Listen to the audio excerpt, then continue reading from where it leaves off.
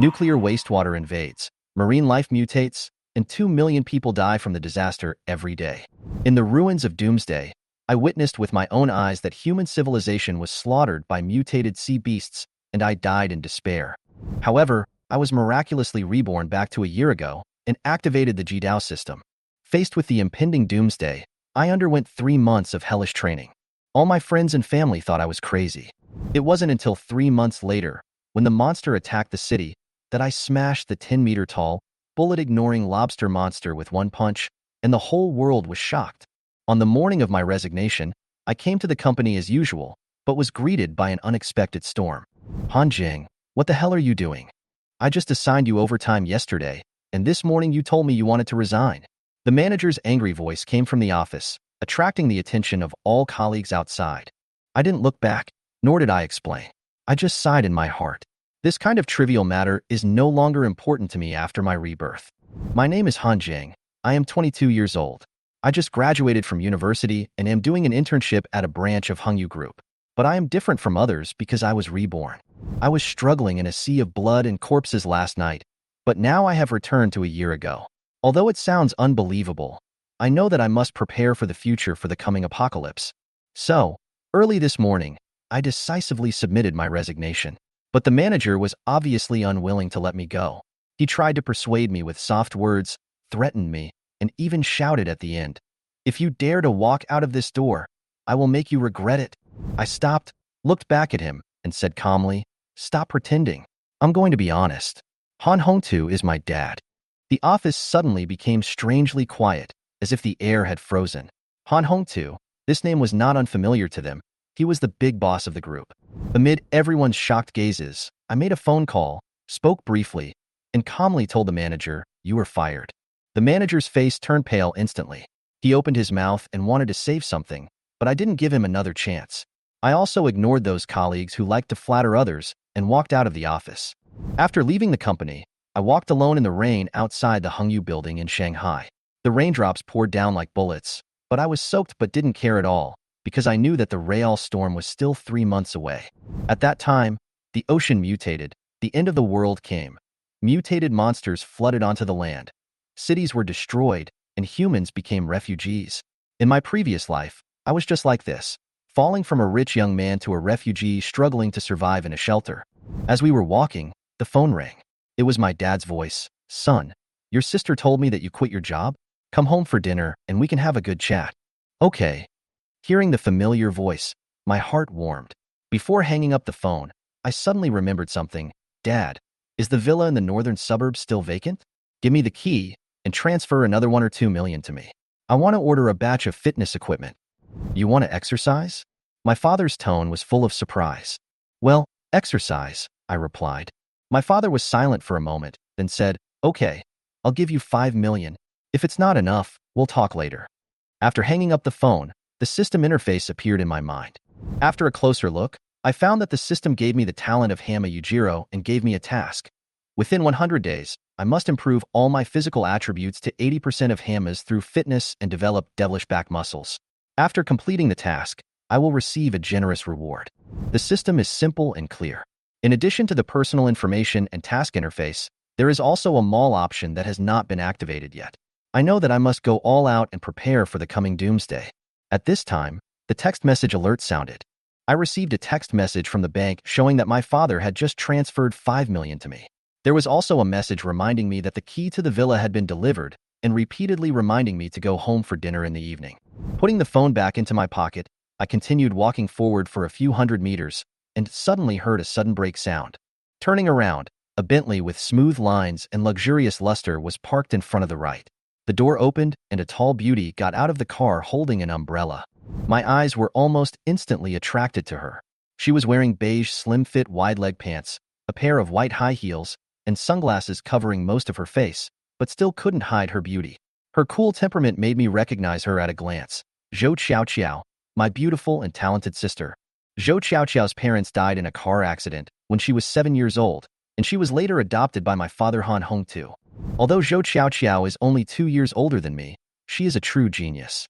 She graduated from Cambridge University at the age of 18 and later joined Hungyu Group.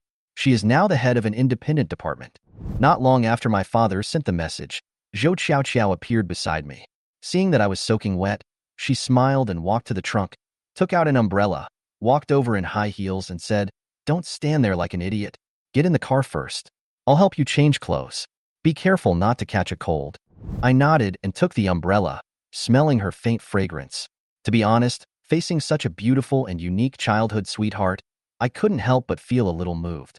But in my previous life, I always had a sense of inferiority. Although I was 1.8 meters tall, I weighed 180 kilograms, had a round belly, and wore the same loose jeans and plaid shirts as my school days. Standing next to Qiao Qiao, we didn't even look like a brother and sister, let alone a boyfriend and girlfriend. The last time I saw Qiao Qiao in my previous life was when she was on the run. She had joined an official organization and was wearing a uniform, looking heroic. We didn't recognize each other, but she left me a cloth bag with some dry food when she left. I was in a state of embarrassment at that time, and I could only laugh at myself in my heart. Elites can adapt well no matter where they are, while ordinary people like me have done their best to survive. Shaking my head, I forced myself to retract my thoughts. Seeing Qiao Qiao again, I felt mixed emotions, but now I am no longer that self-abased teenager. With the system at my disposal, I no longer need to belittle myself. In the northern suburbs of Shanghai, the Citron Villa district has a beautiful environment and fresh air. The people who live here are either rich or noble. 5 years ago, my father spent 68 million to buy a villa, but it was more for investment purposes. The villa has been idle for a long time. I have only been here twice before. Zhou Qiao drove my Bentley and took me into this luxurious manor without any obstruction. Inside the villa, there are high ceilings, oversized imported leather sofas, and mahogany wine cabinets filled with all kinds of wine and decorations. The 5-story villa has everything from the living room and dining room on the first floor to the gym on the 3rd floor, and the audiovisual room and garage in the basement.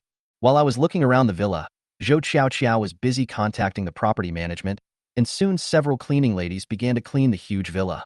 Before I knew it, I walked to an empty room on the 3rd floor. My eyes fell on the treadmill near the floor-to-ceiling window, and I suddenly had the urge to go for a run. I walked over to start the treadmill and started jogging. After a few minutes, my brain was lacking oxygen and my legs felt heavy. Just as I was about to stop and rest, a cold mechanical voice suddenly rang in my mind. "You ran 1,000 meters in one breath, and you got 0.1 evolution points. Physical strength plus 0.1. With a small flow of heat flowing to my limbs, I felt my endurance increase and my breathing became more powerful. I felt like I was getting a little stronger. Zhou Qiao searched all the rooms on the 1st and 2nd floors, but could not find Han Jing. So she went to the 3rd floor. However, when she reached the stairs, Zhou Qiao suddenly stopped. She could vaguely hear the heavy breathing of a man in a room on the 3rd floor. It sounded like he was running, but it was a little different. The sound became more and more rapid, as if he was about to reach his limit, or about to have some kind of explosion. Zhou Qiao's expression became a little strange, and she hesitated whether to continue going upstairs. At this moment, a heavy thump sound came from the 3rd floor, as if something heavy had fallen to the ground. She was startled and ran upstairs without thinking too much. What happened? Zhou Qiao held the door and took a closer look before she breathed a sigh of relief. It turned out that Han Jing just didn't stand firmly on the treadmill and fell on his butt. Seeing Zhou Qiao appear, Han Jing felt a little embarrassed and couldn't help but explain, I ran too fast and my foot slipped. You, be careful, exercise moderately, and don't hurt yourself." Zhou Qiao smiled, walked forward, and stretched out her hand to help me. Han Jing reached out to pull her, but accidentally used too much force, causing Zhou Qiao to almost fall. Although she reacted quickly and stood firm, a trace of unnatural embarrassment flashed across her face. I said self-deprecatingly, "It seems that my weight is really a little over the standard." After saying that, I stood up and dusted off my body to divert the awkward atmosphere. Zhou Qiao regained her composure, as if nothing had happened. She smiled and said, "I have already found the fitness equipment you want. I will be going to the capital on a business trip tomorrow. I will send you the phone number, and you can contact them yourself." "Okay." I nodded and opened my phone to save the number. In order to keep fit, I did some homework, including dumbbells, barbells, treadmills, and some large fitness equipment, almost buying all the equipment in the gym on the market. "It's still early. I'm going back to the company to take care of some things. What do you want for lunch?" The property has several private chefs who can provide door-to-door service. Zhou Qiao walked to the treadmill and turned off the power. "Well, go and get busy.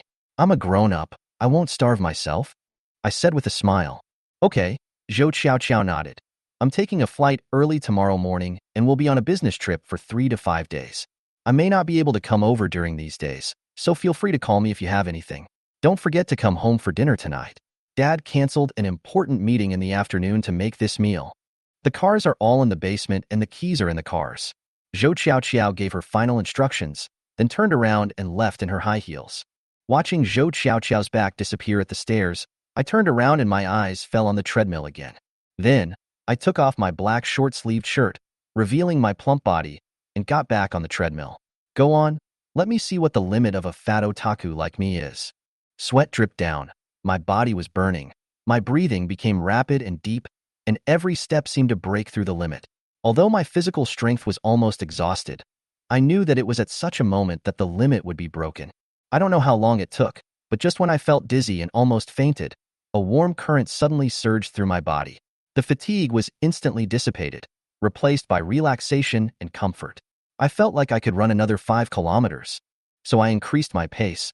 My legs moved more vigorously, and the sluggishness in my muscles disappeared. Sure enough, it's easy. A trace of joy flashed in my eyes. This feeling of getting stronger little by little fascinated him. In the evening, the sun sets, and the whole city is like an oil painting under the reflection of the sunset. On a wide, elevated road, a black Mercedes-Benz G63 is speeding by like a steel beast. I don't really like sports cars. I prefer spacious off-road vehicles, especially the Mercedes-Benz G that he is driving at the moment. My parents live in the top high-end residential area in Jing'an District, where there are 8 high-rise residential buildings and 2 villas.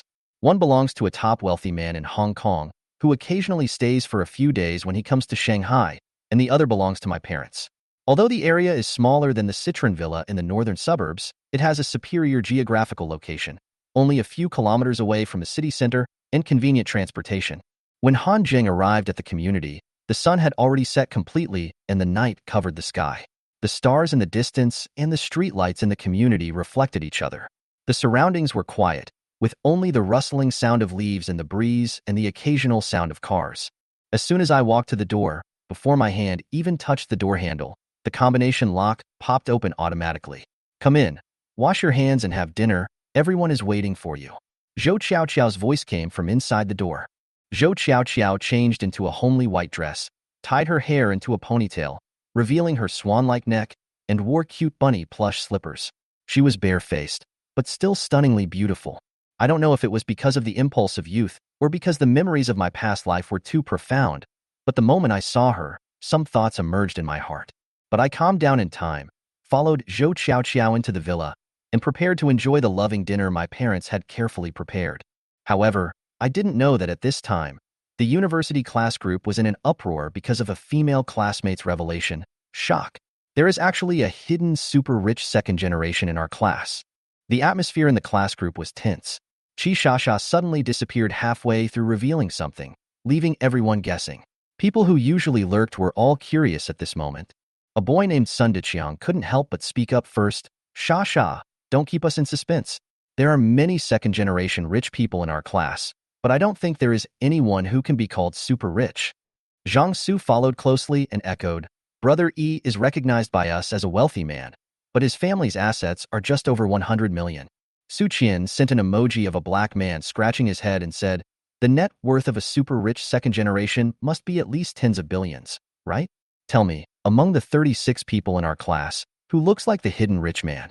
The messages in the group were flooding the screen. 2 minutes later, Qi Shasha finally reappeared. Please be patient. I will tag the person and you will know.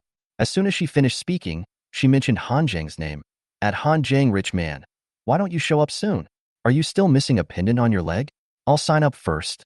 A brief silence enveloped the group chat, as if time had stopped for a few seconds. Then, Sun Deqiang was the first to burst out. Haha, Han Zheng is a rich second generation? What a joke. I shared a dormitory with him for 4 years in college. If he was really rich, would I not know it? People in the group echoed this, questioning one after another. Han Zheng lives a frugal life, and I've never seen him spend money recklessly.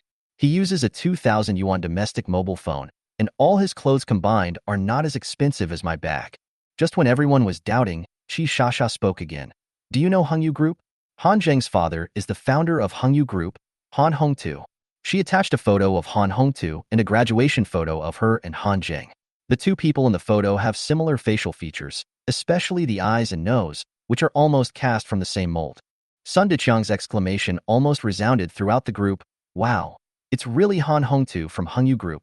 Other classmates also expressed shock, especially those girls who once maintained a friendship with Han Jing, who now regretted it. At this time, Han Jing walked out of the house alone, feeling heavy pressure in his heart. After his rebirth, he always felt the urgency of time. In this doomsday world, every minute and every second means a chance to survive. He walked into the Manhattan gym near the community and decided to start a self-cultivation. In the gym, the manager saw Han Jingxing's face and immediately sent out his top female personal trainer Liang Yuan to meet him. Liang Yuan is tall, energetic, and enthusiastic about new customers. However, Han Jing looked at her with mixed feelings. In her previous life, Liang Yuan was a strong and optimistic girl, but on the first day of the catastrophe, her legs were shattered and she died. Han Jing now knew clearly what time meant to him. He did not waste time and directly requested an annual card and purchased 20 private lessons. Liang Yuan was shocked by Han Jing's frankness, but then a sweet smile broke out on his face. Han Jing originally just wanted to run in the gym for an hour or two, and it was a spur-of-the-moment decision to try out all the equipment. On the one hand, he wanted to take this opportunity to help Liang Yuan, and on the other hand, he just happened to need to get familiar with the fitness equipment that was about to be delivered to his home. An hour later, Han Jing and Liang Yuan came down from the last set of leg training equipment. Although Han Jing's explosive power was average, his endurance was amazing. Liang Yuan was already out of breath, while he was only slightly sweating. Walking to the counter, Han Jing took out his mobile phone and purchased the annual pass and 20 private lessons. Afterwards, Han Jing said to Liang Yuan, "Coach Liang, you go take a rest. I'll go run for a while." Liang Yuan smiled and nodded, then suggested adding him as a friend. Han Jing did not refuse, even though he knew in his heart that this might be his last time here. The gym at Citron Villa is about to open, and Han Jing plans to conduct all future training there. Despite this, he still intends to help Liang Yuan to the best of his ability. Han Jing finished running 10 kilometers on the treadmill and felt an unprecedented sense of accomplishment. This was the first time he had completed a 10-kilometer clock-in his past and present lives, and a sense of pride surged in his heart. Han Jing got off the treadmill with sore legs, wiped the sweat off his face, and habitually turned on his phone, which was followed by a beeping sound in the background. Han Jing found that he had received a large number of private messages, most of which were from people who wanted to invite him to reminisce or make friends. Han Jing had no intention of paying attention to these messages, but he noticed that there were 99+ unread messages and multiple at himself prompts in the class group. Out of curiosity, he clicked in and browsed the chat history, only to find that he had been exposed as a super-rich second generation. Han Jing was going to ignore it, but considering the good memories these classmates brought him, he finally decided to respond. Instead of explaining, it is better to speak with actions. He sent 5 big red envelopes in the group at once, each with 10,000 yuan, and they were snatched up in an instant. The head teacher and counselor also snatched them up quickly. Obviously, they had been lurking. The red envelopes quickly brought him and his classmates closer together, and the atmosphere in the group became particularly joyful. Han Jing smiled and closed the group chat window. Just as he was about to exit, a private message caught his attention. It was from his college friend Wang Tong. "Han Jing, I'm going to Shanghai on a business trip in a few days. I want to hang out with you." Han Jing replied briefly, "Okay, call me when you come." The next morning, just after daybreak, Han Jing drove his G-Class to Citron Villa in the northern suburbs. At the same time, Zhou Qiao, who was packing her luggage to go to the airport, was called to the study by Han Hongtu to give him some advice. "Qiao, I'm worried about Zheng'er. He used to feel tired even if he walked a few more steps, but why did he suddenly change his temper and want to work out? Please help me keep an eye on him, but don't discourage his enthusiasm. Find a professional coach and give him one-on-one lessons in the future, so that he won't hurt his body by training blindly." Zhou Qiao nodded in agreement, and then began to select a suitable coach on the way to the airport, trying to finalize the candidate before boarding the plane. In the evening, in the live broadcast room of a certain audio short video platform, Sun Xian, a fitness coach wearing a red vest and blue shorts, was interacting with the audience. Sun Xian was sweating profusely, but his face was filled with an excited smile. "Brothers and sisters, I have good news to share with you. I just received a big order, a one-on-one private teaching for a super VIP customer. The class will probably start in a week, and the live broadcast time may have to be adjusted by then. I will send a video to notify everyone later." "I'm sorry, Family members, Sun Xian continued with a smile. Regarding the information of this VIP customer, I can only reveal his height and weight. Other private information cannot be disclosed without permission. Sun Xian paused for a moment and then added, he is 180 centimeters tall and weighs 180 kilograms. This is mostly caused by long-term lack of exercise. To be honest, he is a little overweight, but not obese. Sun Xian calculated, his body mass index, BMI, is 27.7, and his body fat percentage is about 27%. As he said this, he reminded the audience, I will post the calculation method of body mass index and body fat percentage at the top of the comment section. Those who are interested can calculate it themselves, but it may not be very accurate. Body fat percentage is the percentage of body fat to total weight. The body fat percentage of healthy men is generally between 15 to 18%, and 25% is high for both men and women. Sun Xian also had a body fat percentage of 25 during the muscle building and fat burning stage, but as a professional bodybuilder, he once reached an astonishing 6 body fat percentage at his peak, which is almost the limit that the human body can withstand, and maintaining it for a long time will have a negative impact on health. But don't worry, Sun Xian said confidently, as long as this client trains according to the plan I set, there will be absolutely no problem in reducing his body fat percentage to 15% in half a year. Upon hearing what he said, the audience in the live broadcast room immediately started to flatter him. Sun Xian looked at the audience's praise for a while and smiled so hard that his eyes narrowed into a line. This sense of accomplishment was something he had never experienced before as an athlete. Just as Sun Xian was immersed in this sense of satisfaction, a red message caught his attention. Coach Sun, in this case, can we continue the live broadcast next week? This was sent by his loyal fan, Idolma's sister, who has always been in the top 3 of the reward list. Sun Xian quickly replied, it should be no problem. I will try my best to coordinate the time. Don't worry, as long as I have time, I will definitely start a live broadcast to practice with you. Idolma's sister didn't say anything more, but simply played 2 carnivals, full of pride. Sun Xian thanked her quickly, then looked at the time and said, okay, today's live broadcast ends here, family. See you tomorrow. Bye. Love you guys. As the live broadcast room closed, the assistant handed over a bottle of mineral water. Sun Xian took it and drank it all, then crushed the bottle and threw it into the trash can. Have the detailed information of this big customer been sent over? Sun Xian asked casually. Yes, the client's name is Han Zheng. He's 22 years old, a local from Shanghai, and he doesn't exercise much. The assistant answered while checking the tablet. He only requires one-on-one service around the clock and has no other special requests. He has already paid a deposit of 200,000 yuan and asked us to report to the Citron Villa in the northern suburbs first. The subsequent expenses will be refunded or supplemented. Sun Xian nodded. It sounds straightforward. Let's sign the contract. At this time, a female voice with a bit of surprise came from the side. Coach Sun, the client you were talking about is called Han Zheng? Sun Xian turned his head and found that the person who spoke was Liang Yuan, a female personal trainer in the gym. Coach Liang, do you know him? Sun Xian was a little surprised. Liang Yuan walked over and took a look at the photo on the tablet, and immediately recognized that it was Han Zheng who had signed up for an annual membership at a Manhattan gym last night and purchased 20 private lessons from her. She said puzzledly, that's him. But since he has decided to have one-on-one training with you, why did he still sign up for a membership and buy lessons from me? After listening to this, Sun Xian became more curious about Han Zheng. He couldn't figure out why Han Zheng did this. Did he come here to test the waters last night? But Sun Xian shook his head and thought there was no need to think too much. In fact, Sun Xian could only officially take up his position a week later because he still had to finish private lessons for 2 VIP clients.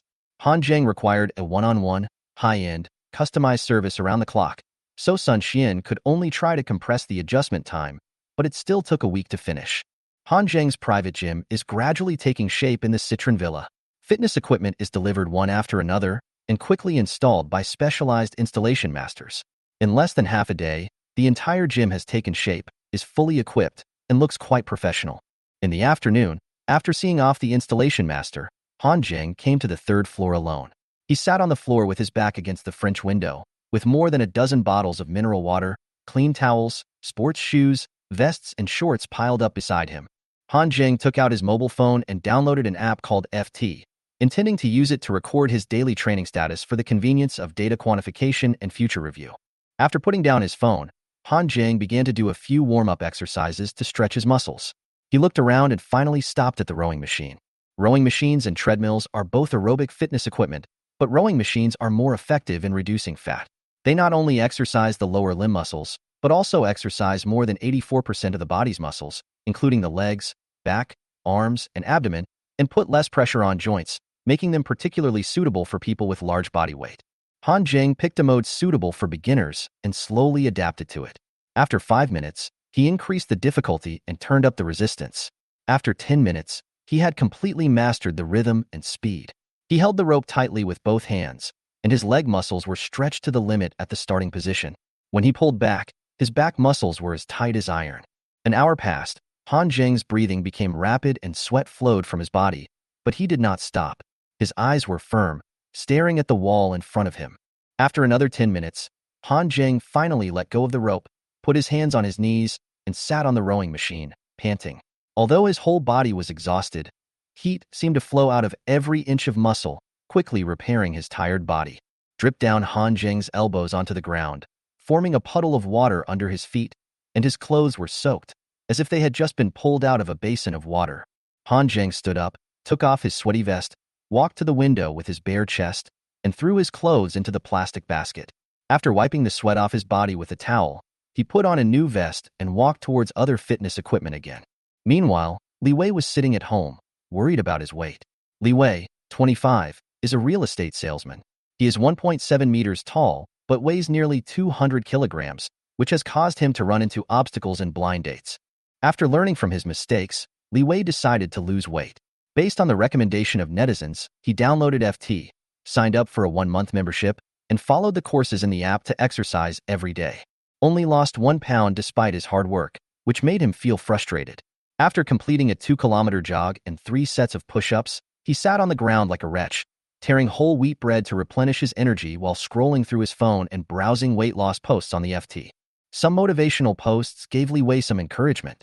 He often read these posts when he felt discouraged, fantasizing that one day he would be able to successfully lose weight and have a normal body shape, and then have a passionate love affair, get married, and have children.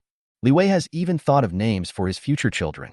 The girl will be named Li Inhua, and the boy will be named Li Zagan Shenma. Thinking of these names, he couldn't help laughing out loud. However, returning to reality, he looked down at his still obese body and couldn't help but feel unwilling. He took a bite of the bread and swore, 30 years in the East, 30 years in the West. I don't believe that I, Li Wei, can't lose weight in this lifetime. Li Wei continued to browse his phone, and suddenly, his eyes stopped on a post titled, 3 Months of Hellish Fitness, Challenging the Limits of the Human Body. Although the title seemed a bit exaggerated, Li Wei still clicked on it. After opening the post, he found that the poster was named Han Jing, a small account with no identity, 180 centimeters tall, and weighing 180 caddies. Oh, you dare to challenge the limits of the human body? Li Wei sneered in his heart and quickly typed a comment on the phone screen. Here's a piece of advice for fitness novices. It's best to be down to earth at the beginning and set a goal that is easy to achieve. Don't aim too high. Things like health fitness and challenging the limits, you'd better change them quickly. Otherwise, if the real fitness gods see it, they will only make people laugh at you. Li Wei paused for a moment and added, I have been in FT for more than half a year. If you have any questions, you can ask me. I have some experience in weight loss. Well, that's it. In a suite at the Hilton 5-star hotel in the imperial capital, Zhou Qiao, the stunningly beautiful woman, was sitting in a rattan chair by the floor-to-ceiling window, her fingers rapidly tapping on the keyboard of her laptop. Although the weather outside was sunny and nice, Zhou Qiao had no time to enjoy herself because work was piling up. Managing an independent department was far from the image of those cool executives on TV. In fact, since her promotion, Zhou Qiao has hardly had a full night of sleep. Zhou Qiao stood up and stretched her joints and neck, then stared out the window. She suddenly remembered that she had not yet notified Han Jing, her fitness coach. So Zhou Qiao picked up her phone, closed her computer, walked to the bed and lay down. Her 1.70-meter tall figure sank into the mattress, and her graceful posture would make anyone who saw her fall in love with her. Zhou Qiao dialed Han Jing's number. After the call was connected, she heard the rapid breathing from the other end and couldn't help asking, Are you running again? I'm rowing. What do you want from me? Han Jing's breathing became heavier and heavier, as if it was blowing through the screen of his mobile phone. Zhou Qiao subconsciously moved the phone further away, hesitated for a moment, and then advised, Han Jing, you should also exercise in moderation. Well, okay. The answer from the other end of the phone seemed a bit perfunctory. Zhou Qiao shook her head, and the concerns that Han Hongtu had once mentioned emerged in her mind. Could it be that he really had suffered some emotional trauma? Zhou Qiao wanted to ask, but swallowed the words back and finally decided not to say anything more so as not to irritate him further. After adjusting her lying position, Zhou Qiao briefly explained Sun Xian's situation. I found a fitness coach for you. His name is Sun Xian. He is 35 years old this year. He was once a national bodybuilder. He now works in a gym in Shanghai and is also well known on the internet. Fitness coach? I don't need one now. Han Zheng stopped and looked surprised. I found this coach for you 3 days ago. Zhou Qiao was a little helpless. There was silence on both ends of the phone for a few seconds, with only the sound of each other's breathing. Finally, Han Zheng broke the silence. It's really not necessary. Let him go back. Zhou Qiao insisted. You should still meet him. This is what Dad wants.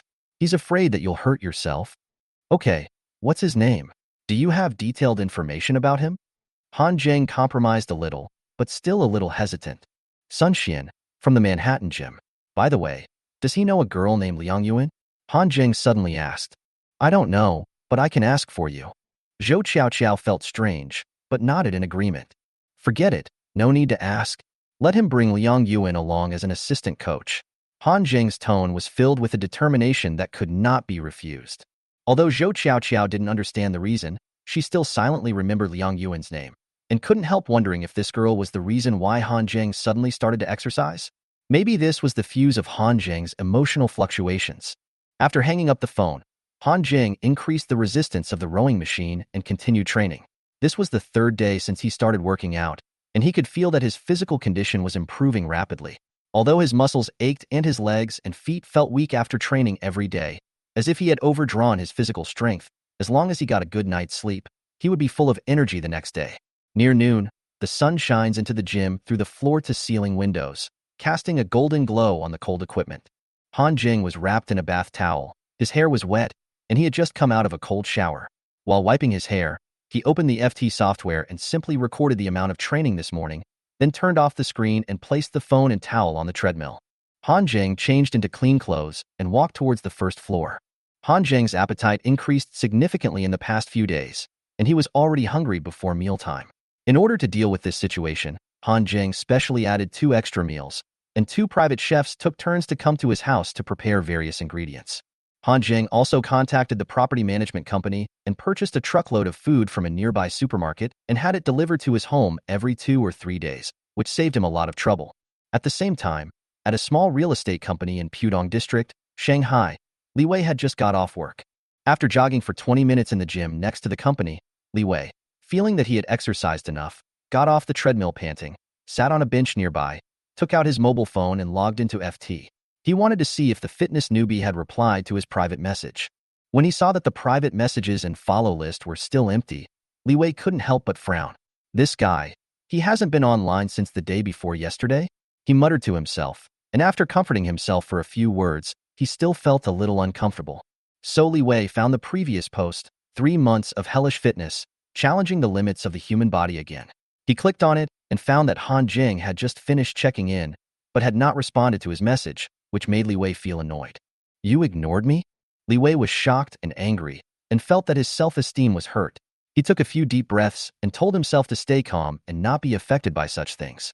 So, Li Wei once again left a message in the comments section. Young man, you can't practice like this. Today is Han Zheng's 4th day of checking in. His training plan is not something that ordinary people can withstand. Take a look at Han Zheng's training today. Flat bench press, supine pull-up, dumbbell fly, plus 30 minutes of rowing machine training, each of which is full of strength challenges. The low-intensity aerobic training in the first 3 days is just a warm-up, and the real battle starts today. But this training plan is not something that ordinary people can stick to. With high-intensity training on different parts of the body every day and continuous overload, Han Zheng is challenging his physical limits in an almost crazy way. If it were someone else, they would have collapsed from exhaustion long ago. But Han Zheng is different. His goal is clear: to complete the system's Ghost Back task within 3 months. This is a matter of life and death, and the outside world's evaluation is insignificant to him. However, on the other side, Li Wei from Shanghai couldn't help himself. Yesterday, he left a message under Han Zheng's post, intending to give this seemingly novice fitness fanatic, some kind reminder. But today, when Li Wei saw Han Zheng's updated training content, his patience completely collapsed. Li Wei crushed the cigarette but on the ground, a sarcastic smile on his face. Outrageous. This is simply outrageous. He decided to let more people see what this self-righteous guy was doing. So he quickly forwarded Han Zheng's post to a weight loss group of 500 people. This is a large group of like-minded people. The fat people in the group usually talk about how to fight their weight. Li Wei is usually very active in the group and often mobilizes the atmosphere. This time he was no exception. Come and take a look at this post. I guarantee you will laugh so hard after reading it. As he expected, the reaction in the group was an instant uproar. Everyone flocked to the FT forum, joking and watching this brave man who challenged the hell fitness. In just a few hours, Han Zheng's check-in post went from being ignored to the top 5 on the FT forum's hot list. More and more passers-by were attracted to watch this epic challenge. Even those who usually don't pay much attention to fitness couldn't help but click in to see what was going on. However, Han Zheng was unaware of all this. After the afternoon training, he opened the FT software as usual to record today's training data. At this time, he noticed that there were many more comments under the post, but most of them were mocking him. Han Zheng flipped through a few messages, smiled, and didn't read any more. In his eyes, these messages were just insignificant noise. He turned off the FT and prepared to go downstairs to eat something and continue his training plan. In the Manhattan gym, the heat was rolling. Sun Xian had just finished a VIP private training class and was soaked in sweat, but he was in a particularly excited mood. As a fitness coach with some fame on the internet, Sun Xian has come into contact with all kinds of clients, but this is the first time he has met a big money sponsor like Han Zheng who requires round-the-clock, personalized services. Sun Xian knew that this was not only a considerable income, but also a rare opportunity.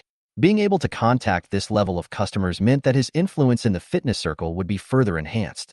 Today is the 4th day. Sun Xian has successfully completed the course for a VIP customer, and the remaining customers will also be finished in 2 days. All preparations are proceeding in an orderly manner, and he will soon be able to devote himself to the task of serving Han Zheng. However, there was one thing that puzzled Sun Xian.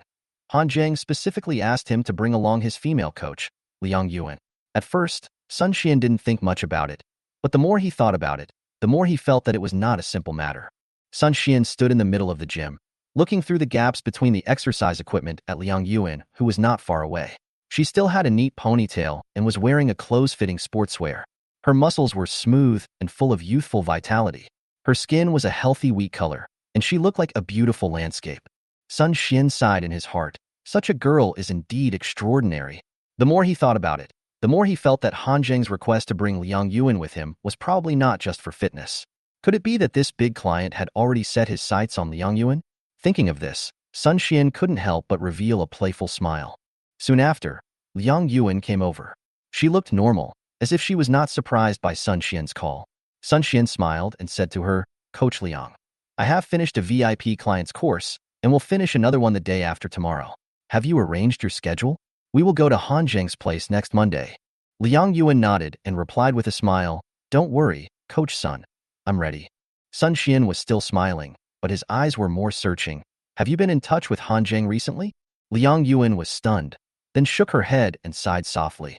In fact, she wanted to send a message to Han Zheng several times in the past few days, but she hesitated every time and finally deleted all the words she had typed. She was not sure what attitude she should use to face this person. Since she knew that it was Han Zheng's request that she and Sun Xian provide door-to-door service, Liang Yuan's heart became complicated.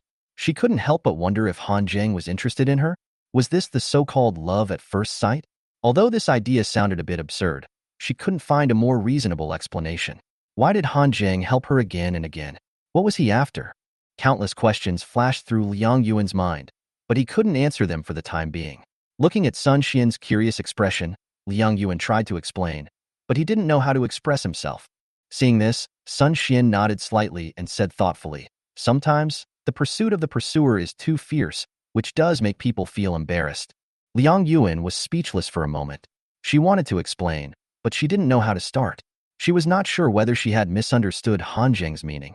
If he didn't mean that at all and she misunderstood, wouldn't it be too embarrassing? Meanwhile, on the 3rd floor of Citron Villa, Han Zheng is carrying out his hellish training day after day. Today is the 5th day of his fitness plan, and the training intensity is as high as ever. Every drop of sweat is paving the way for his goal, and every set of movements is tempering his will. After the training, Han Zheng posted a post on Tieba about the hellish training on the morning of the 5th day. Pull-ups, 4 sets to exhaustion, 90 seconds between sets. Barbell rowing, 12 RM, 8 sets. Deadlift, 12 RM, 8 sets. Dumbbell bent over row, 12 RM, 8 sets. Treadmill, 30 minutes. Afterwards, Han Zheng walked into the bathroom dripping with sweat and took a cold shower. Han Zheng stood in front of the mirror and looked at himself carefully. Several days of high-intensity training have already caused significant changes in his body. His shoulders are broader, his chest muscles are slightly bulging, his original fat has also faded a lot, and his waist and abdomen have become firmer and stronger. Han Zheng's facial features appeared more three-dimensional, and his eyes showed determination and confidence, as if there was an unyielding force surging in his body. Han Zheng picked up the electric clipper, looked in the mirror, and shaved his hair off again and again, finally shaving it into a neat round inch. This is a hairstyle that tests one's appearance, and Han Zheng's facial features and face shape perfectly match this hairstyle. His eyes become sharper, and he looks more capable and energetic. At this moment, the system interface suddenly appeared in Han Zheng's mind. After checking, Han Zheng found that his physical fitness had reached 70, which was much higher than the average value of 60 for ordinary adult men, but still far from his goal of 300. The talent given to him by the system, 100% of Hama Yujiro's talent, gave him strength and potential, and now he must improve his physical fitness to 80% of the template character within 100 days, which means he must reach a physical fitness of 300 and develop the legendary Devil's Back muscles. Only in this way can Han Zheng complete this rigorous task, open the treasure chest of system rewards, and obtain unknown and precious rewards. Seeing his progress, Han Zheng was filled with fighting spirit. He was confident that he could complete this seemingly impossible task within 100 days. He opened the bathroom door and walked out, ready to meet new challenges. However, the moment Han Zheng walked out of the bathroom, a scream mixed with fright broke the silence. Han Zheng subconsciously raised his head, and his eyes instantly locked onto the girl standing opposite him.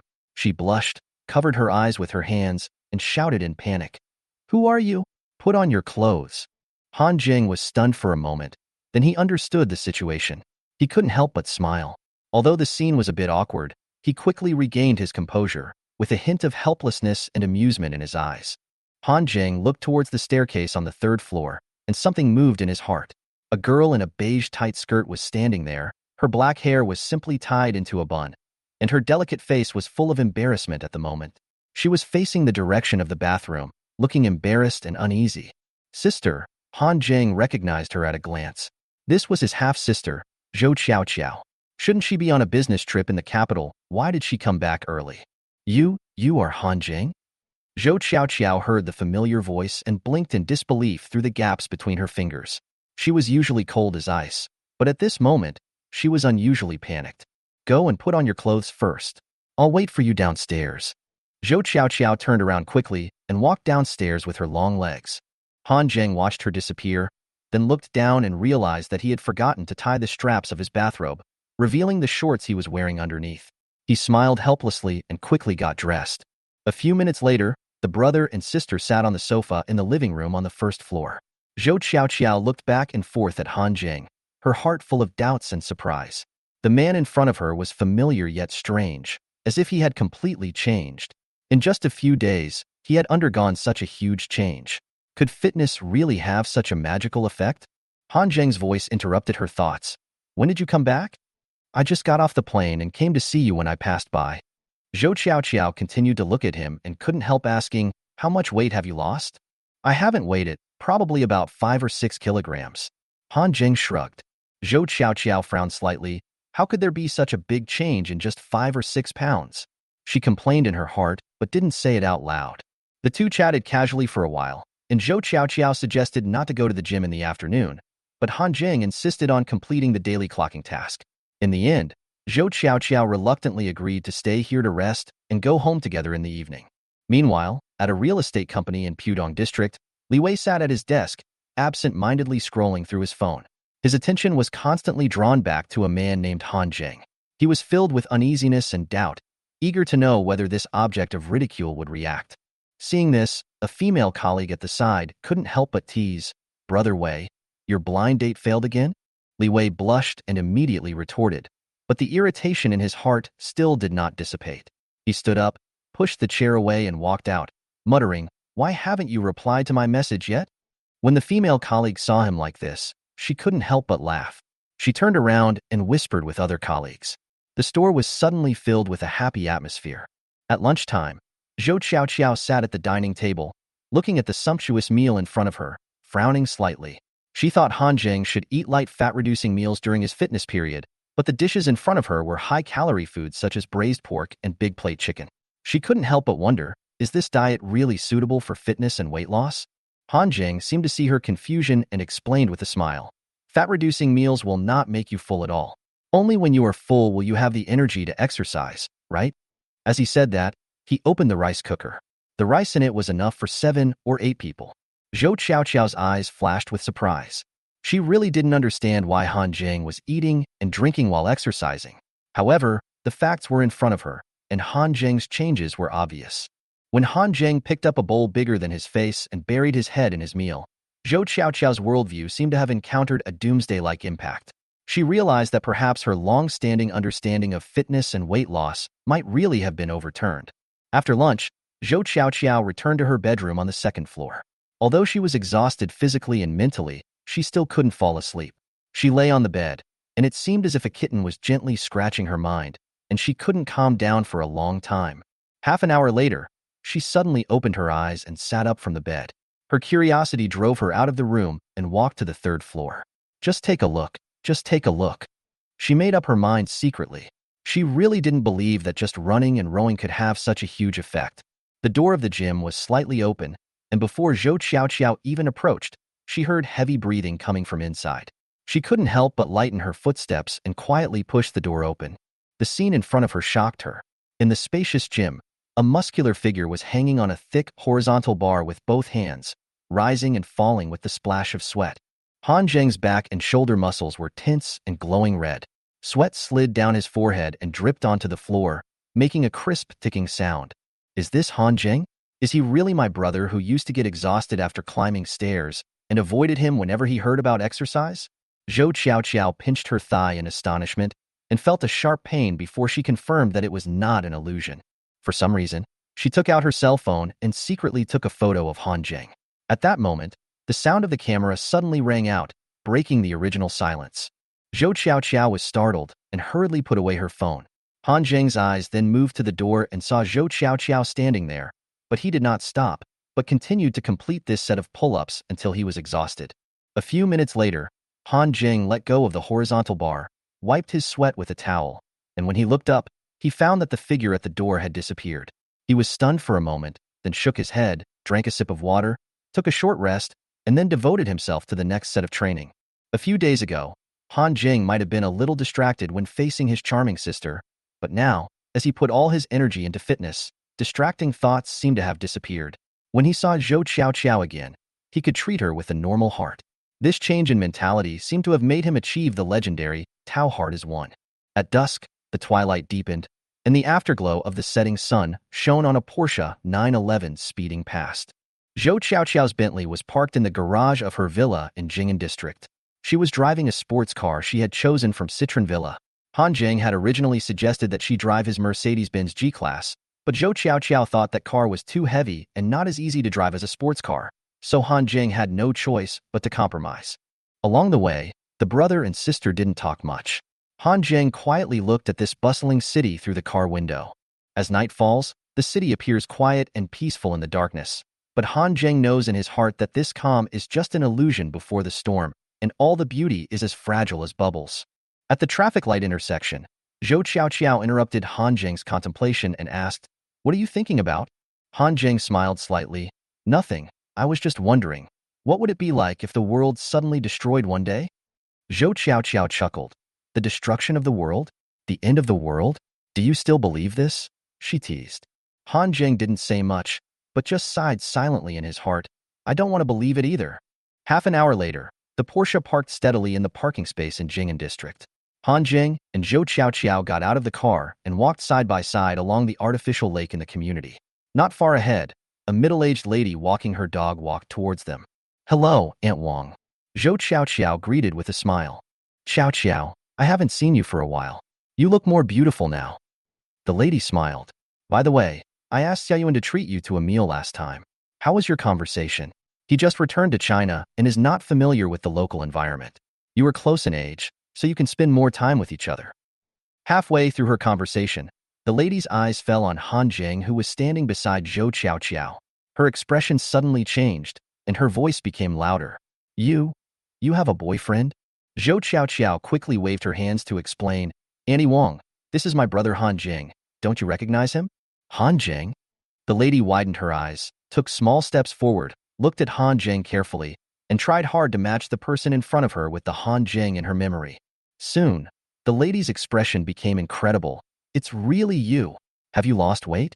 You look so stylish now, I can hardly recognize you. Han Jing greeted him with a smile, but in his heart he had no good feelings towards this neighbor and her son who had returned from overseas. Qiao, come to my house for dinner when you have time. I'll make you something delicious. Realizing that Zhou Qiao was still single, the lady's smile reappeared and she shook her hand warmly. Zhou Qiao responded politely and pulled her hand back skillfully. After saying goodbye to the lady, the brother and sister quickened their pace and tacitly stopped talking. The middle-aged lady stood there, staring at their backs for a long time, with an incredible expression on her face, and whispered to herself, "This boy, after losing weight, he is like a different person. If only I had a daughter." A moment later, Han Jing and Zhou Qiao walked into the house. However, Han Jing soon discovered that there were more than one wave of uninvited guests today. He suddenly felt a little regretful for coming back. Han Jing's father, Han Hongtu, is an only child with simple family relationships. He only has distant relatives beyond 3 generations, most of whom live in other places. Except during festivals, they hardly have any contact on weekdays. Han Jing's mother Lin Jingxian's family is different. She has 2 brothers and 1 sister. Lin Jingxian is the youngest sister in the family. The eldest sister married in another province. The second brother stayed in the north after demobilization, and only the eldest brother Lin Huaqiang and his family lived in Shanghai. Although the Lin family is not wealthy, they have accumulated some property due to rising housing prices and land acquisition policies. A few years ago, Lin Huaqiang sold 3 small-sized properties under his mother's name and bought a large flat with a mortgage, but his own name was written on the property certificate. However, for the already wealthy Lin Jingxian, this little fortune was nothing to worry about, so she didn't care. As Lin Huaqiang was promoted to deputy director this year, he and his family gradually became closer to Lin Jingxian's family and often visited them. Han Jing was very annoyed by this, which was one of the reasons why he insisted on moving out and living alone. At this time, Han Jing and Zhou Qiao had just entered Jing'an district, while Lin Huaqiang's family had already sat down on the sofa in the living room, chatting happily with Lin Jingxian. Han Hongtu had not yet returned home, so Lin Jingxian entertained her eldest brother and his family alone. The coffee table was filled with fresh fruits, and the few people ate and chatted, and before they knew it, the topic turned to Han Jing. Han Jing really lacks exercise. Some exercise is good for his health. Lin Huaqiang nodded with a smile. After hearing this, Lin Jingxian's face was filled with a mother's doting, yes, he suddenly decided to work out, and his father and I are very happy. We don't ask for anything from him in this life, we just hope that he will be healthy. My aunt spit out a piece of grape skin gracefully, then curled her lips and said, "Little sister, Han Jing is really heavy. I think he should go to a weight loss training camp, where there will be professional guidance." Lin Jingxian blinked. Weight loss training camp? Wouldn't that be too hard? To be honest, Hongtu and I never expected him to lose much weight. As long as he's willing to move, it's fine. So is he finding a gym outside to exercise in? My aunt continued to ask. Lin Jingxian smiled and waved her hand. No. Hongtu transferred 5 million to his card and let him build a private gym in the Citron Villa in the northern suburbs. Puff. Lin Huaqiang and his wife lost their composure in an instant. Lin Liangshan was also dumbfounded, with strong envy and jealousy in his eyes. 5 million. Han Jing could spend 5 million so easily? Lin Liangshan's heart was unsettled, but he tried his best to remain calm on his face. He shook his head and said calmly, "How can this be possible? Aunt, you will spoil your cousin like this? Since you want to lose weight, you have to do it seriously. It's best to set a goal, and don't give up until you reach it." I think my mom's suggestion is very good. The weight loss training camp has a professional team that can help with weight loss in a systematic and scientific way. If my cousin trains at home by himself, the effect will definitely not be good. Lin Liangshan continued, I have a few classmates who happen to be in the Department of Physical Education at Jiaotong University. I can help ask and recommend the best weight loss training camp in Shanghai to my cousin. Confused by her nephew's words. When she didn't know how to respond, she heard the door open. A tall girl with fair skin walked in. She was wearing a beige dress, and her beautiful face was eye-catching. Xiao Xiao is back. My uncle's signature hoarse voice rang out. Hello, uncle, aunt, and cousin. Zhou Xiao Xiao greeted them politely. Then Lin Jingxian's voice rang out. Xiao Xiao, where's Zheng'er? Didn't you say you came back with him? It's right behind me. Zhou Xiao Xiao replied with a smile, turned around and looked at Han Zheng, who was changing his shoes, and winked at him. Han Zheng had no choice but to speed up his movements, put on his slippers, and walked into the living room. At this moment, the eyes of several people on the sofa fell on Han Zheng, and the expressions on their faces instantly became wonderful. Uncle Lin Huaqiang spit out a mouthful of tea. Aunt Xia Rongjin widened her eyes, her face full of confusion, and cousin Lin Liangchen frowned, his face full of shock. As soon as Lin Jingxian saw her son, she exclaimed, ran forward, raised her hand and kept stroking his face, from eyebrows to lips, and then to hair. How did he suddenly become so handsome and good-looking? Is this still my baby son? Mom, I just lost a little weight and cut my hair. It's not as exaggerated as you say. Han Zheng responded with a smile. Turn around and let Mom take another look. Well, short hair really suits you. Stay like this from now on, and you are not allowed to have long hair. Lin Jingxian's eyes were full of her son's shadow, and she forgot for a moment that her eldest brother and his family were still sitting on the sofa. It wasn't until Lin Huaqiang coughed twice that she realized what was happening. She took Han Zheng's hand and returned to the sofa to sit down. It's really Han Zheng. I almost didn't recognize him, Lin Huaqiang said with a smile, with a hint of embarrassment on his face. Although Han Zheng didn't have a good impression of this uncle in his heart, in order to save his mother's face, he still behaved politely and greeted his uncle and aunt respectfully. I just heard from your mother that you have been working out to lose weight recently, but I didn't expect the effect to be so significant. Did you really not go to any weight loss camp? Aunt Xia Rongjin looked at the new-looking Han Zheng in front of her, still with unconcealable shock in her eyes. No, I just practiced by myself. Han Zheng replied calmly. Xia Rongjin choked for a moment. She recalled that she had enthusiastically promoted the weight loss camp just now. She suddenly felt embarrassed and had to force out a forced smile and said, Good practice, keep up the good work. At this time, Lin Liangchen was unwilling to be lonely and stood out again to show his presence. TSK, cousin. I thought you found a stylist to give you a comprehensive, wild boar transformation. He made a joke in a casual manner, but there was a hint of sarcasm in his tone. Wild Boar Makeover is a Japanese drama about a sloppy, unsociable girl who regains her confidence after a makeover. Lin Liangchen was obviously hinting at Han Zheng's previous image, which was unsightly. Zhou Qiao and Lin Jingxian's faces changed immediately, while Han Zheng just glanced at Lin Liangchen coldly and sighed helplessly in his heart. I really want to give you a mirror and let you see what you look like. Lin Liangchen inherited his mother's facial features, which were ordinary and featureless. In comparison, Han Zheng, even before losing weight, was still better than Lin Liangchen. Han Zheng really couldn't understand where Lin Liangchen got the courage to mock his own appearance. It would be great if there really was a stylist. I would like to introduce him to my cousin. Han Zheng replied indifferently. Lin Liangchen was choked and waved his hands awkwardly. Hey, I was just joking. Why are you taking it so seriously, cousin? Han Zheng looked at him speechlessly and secretly complained in his heart. What can I use to save you, my stupid cousin? Just then, a middle-aged male voice came from the door. What are you talking about? It's so lively. Brother-in-law is back. Lin Huaqiang finally stood up. As a department-level cadre, even if he was arrogant, he had to give face to Han Hongtu, who was worth tens of billions. Xia Rongjin also hurriedly tidied up her clothes and prepared to greet him. Lin Liangchen was the first to rush out, enthusiastically helping Han Hongtu get his slippers, and affectionately called out, Hello, uncle. Han Zheng looked at Lin Liangchen's enthusiastic performance and couldn't help thinking, Good fellow. If someone didn't know you, they would think you were Han Hongtu's biological son. Liangchen, you've become stronger and more handsome. Not bad, not bad. Han Hongtu patted Lin Liangchen on the shoulder as he walked into the room. Lin Liangchen's flattered look almost made Han Zheng laugh out loud. Xiao, is Zheng'er back? Han Hongtu nodded to Lin Huaqiang and his wife, then looked at Zhou Qiao. However, just as Han Hongtu finished speaking, he caught a glimpse of the young man sitting next to Lin Jingxian out of the corner of his eye. The man had a buzz cut and a handsome face, and looked vaguely like Lin Jingxian. Han Hongtu's heart skipped a beat, and an ominous thought flashed through his mind. Could this be an illegitimate child? Was his wife having an affair behind his back? An unknown anger instantly rose from the bottom of his heart, and even though he had always been good at cultivating his chi, he couldn't help but feel a little bit overwhelmed at this moment. Han Hongtu suppressed his anger, looked at Lin Jingxian calmly, and asked with a smile, "Wife, why don't you introduce the guests to your home? Who is this?" Han Zheng was speechless for a moment. Zhou Qiao was also stunned, and Lin Jingxian couldn't help rolling her eyes and said unhappily, "You really are face blind? You can't even recognize your own son?" Han Hongtu was stunned for a moment. "My son?" Han Zheng stood up helplessly. "Dad, I just cut my hair. Is it that serious?" "It's really Zheng'er."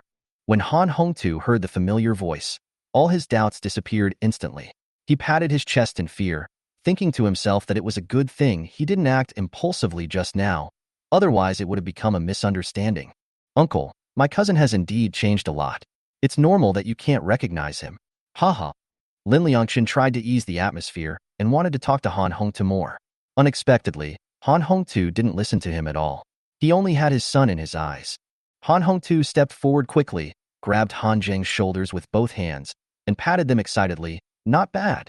You've become much stronger. You're really handsome after losing weight, and you look exactly like your father when he was young. These 5 million were not wasted. Son, is the money enough? Forget it. I'll transfer a few million to you tomorrow, and you can spend it boldly." Hearing Han Hongtu's words, Lin Jingxian and Zhou Qiao just smiled slightly, while Lin Huaqiang and his wife tried to keep a polite smile and not lose their composure. However, Lin Liangchen's eyes turned red again, and the jealousy in his heart almost swallowed him up. "My uncle gave millions to my cousin, but I have to pay a mortgage to buy a BMW worth hundreds of thousands." Lin Liangchen roared in his heart, jealousy and anger intertwined. He stared at Han Zheng, endless resentment surged in his heart, and he wished he could immediately pass through this cousin's soul and enjoy the peak of life. Although today is the rare day for Han Zheng's family of 4 to have a reunion dinner. But Lin Huaqiang and his family left without any hesitation. Instead, he stayed and attended the dinner. At the dinner table, the dishes are rich and varied, ranging from traditional home-cooked meals to exquisite banquet dishes. Each dish is delicious and tasty. Han Zheng's appetite has increased significantly recently. I added rice 4 times in a row. Lin Jingxian, Han Hongtu, and even Zhou Qiao would take the initiative to pick up food for Han Zheng from time to time. Lin Liangchen, who was sitting opposite him, felt a toothache again when he saw this. It is understandable that Lin Jingxian and Han Hongtu, as parents, love their son. But what does Zhou Qiao mean? After all, I am her cousin. How much meat has been put into Han Zheng's dish? But he didn't even get to enjoy a single leaf of vegetable. Is it so obvious to favor one over the other? Lin Liangchen turned his grief and anger into appetite. He lowered his head and started eating hard. Although he looked similar to Han Zheng, but handsome people do this without being fussy. Lin Liangchen can only be regarded as a wild boar digging for food. Lin Huaqiang and Xie Rongjin glanced at their son's indecent eating habits and cursed in their hearts. "It's so embarrassing. It's like I haven't eaten in 8 lifetimes." To cover up the unnaturalness on the face, Lin Huaqiang took the initiative to pick up the wine glass and drank a glass of wine to thank his sister and brother-in-law for their hospitality. While drinking and exchanging cups, he also took the initiative to talk about something. Han Zheng, who was concentrating on eating, pricked up his ears instantly. "Brother-in-law, Hengyu's port trade business may have to stop for a while. You want to talk about the nuclear wastewater?" "Huh? You already know?" Lin Huaqiang showed a hint of surprise on his face. "I heard from Lao Chan." Han Hongtu nodded and sighed. Although the international community has been putting pressure on the Sakura government, the situation is not optimistic. They are almost out of control, and it is estimated that they may discharge into the sea next month. Lin Huaqiang nodded and stopped talking. He knew that the Lao Chen Han Hongtu mentioned was his boss's immediate boss. He is also one of the most powerful people in the entire Demon City. Since Han Hongtu has already communicated with the other party, maybe he knows more inside information than I do. Among the people at the dinner table, except for Han Zheng, no one else cared much about the term nuclear wastewater. Han Hongtu and Lin Huaqiang were only slightly worried. Perhaps in their view, this was just a serious but controllable accident. At most, it will pollute the marine environment and have a relatively severe impact on seafood and marine trade. It would be fine if we completely closed import trade with neighboring countries in the future. However, only Han Zheng knew. How big of a crisis will this accident cause to the world? Take the previous life, for example. After nuclear wastewater is discharged into the sea. At first, everyone strongly condemned and protested seriously. The seafood market plummeted and hit rock bottom. Although many people followed the trend and stockpiled a lot of salt, they still didn't take it seriously. Until a month later, someone accidentally discovered that the color of the water in the neighboring country's waters slowly changed from blue-black to dark red. Many dead bodies of marine creatures float on the sea surface every day.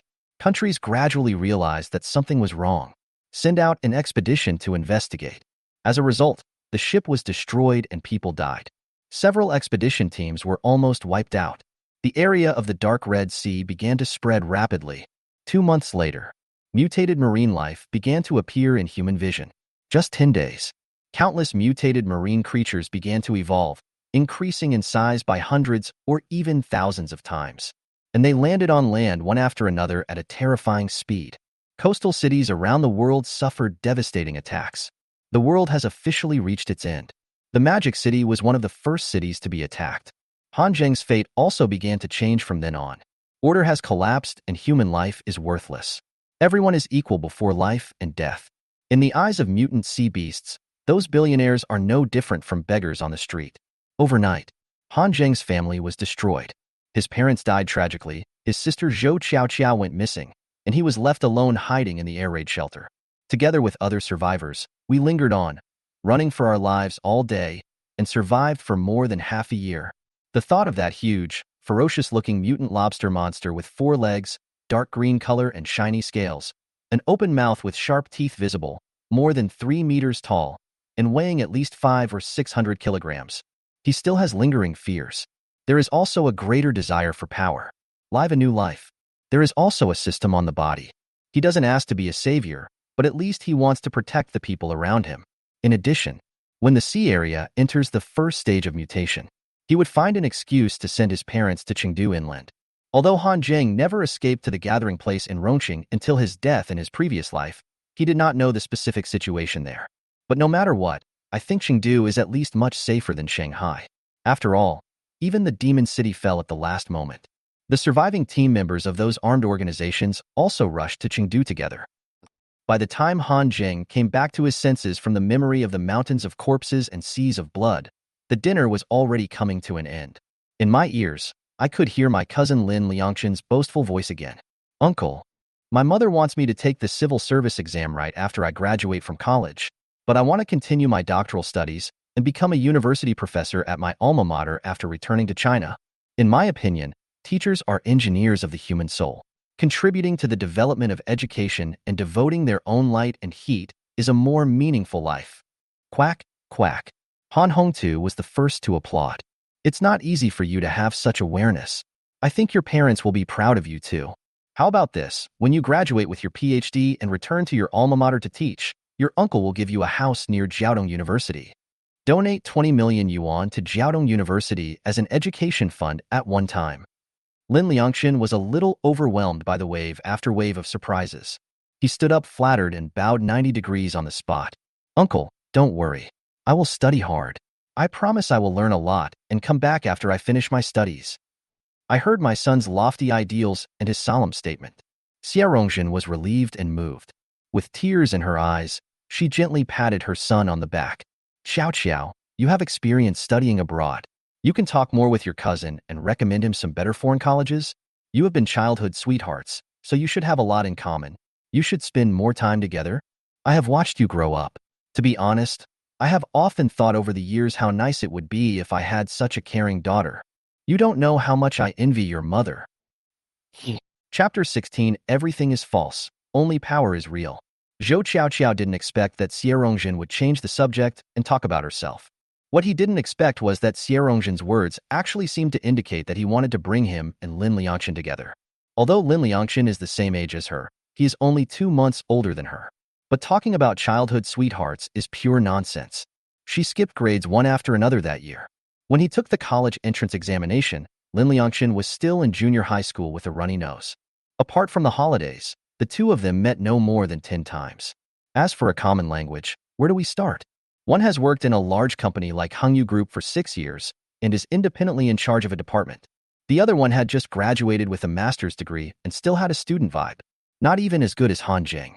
After all, Han Jing has been working at the grassroots level of the company for half a year. As a mother, how can I not understand my children? Seeing Zhou Qiaoqiao's reaction, Lin Jingxian knew that she was reluctant. So he smiled faintly and said calmly, "Let the younger generation handle their own affairs. We, as elders, shouldn't interfere so much. Brother, sister-in-law, please go sit in the living room for a while. I'll leave it to the servants to clean up." After a moment, only Han Jing, Zhou Qiaoqiao, Lin Liangxian, and a maid who was over 40 years old were left in the restaurant. Han Jing hasn't finished the rice in his bowl. The maid stood by and waited patiently. Lin Liangxian glanced at Han Jing and found that he had no intention of leaving for the time being. He simply stopped paying attention and took out 2 musical tickets that he had prepared in advance from his pocket. "Xiao Qiao, I wonder if you have any this weekend?" Lin Liangxian was interrupted by Zhou Qiaoqiao before he could finish his words. "I'm sorry, cousin Liangxian, the company is too busy and I really don't have time." Although Lin Liangxian was rejected, he was not angry. Still smiling gracefully, he said, "Just call me Liangxian from now on. Xierongxian has always wanted to match Zhou Qiaoqiao with her son. Want to be closer." Lin Liangxian was also mysteriously confident and never considered whether he was worthy of pursuing Zhou Qiaoqiao. Perhaps in his opinion, the one who is close to the water gets the moon first, and good things should be kept within the family. As the saying goes, a good girl is afraid of a clinging man, so as long as he persists in licking him, he still has a great chance. However, he forgot that there is a saying in this world that a toad wants to eat swan flesh. There is also a big difference between wishful thinking and dreams. Han Jing was too lazy to watch Lin Liangxian's clown performance. After eating a few bites, he stood up to get the car keys. He planned to return directly to Citron Villa. The conversation between his father and uncle at the dinner just now made him feel even more threatened. Decided to intensify training starting from tomorrow. Anyway, with Fanma's talent, he should be able to handle doubling the training workload. In the past few days, he kept thinking that he could complete the task within 100 days. Anyway, the end of the world will come in 3 months. But he overlooked one thing. I have been reborn. What if there is a butterfly effect that causes the timeline to be advanced? Can I afford that kind of price? Han Jing shook his head in his heart. We can't be so lazy any longer. Although there are still 94 days left in the mission countdown. But can you really resist those mutated sea beasts just by practicing Ghost Back? Han Jing wasn't sure. He had to shorten the time of this mission. Then, whether you use the treasure chest as a mission reward, find a way to open them all, or start the next mission in advance, do everything you can to make yourself stronger. Waiting for the sea monster to attack. Everything is false. Only your own strength is the most real. In the living room, Si Han Jing is about to leave. Lin Jingxian and Han Hongtu both stood up hurriedly. "Zheng'er, aren't you staying here tonight? Mommy has changed all the sheets and quilt covers for you." "Son, it's not safe to drive alone this late. I'll ask driver Xiao Su to take you home tomorrow." Han Jing turned around. I smiled and hugged my parents respectively. I'm an adult, not a child. I have to get up early tomorrow to exercise. If you miss me, you can come and stay for a few days. There are plenty of empty rooms anyway. Lin Jingxian's eyes were full of reluctance. She held Han Jing's hand and was unwilling to let go. "Then when you get to Citron, remember to call Mom to let her know you're safe." Han Jing smiled and made an okay gesture. Afterwards, he waved to his uncle Lin Huaqiang and his wife. "Turn around and leave." Night. After Lin Huaqiang and his family of 3 left, Han Hongtu called Zhou Qiaoqiao to the study. I curiously asked her who the coach she was looking for was. The effect is so good. In just a few days, Han Jing has undergone earth-shaking changes. Hearing Han Hongtu praising himself, Zhou Qiaoqiao's delicate little face turned red, which was rare. A little embarrassed, he said, "Dad, the coach I found for my brother hasn't come yet. He has been training alone these days." "Oh?" Han Hongtu looked unconvinced. This kid has never exercised before. How can he train on his own? "I know this is hard to believe." Zhou Qiaoqiao nodded, then took out her cell phone. "But it is true. Dad, this is the picture I took of him during training today. Take a look." Han Hongtu took the phone. When I saw the photo of the back of a muscular man doing pull-ups and sweating profusely, his expression gradually turned into shock and disbelief. Is this Zheng'er? Han Jing's current figure can be described as looking thin when dressed and having muscles when undressed. When he saw Han Jing come back today, he just thought his son had lost a little weight. But I didn't expect that I had developed such stunning muscle lines. This is too exaggerated. Han Hongtu asked his daughter to send the photos to him. After Zhou Qiao returned to her bedroom to rest, he was still looking at the photos seriously in the study, shaking his head from time to time, and sometimes exclaiming in amazement, "Can't help myself." Chapter 17. The Han Family Boy, a Fame Seeker. Today is Sunday. This was also the only day that Sun Xian had given himself a break to rest during this period of time, because he will visit a new customer's home tomorrow. Although the other party was very generous in terms of price. But it's obvious that providing customized service around the clock is not that easy. I have been working hard in society for so many years. Sun Xian had already understood one thing. That is, money is hard to earn, but shit is hard to eat. In order to conserve your energy and adjust your condition properly, he took a special leave from his wife last night and went to bed early. I slept for 11 hours. I didn't open my eyes and get up until the sun was about to shine on my butt. My wife sent our daughter to a dance school. At the dinner table, keep the covered breakfast. Sun Xian ate 5 eggs, 2 glasses of milk and a sandwich. Just dealt with it casually. Then I wash my hair, face, shave, and brush my teeth. He is a person who can't sit still. I originally planned to take a walk in the park near the community. Who knew that as I was walking, I ended up downstairs at the Manhattan gym. I'm here now. It would be unacceptable not to go in and take a look. Then, soon, Sun Xian appeared on the second floor of the gym. Brother Sun, why are you here? The young assistant was the first to notice it and walked over with a look of surprise on his face. I can't stay idle at home. I happened to be passing by, so I came up to take a look. Sun Xian glanced around the gym and said, there are quite a lot of people here today. But why are they not exercising on the equipment, but holding a cell phone in their hands? His eyes moved around. Then he looked at the assistant with a strange expression, with a hint of inquiry in his tone. The assistant chuckled and stretched out his hand from behind. He handed the phone to Sun Xian. Brother Sun, take a look at the FT forum. A particularly interesting post appeared on the forum's hot list these past 2 days, and everyone is laughing at the joke. Post. Sun Xian took the phone with half doubt and half curiosity. Just swipe and browse. After a while, he couldn't help but burst out laughing. That's it. Isn't this just pure page view fraud? Health fitness, challenging the limits. Young people today are just too impetuous. If fitness is really that easy, what are we fitness coaches for? Sun Xian shook his head and laughed, then returned the phone to the assistant. The assistant bit her lip and asked in a low voice, Brother Sun, didn't you notice the personal information of the user who posted the message? Sun Xian was stunned for a moment, paused, and put the phone back. What message? Han Jiang. The assistant emphasized and repeated. The poster's name is Han Jiang. Oh? Sun Xian. Why does this name sound so familiar? Etc. The name of my super VIP client seems to be Han Jiang. Sun Xian hesitated for a moment. There are so many people in Xia country. It's normal for them to have the same name and surname. The assistant looked gloomy and continued. But the person who posted this, Han Jiang, is also 1.8 meters tall, weighs 180 pounds, and lives in Jing'an District, Shanghai. Such highly consistent personal information, it can't be a coincidence, right? Sun Xian. This guy, I haven't even started teaching yet, but he's already been talking nonsense online, saying he's going to do a 3-month health fitness program to challenge his body's limits. I'm fine if he's just impatient, but isn't his wording a bit too exaggerated?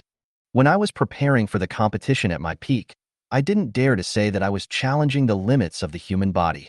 Also, did the client tell me about this 3 months in advance? How come I didn't know about this? 3 months, this is too long. Brother Sunday. The assistant couldn't help but interrupt, blinking her big eyes. Did you not read the check-in post carefully just now? Huh. Sun Xian was stunned.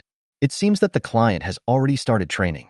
Although I really don't know how to describe the content of the training, I am worried that other peers will get there first and cut us off. After listening to the assistant's guess, Sun Xian said nothing. I quickly picked up my phone and looked at it carefully. A few minutes passed.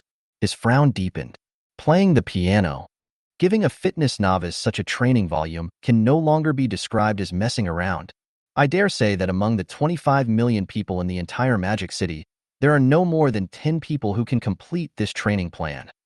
Fitness is not like other things. You get what you put in, not more, not less. After all, everything will be reflected truthfully. Physical fitness will not lie. Perhaps this guy is cheating to satisfy his vanity. But I want to say that this is not only useless, but will also attract the ridicule of countless people in the industry. To put it bluntly, it's just grandstanding. Never mind. I'll go and see for myself tomorrow and find out. After listening to Sun Xian's words, the young assistant nodded in agreement. Her idea was actually the same as Sun Xian's. I feel that this new customer might be a bit like the kind of person who is just seeking fame and reputation. The classes haven't even officially started yet, but they've already been all over the fitness forums. There is really no need. Citron Villa, 3rd floor.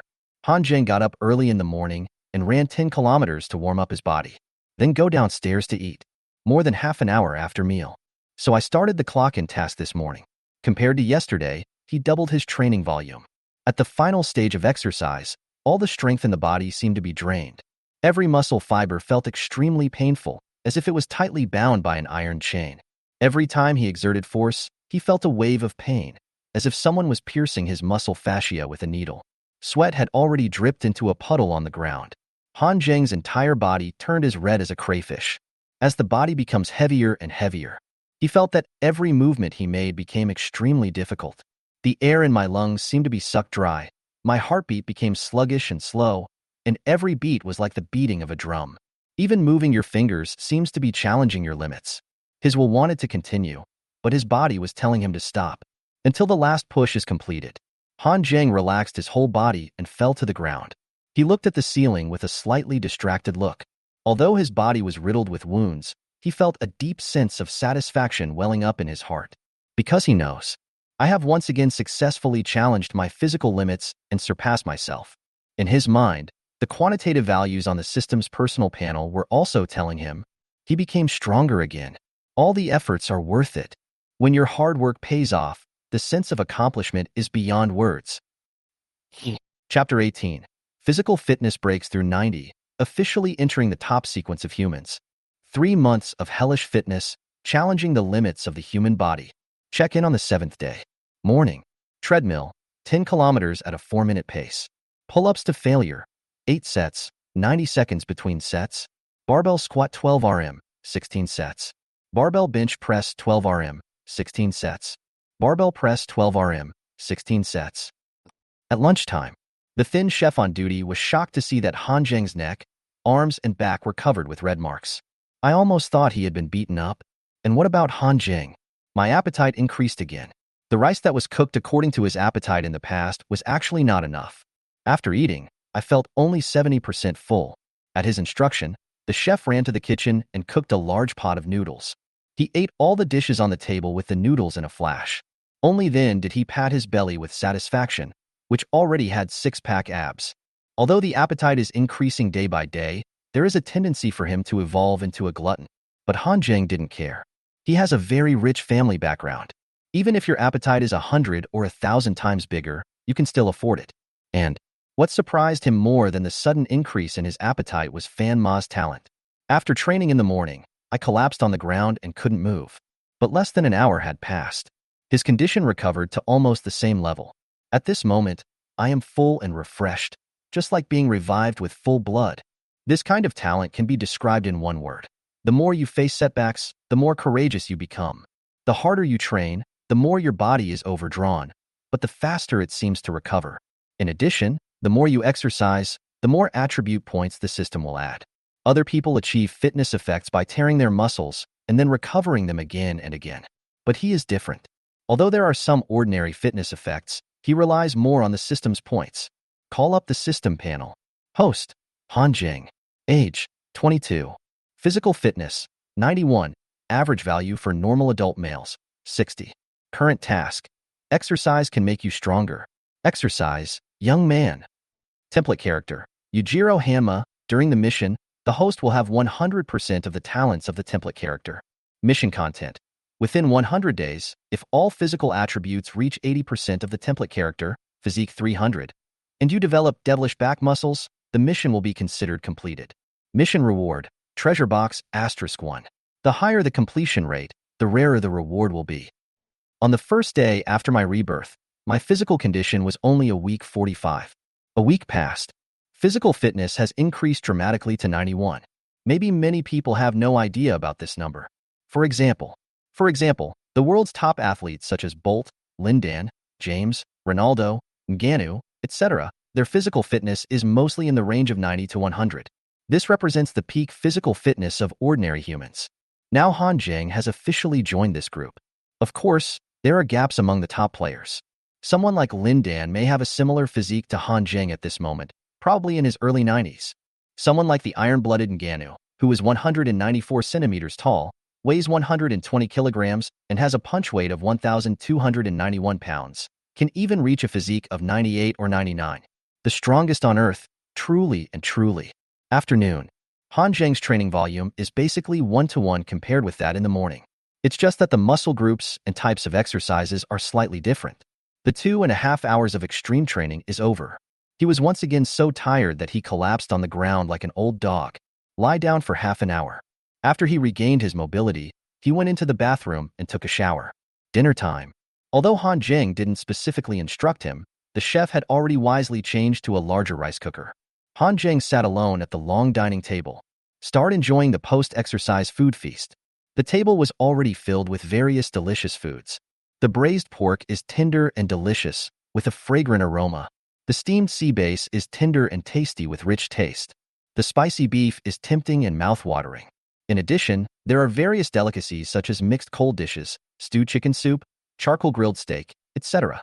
The richness is incredible. Under the thin chefs in different gaze, Han Jing ate with relish, like a reincarnated glutton. It is a deep night and everything is silent.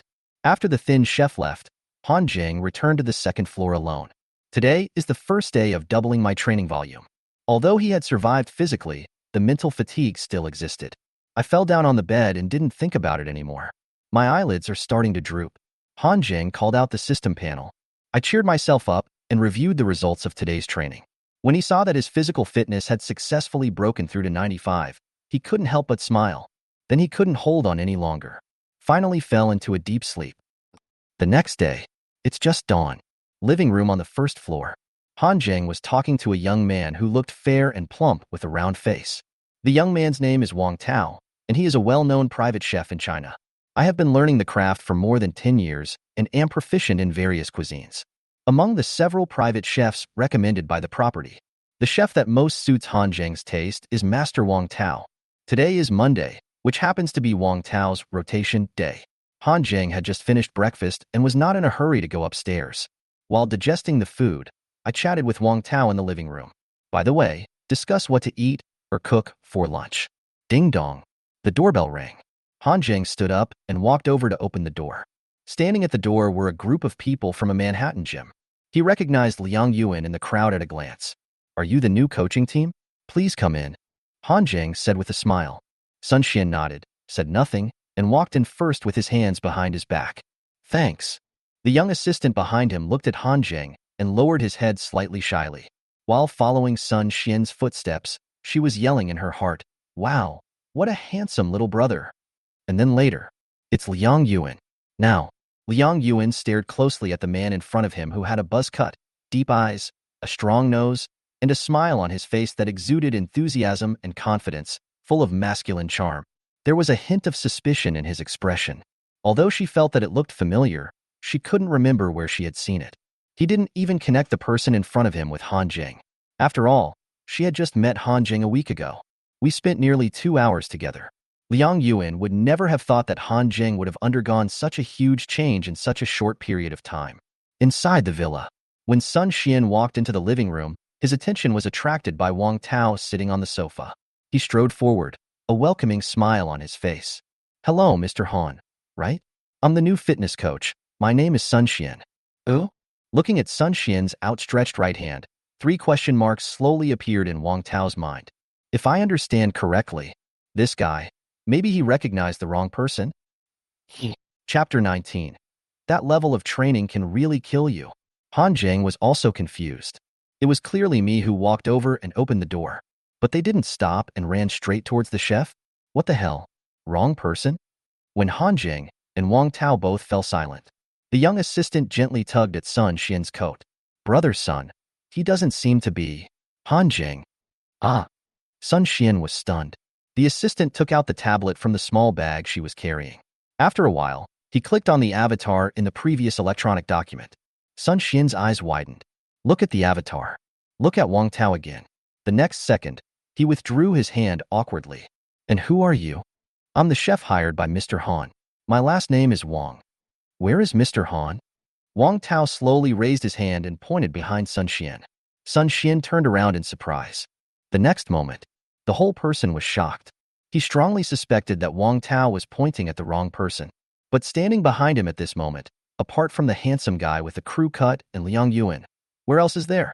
Hello, I'm Han Jing. Han Jing had no choice but to take the initiative to reveal his identity. You. Liang Yuan opened his mouth wide and couldn't speak for a long time. It was as if he was struck by lightning and became stupid. She tried hard to reconcile the person in front of her with the Han Jing in her memory. But no matter how you compare them, they seem like two completely different people. Changes in external image are one aspect. But more importantly, it is the change in the inner mental state. Han Jing a week ago and Han Jing now have undergone earth-shaking changes from the inside out. Liang Yuan subconsciously stretched out his fingers and poked Han Jing's chest and stomach. What I felt was a hard touch. Is it true that anyone can turn one set of abdominal muscles into 6 in such a short time? Liang Yuan has been working part-time in the gym for quite some time. I have met at least 80 different kinds of fitness people, but Han Jing's appearance and changes, it still gave her a feeling of doubting life, or even thinking it was a fantasy. If you touch me again, I'll charge you. Han Jing was not angry at Liang Yuan's reckless behavior. It's kind of funny instead. I have never seen such a silly side of her in my previous life. Oh. Liang Yuan's fingers quickly retracted as if they were scalded. The roots of his ears turned slightly red. The other side. I'm sorry, Mr. Han. I just had a preconceived notion and recognized the wrong person. Sun Xian also hid his shock in his heart in time, and an expression full of apology appeared on his face. But halfway through his words, he couldn't help but ask, is the information in the electronic document you sent us before true? Han Jing asked curiously, what electronic information? The assistant handed the tablet to Han Jing. Han Jing took a quick look and nodded. This is what my sister gave you. Except for the height, which is a centimeter shorter, everything else is basically correct. Gulp. Sun Xian swallowed hard and asked in disbelief, so you weighed 180 pounds a week ago, but now you've become this thin? I just weighed myself yesterday and I weigh 170 pounds. Actually, I haven't lost much weight. I know. This is because fat weighs much less than muscle. Although you look thinner, what you lost is basically fat, so your weight won't change as much as you think. Sun Xian was still in shock as he spoke.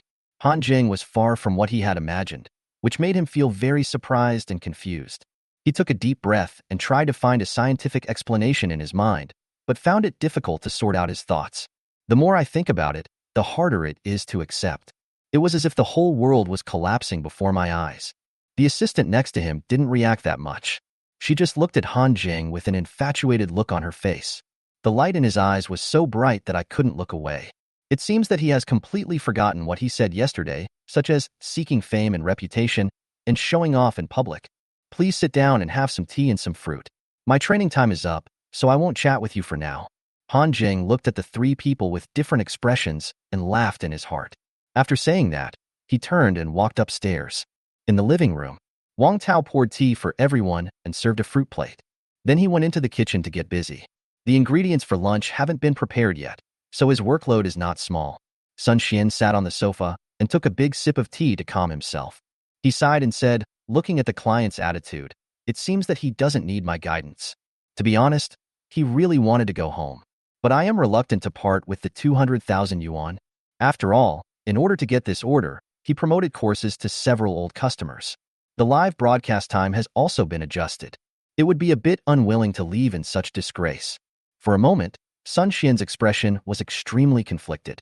Brother Sun, what do you think? The assistant saw Sun Xian's hesitation and asked in a low voice, should we leave or stay? Sun Xian was silent for 2 seconds. Suddenly, he slapped his thigh and gritted his teeth and said, I've already taken the money. There's no reason to return it. Liang Yuan, who had been silent the whole time, said hurriedly, then let's go up and take a look. Walk. After a moment, in the gym on the 3rd floor, Liang Yuan, Sun Xian, and the young assistant looked at Han Jing, who was doing push-ups on the fitness equipment, and fell into a daze for a long time. For a moment, Liang Yuan almost had hallucinations. I doubt whether the Han Jing I remembered a week ago was real. A person who has never worked out and whose obesity index is over 25 is actually doing such terrifying weight training at this moment. It's simply unbelievable. Let alone Liang Yuan. Even Sun Xian had never heard of it, let alone seen it. Han Zheng noticed Liang Yuan and the other two from the corner of his eye, but he did not stop training. Instead, he continued to carry out this morning's training tasks strictly according to the procedures, as if no one was around. Time passes by little. Han Zheng's sweat flowed down like a waterfall, soaking his clothes. The ground was also wet with puddles of water. His breathing became more and more rapid. The heartbeat is like a crazy drumbeat, echoing in the chest. Every breath I took was like swallowing fire. My throat also hurts as if it was rubbed by sandpaper. Liang Yuan couldn't bear to watch from the side and wanted to step forward several times. But they were all stopped by Sun Xian. To be honest, Sun Xian didn't know why he wanted to stop Liang Yuan. If he had seen others training so desperately, he would have stepped forward to stop them. But Han Zheng is different. He inexplicably felt an indescribable strength and confidence from Han Zheng. That feeling, it's just like when I was preparing for the competition, challenging my limits again and again in my peak condition. To others, it seems that he will be exhausted at any time. But only you can clearly perceive where your limits are. It was as if there was a ruler measuring it. Not a penny more, not a penny less. If he really reaches his limit, he will stop on his own initiative. Although I don't know why. But the Han Zheng in front of him did give him a sense of déjà vu. Call. When I saw Han Zheng completely exhausted, lying on the ground gasping for breath like a tired beast, Sun Xian's brain was buzzing. Only then did he suddenly wake up. I felt a little scared for a moment. What on earth did I just do? How could he just stand there and watch without doing anything? And he stopped Liang Yuan from going forward several times. That level of training can really kill you. Chapter 20. Good times will be rewarded handsomely. Night. In the restaurant on the first floor. Han Zheng sat in the main seat. Sun Xian, Liang Yuan, and the young assistant also sat down on both sides one after another. Sun Xian watched as Chef Wang Tao brought delicious dishes to the table. One hand kept stroking the blue hair on his chin, glance at Han Zheng from time to time. Finally, I couldn't help but ask, is it really okay for you to train like this? This day has passed. Han Zheng's training volume frightened him. He didn't know how many times he had shouted in his heart today, is this guy a human being? If you hadn't seen it with your own eyes, he would never believe that the post on the FT forum, 3 months of hellish fitness, challenging the limits of the human body, which looked fake at first glance, was actually real. At this moment, I recall the inhuman training records day by day in the post. Sun Xian was still extremely shocked. When he first saw Han Zheng working out in the morning, he was simply looking at him in horror, as if he were a monster. So now, he was completely impressed by the perseverance Han Zheng showed in his repeated high-intensity training. Although I still can't understand how Han Zheng persisted, but at least, he has gradually begun to believe that if someone completes such a large amount of training in just 1 week, there will indeed be earth-shaking changes in their body. Only, are there really people like this in the world besides Han Zheng?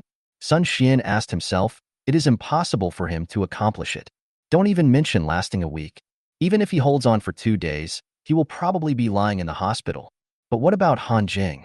After a hellish day of training, I could even sit at the dining table with them and chat and laugh. It's not true to say that Han Zheng was not injured at all. Every time he got off the machine, it was obvious that he was exhausted. He was lying on the ground, his whole body flushed, he was breathing heavily, and it was difficult for him to move his fingers. But more than 10 minutes later, he can then stand up and move freely. An hour later, he was full of energy. There is no sign of weight training at all. This terrifying recovery ability. The outrageous degree of this was beyond Sun Xian's imagination. While he couldn't help but doubt his senses and reality, he also felt an indescribable sense of surprise and excitement. It's like a basketball coach who suddenly meets a talented student on the court whose talent surpasses that of Jordan and Kobe, and is instantly attracted by his performance. I couldn't help but feel a strong urge and desire in my heart to guide him personally and help him realize his greater potential. I felt as if I saw a future legendary superstar shining on the court, and the sense of accomplishment was heart-stirring. Sun Xian had this strange sense of immersion at this moment. He even secretly thought that even if the other party asked for a refund, they would no longer need him. I have to come up eagerly and take the initiative to work for free. Compared to staying with Han Zheng and watching him challenge the limits of the human body day by day, gym work is just too boring. Han Zheng had no idea that Sun Xian's mental activities were so rich at this moment. He just wants to eat now. After every training session, I feel hungry. It seems as if every cell in the body is shouting for food. My stomach also started to make gurgling sounds. Seems to be longing to be satisfied. I long for those delicious delicacies to enter my body quickly so that I can enjoy the feeling of being full. In a state of extreme hunger, people will become distracted from work, unable to concentrate, and even unable to calm down. So Han Zheng didn't hear what Sun Xian said at all. He couldn't wait to pick up the chopsticks. The first moment Wang Tao served the staple food, rice. I only had time to call out to the others, "Dinner is ready." He quickly lowered his head. My mouth kept chewing, and every bite was full of satisfaction and enjoyment. Han Zheng not only eats fast, but also eats with great relish. It seemed as if every dish made him feel happy and satisfied. Under the influence of Han Zheng, Sun Xian, Liang Yuan, and the young assistant's appetite also increased greatly. Almost everyone ended up eating a lot more than usual. Eat and drink enough. Han Zheng ate the most, but there was no visible change in his stomach. Liang Yuan and the little assistant, two girls, leaned back in their chairs, touching their bellies, not wanting to move at all. There are many empty rooms in the villa. There is more than enough room for all three of them. But Sun Xian is a married man with a wife and children. According to him, if he doesn't go home at night, his wife can find him directly using her cell phone. After all, I am still in Shanghai and not on a business trip to another city. It is really a bit unreasonable not to go home at night. After Sun Xian left, Liang Yuan and his assistant supported each other and went up to the second floor. The rooms on the left are unoccupied. You two can pick one at random. Han Zheng held out his hand. What about you? Liang Yuan asked. My room is the first one on the right. Call me if you need anything, but I sleep very deeply at night and may not wake up. Han Zheng shrugged and walked straight to the bathroom at the end of the right. At the same time, Magic City, outside the 4th Ring Road, in a room with wooden floors and simple Chinese-style decoration. Hello. Are you Coach Wang from the Burning Training Camp? Thank you for taking the time out of your busy schedule to see me. Don't worry, my cousin's family has plenty of money. If you can convince him to join the training camp, my uncle and aunt will be very happy. When the time comes, Liangchen will definitely reward me handsomely. After dinner in the evening, Lin Liangchen drove his BMW 3 Series to an old residential area outside the 4th Ring Road. At this moment, the young man standing opposite him was named Wang Kuan. I was introduced to him by a friend from the sports department of Jiao University. The other party organized a weight loss training camp and was quite famous in the Shanghai circle. The reason why Lin Liangchen did this, it's completely my own decision.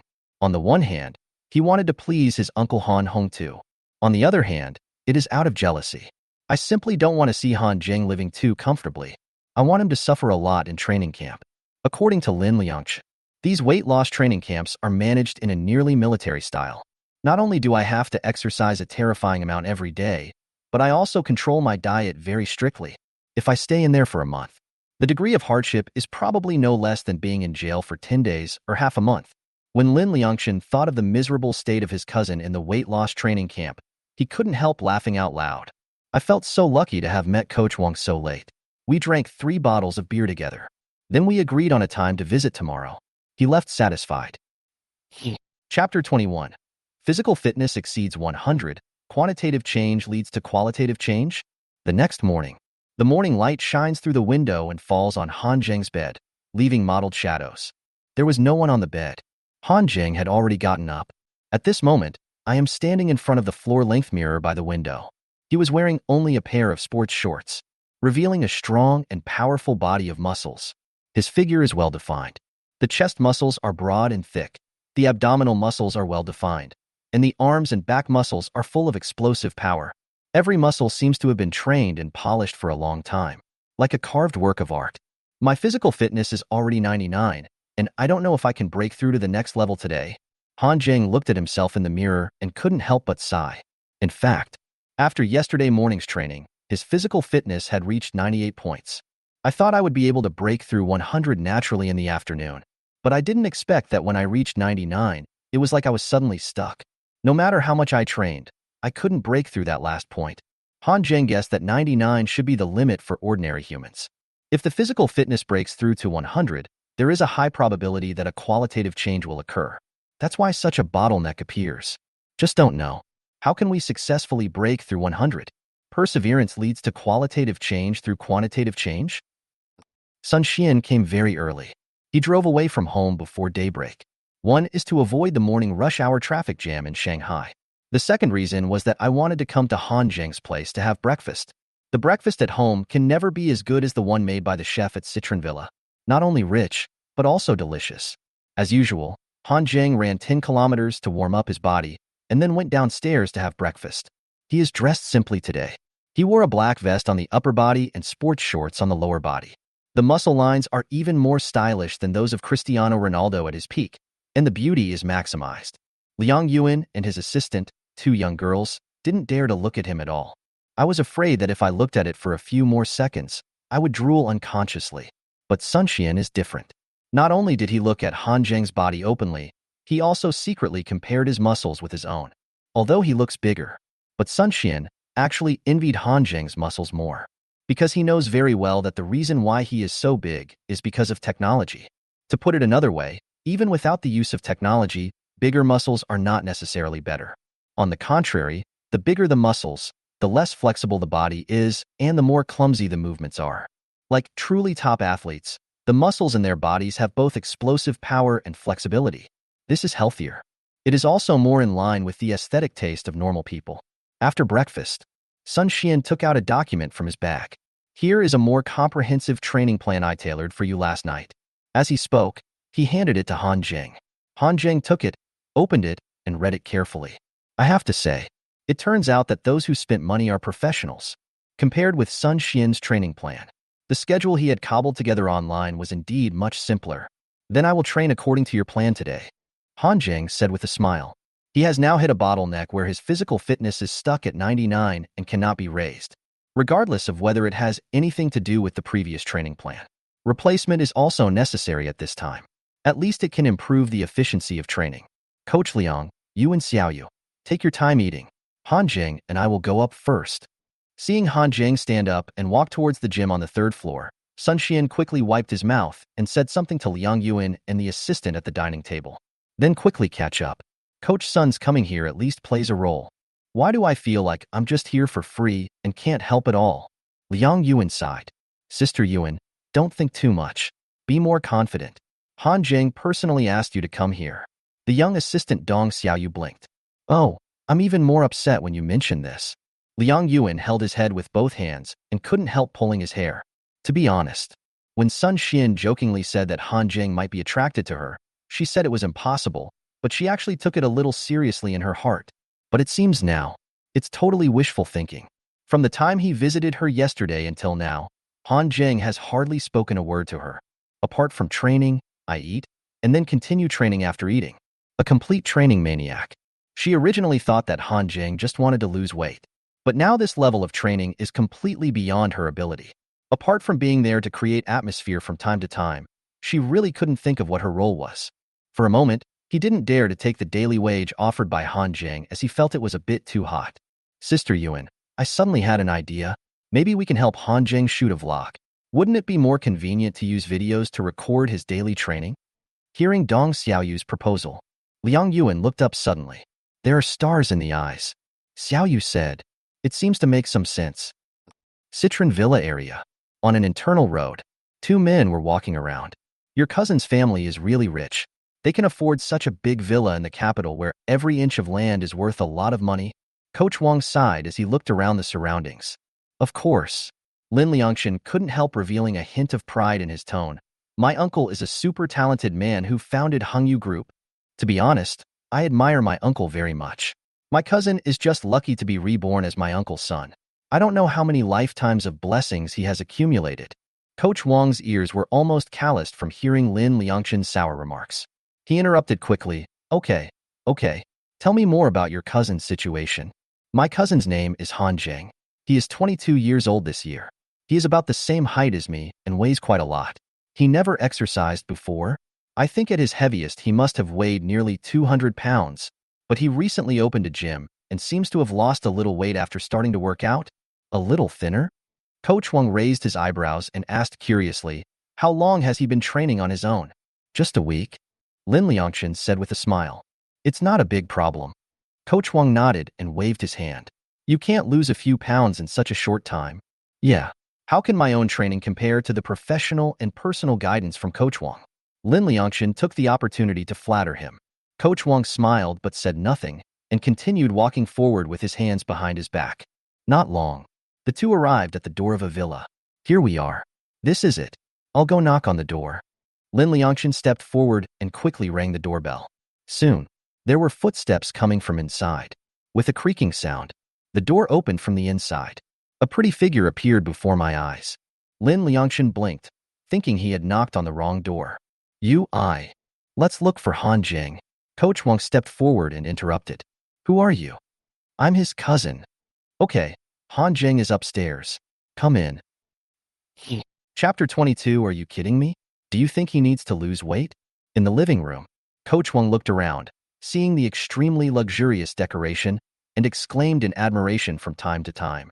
But Lin Liangshan's eyes stayed on Liang Yuan and Dong Xiaoyu. I thought to myself, Han Jing's life is too comfortable. He said he was here to exercise and lose weight, but he actually secretly kept two beautiful girls. Exercise during the day and at night? Fuck, how can this kid enjoy himself so much? Since coming in, Lin Liangshan's eyes have been wandering back and forth between Liang Yuan and Dong Xiaoyu. I don't have time to pay attention to Coach Wang. Oh. He walked to the sofa and sat down, pretending to casually stroke his sparse bangs. He talked freely. My cousin likes to stay at home on weekdays. Even if you want to lose weight, you don't want to go to the gym and have to spend money to buy equipment.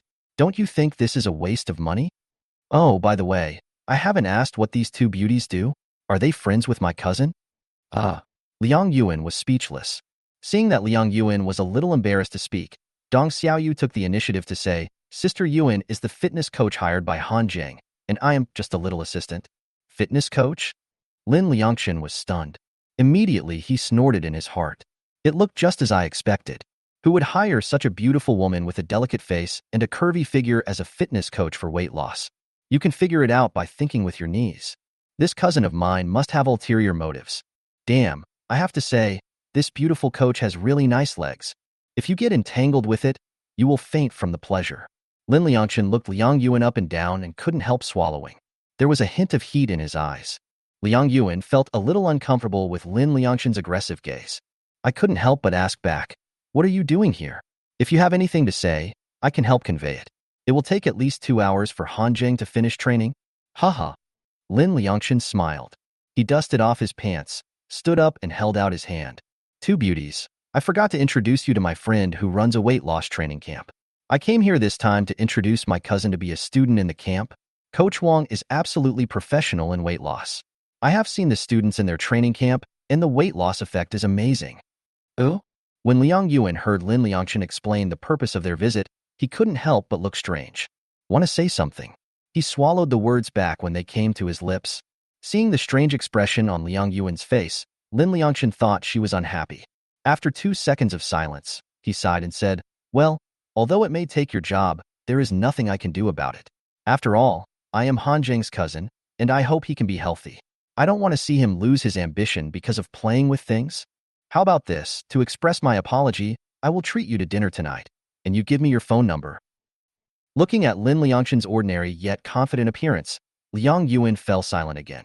She is now a little doubtful. Is this weirdo in front of her really Han Jing's cousin?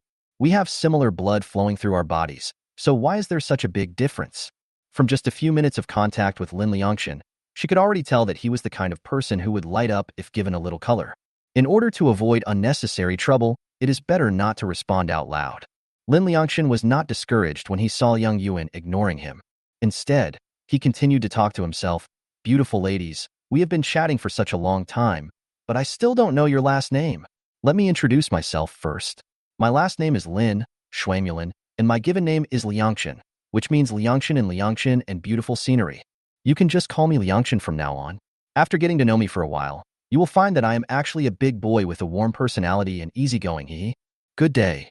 On the side, Coach Wang finally couldn't stand it anymore. He stepped forward and patted Lin Liangshan's arm and said seriously, I think we should go up and see your cousin first. I can also take a look at the actual situation and make a training camp schedule for him, so that he can get into the camp as soon as possible. Only then did Lin Liangshan remember the important purpose of his visit. He smiled and nodded. Okay. Liang Yuan hesitated for a moment. Han Zheng is in the gym on the third floor. How about I take you up there? No, no. How dare I trouble a beautiful lady with such a small matter? Coach Wang and I can go up by ourselves. After all, we will take your jobs soon, and I feel a little embarrassed. Lin Liangshan chuckled. That's all. Before Liang Yuan could speak again, the two of them had already climbed up the stairs. One of them had to take 3 or 4 steps at a time, looking very impatient. The other one is walking up the stairs with his hands behind his back, showing a calm and confident look. After a while, he reached the second floor. Living room on the first floor. Liang Yuan and Dong Xiaoyu opened their mouths slightly and stared at the two figures in a daze. Dong Xiaoyu asked, Sister Yuan, don't you think these two people are a little bit abnormal? Han Zheng still needs to go to a weight loss training camp. Liang Yuan shook his head. I don't know whether it's normal or not. I just know they're going to get frustrated soon. Let's see how they react when they see Han Zheng and Brother Sunday. That scene will definitely be hilarious. Then you go and take a look? Forget it. Let's see their expressions when they come down later.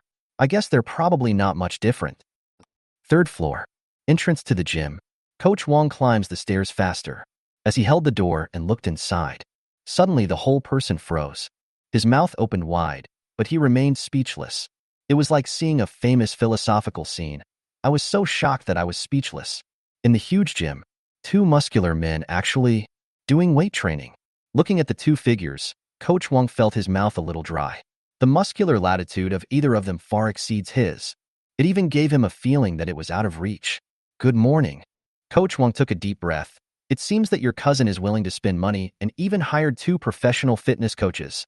Although we are likely to return empty-handed this time, we're already here, and we'd be remiss if we didn't give it a try. Where's your cousin? Call him out and let's talk. Coach Wang, that's my cousin. Lin Liangshan came up a little later, and now he looked like he had seen a ghost. No. What's with all those muscles on him? I just saw him 2 days ago. He looked a little thinner, but definitely not. Lin Liangshan's voice became smaller and smaller, because he suddenly remembered that when he saw Han Zheng 2 days ago, he was wearing a loose shirt and pants, and it was impossible to tell what his figure was like. You said he is your cousin? On the side, Coach Wang followed Lin Liangshan's gaze. My eyeballs nearly popped out. Dude, I treat you as a friend. Are you kidding me? Look for yourself. Do you think he still needs to lose weight? Chapter 23 Mitsui Yashitatsu. Cousin, I want to learn fitness. Han Zheng, someone is coming. Sun Xian put down the barbell and clapped his hands. Yes. Han Zheng nodded. He picked up a dry towel from the shelf nearby and wiped the sweat off his face. He is not in a very good mood. Today's training seemed to confirm his previous guess.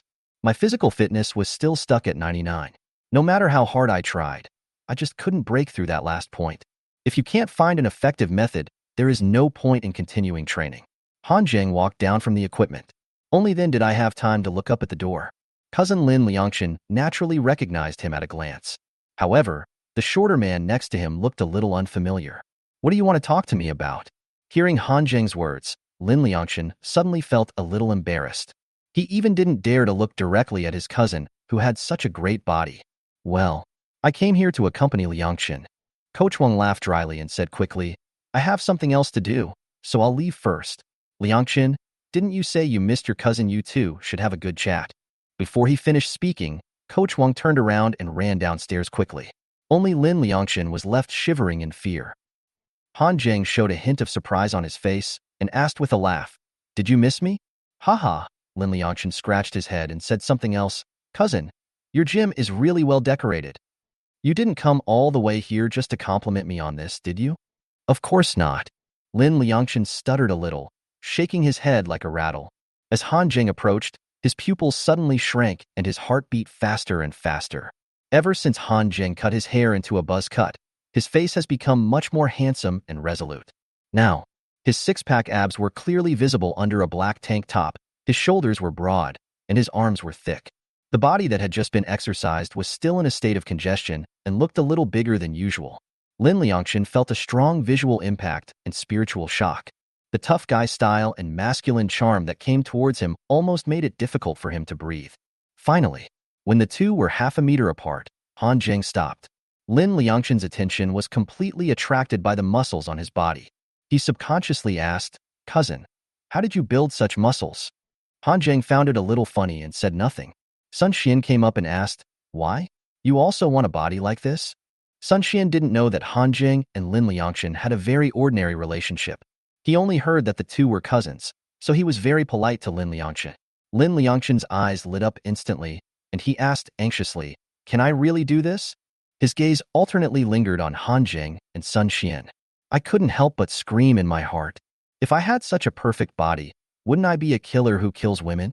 Then I'll go to nightclubs every day and live like a god. Sun Xian noticed Lin Liangshan's expression and couldn't help laughing. He has seen too many fitness newbies like Lin Liangshan who want to become fat with just one bite. It is no exaggeration to say that he knows what kind of shit the other person is going to poop just by looking at his butt. There are no shortcuts in this world. Take the muscles in his and Han Zheng's bodies, for example. Every muscle is filled with countless sweat and hard work. Most people can only see the glamour in front of others, but have no idea how much bitterness there is behind the scenes. Let's take a step back. Even if Lin Liangshan has the perseverance, the time spent and the results may not be proportional, because his physical condition is really too average. There is hardly any muscle on his skinny body. Judging from his height of about 1.75 meters, he probably weighs less than 110 kilograms. Lin Liangshan thought that after he asked the question, he would see Sun Xian say the three words "you can" with an encouraging look. But I didn't expect it. The room suddenly fell silent for a few seconds. Han Zheng didn't say anything, and Sun Xian seemed to be thinking about something. Lin Liangshan was a little anxious. Somehow, Mitsui Hisashi's words, "Coach, I want to play basketball," suddenly popped up in his mind. I blurted out, "Cousin, I want to learn fitness." Han Zheng, Sun Xian. Before coming to Shangqing, Lin Liangshan would never have thought that such a dramatic scene would happen to him. It was clearly him who came to persuade Han Zheng to join the weight loss training camp. In the end, he asked Han Zheng to teach him how to exercise. Downstairs, living room. Liang Yuan and Dong Xiaoyu never expected that Coach Wang went up quickly and came down even faster. The whole person felt like his but was on fire. He fled the villa without even saying hello. Is he frightened by Han Zheng? Dong Xiaoyu blinked his eyes. This uncle hasn't even lost any weight on his own belly, yet he still dares to teach others how to lose weight.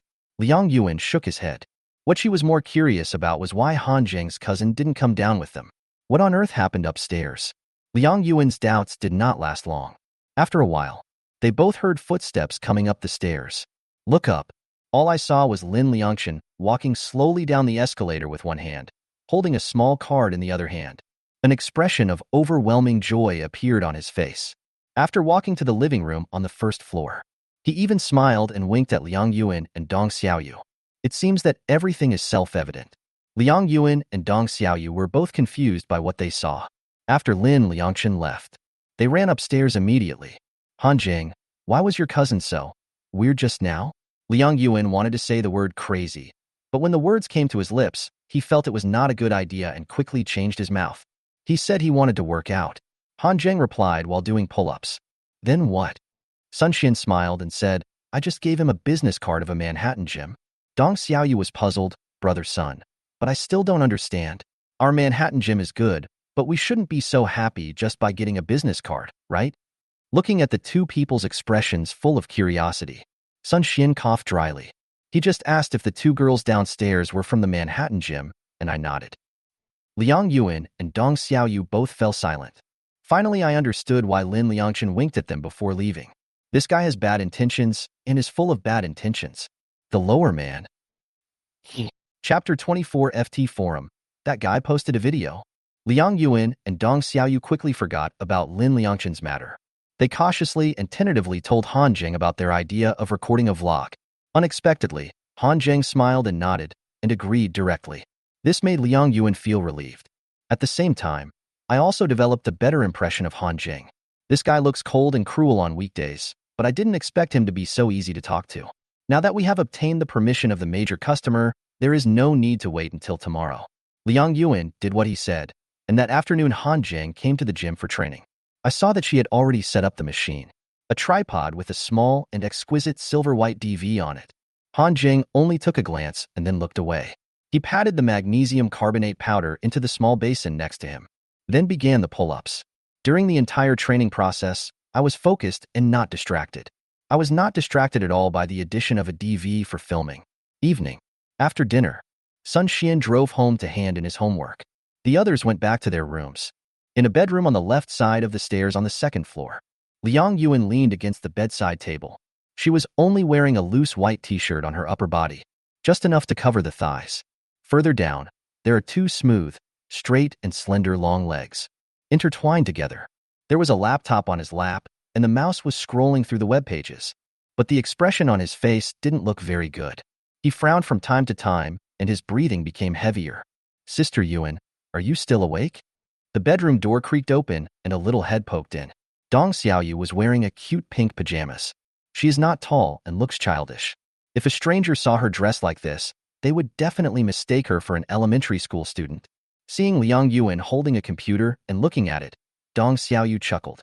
Without waiting for her to reply, he went into the bedroom and closed the door gently. He jumped onto the bed in 2 or 3 steps. I can't sleep either, let's chat for a while. As he spoke, Dong Xiaoyu looked at the computer screen. Soon, there was a look of astonishment on his face. Sister Yuan, are you still reading Han Zheng's post on the FT forum? She didn't expect that Liang Yuan didn't sleep late at night and was browsing the FT forum, because Han Zheng continued to keep the habit of punching in every day. The post, 3 months of hellish fitness, challenging the limits of the human body, has never been less popular. The day before they arrived at Citron Villa to check in, the post had already appeared on the hot list on the front page of the FT forum. 3 days passed. Still high on the hot list. Ranked first. What these people say is getting more and more outrageous. Liang Yuan shook his head. She just went to the forum to take a look on a whim. Unexpectedly, the more I watched, the angrier I got. Aside, Dong Xiaoyu took the mouse and scrolled down. After a moment, he sighed. Indeed. At first, everyone was just mocking and having fun, but now some people have started to speak dirty words. Humph, if I were Han Jing, I would go live and slap them in the face. Will Han Jing agree to start a live broadcast? Liang Yuan asked uncertainly. Dong Xiaoyu clasped his hands in front of his chest, put his thumbs on his smooth chin, and pondered for a moment. Sister Yuan, didn't we record a video? How about secretly posting a small clip? This is not good. Then just watch this group of people continue to insult and ridicule Han Jing? Let me think about it. Sister Yuan, there's nothing to worry about. It makes us look like we're doing something bad. We're just trying to help Han Jing vent his anger. Okay, I'll go find the video. Liang Yuan was finally persuaded by Dong Xiaoyu. Jumped out of bed immediately. He ran to the desk barefoot with his long legs. Unplug the DV that is charging. Go back to bed. The two opened the DV and started discussing which part of the training video to cut out. Although the recording only started in the afternoon, there are more than 2 hours of video material. The next morning, after Han Jing finished 2.5 hours of training, he went to the bathroom to take a shower. Liang Yuan and Dong Xiaoyu were like thieves. Only after seeing Han Jing's figure completely disappear from sight did they sit down together and open Han Jing's computer. They have already edited a 15-minute video. They also considerately blurred Han Jing's face. How's it going? Should it be okay now? It's okay. Then upload it. Oka. The two of them even spoke secretly. I was afraid that a loud noise would alarm others. As for who are the other people in this villa? Although Han Jing went in to take a shower, Coach Sun was there. Oh, that's not right. Coach Sun also went to the toilet. Isn't there a chef? In short, it's better to be careful. At the same time, FT Forum. Many netizens started to react after seeing Han Jing's status update in the first post on the list. Yo, the pet is online again today to check in. Everyone come and see. This guy is getting more and more exaggerated. He has already done 500 pull-ups. I almost died of laughter at him. How could there be such a weird thing? Is this the way to mental fitness? If deceiving yourself could help you lose weight, I would have lost weight long ago. He boasts about 500 pull-ups online, but I think he can't even do 5 in real life. Is there any IT expert who can reveal Han Jing's real identity? I want to see this guy's true face. Hello, everyone. I'm a newcomer. I just came to the FT forum. I want to ask, is this Han Jing a clown? Why are so many people laughing at his jokes? Who can give this new guy some scientific knowledge? I'm too lazy to explain it. Why don't you just go and watch his punch-in training mission from the beginning? You'll understand it without any explanation after you read it. I have a good friend who owns a gym. I showed him this post, and guess what he said? It's a complete clown, just trying to get more views. Confirmed? Xingfu Wanjiao Real Estate Agency. Li Wei ordered a box of rice and was eating it while watching the anime One Punch Man. Although many of his friends and colleagues like Shikatana, he only loved Saitama. Once upon a time, the naive Li Wei also thought that as long as he did 100 push-ups, 100 sit-ups, and 100 squats every day like Saitama, he could become a hero. However, the facts prove it. With this amount of training, he can't even lose the fat on his body. Although his dream was shattered, Saitama still became his spiritual sustenance. Li Wei can no longer remember how many times he has watched One Punch Man. Anyway, whenever he has free time, he will click on it and take a look. Just as Li Wei saw Saitama beat Boros to death with one punch and clenched his fist excitedly. Suddenly, the group message was vibrating wildly. Li Wei curiously clicked into the weight loss group. Then he suddenly froze. Wei Gu, that guy posted a video? Who? Who posted the video? Speak clearly. Hanjing. The Hanjing we call the greenhorn every day. Chapter 25. The video was uploaded, and everyone was shocked. This is a real big shot.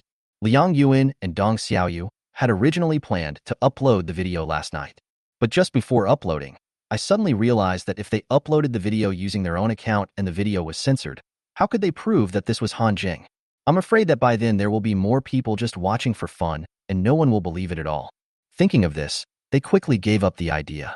Waited patiently until this morning. After Hanjing finished training and entered the bathroom, he hurried to his computer. The video was uploaded to the FT forum through Hanjing's personal account. At first, the video attracted little attention, until a netizen clicked it out of curiosity. Then things got out of control. In the video, with perfect proportions, clear muscle lines, and a body that looks like a work of art, everyone is shocked. Although his face was blurred, you could still tell that the man was very young. 15-minute video. The man easily jumped onto a tall horizontal bar and clenched his hands. I did 500 pull-ups in a row.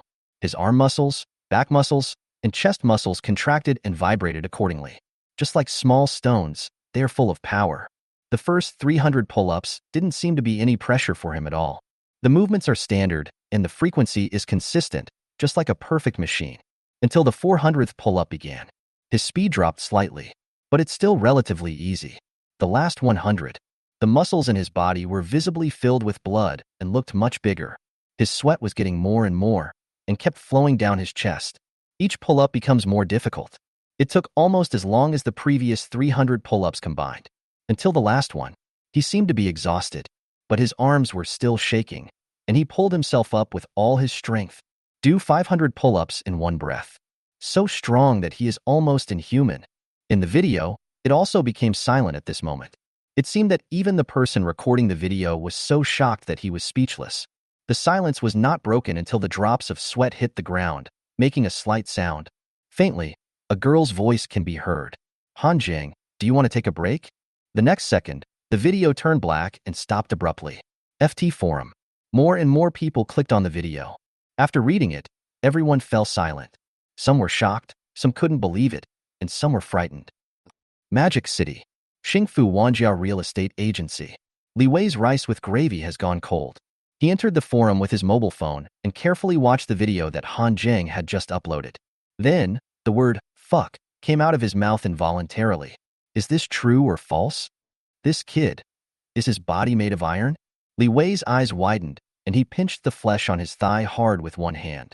It was as if I couldn't believe what I saw in the video. Even the sound that was just made was trembling. In the weight loss group of 500 people, the vibrations never stopped. Most of the group members, especially those who had laughed at Hanjing and mocked him, felt pain in their faces. It was as if someone had slapped me hard in the face. Is this really something a human can do? I don't know, but no matter what, he is really amazing. Look at his muscles. Every time he pulls them up, it's as precise as a machine. That's amazing. I really can't imagine someone being able to do 500 pull-ups in one go, and in just 15 minutes. Wei Gu, we seem to have made a mistake. This guy is really a great god.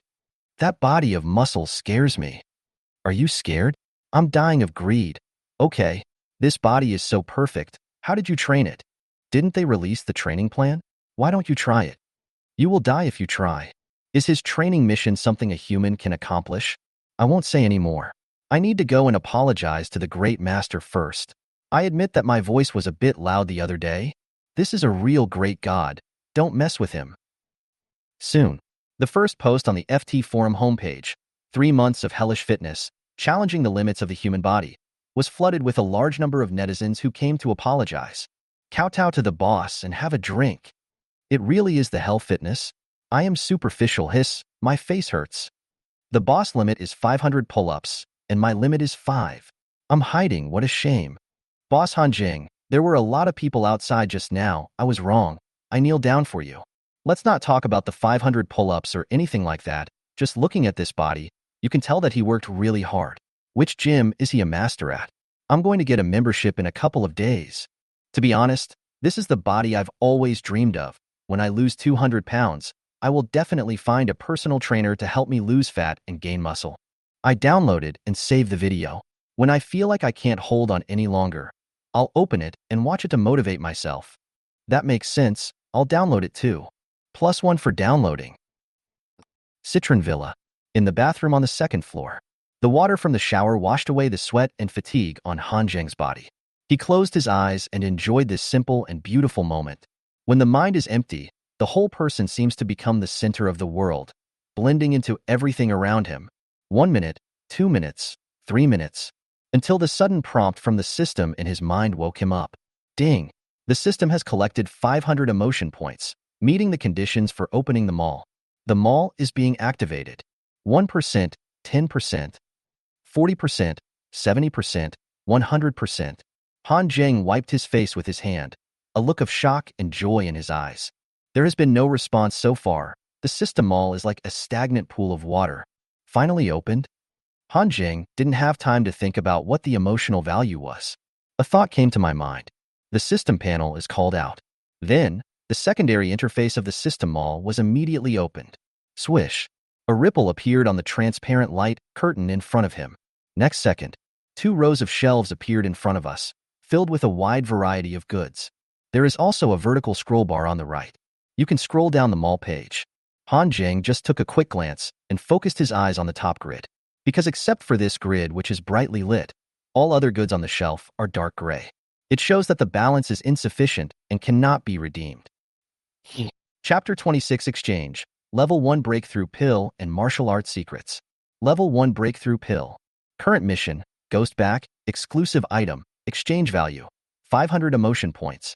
After taking it, it can help the host break through the bottleneck of 100 points of physical fitness.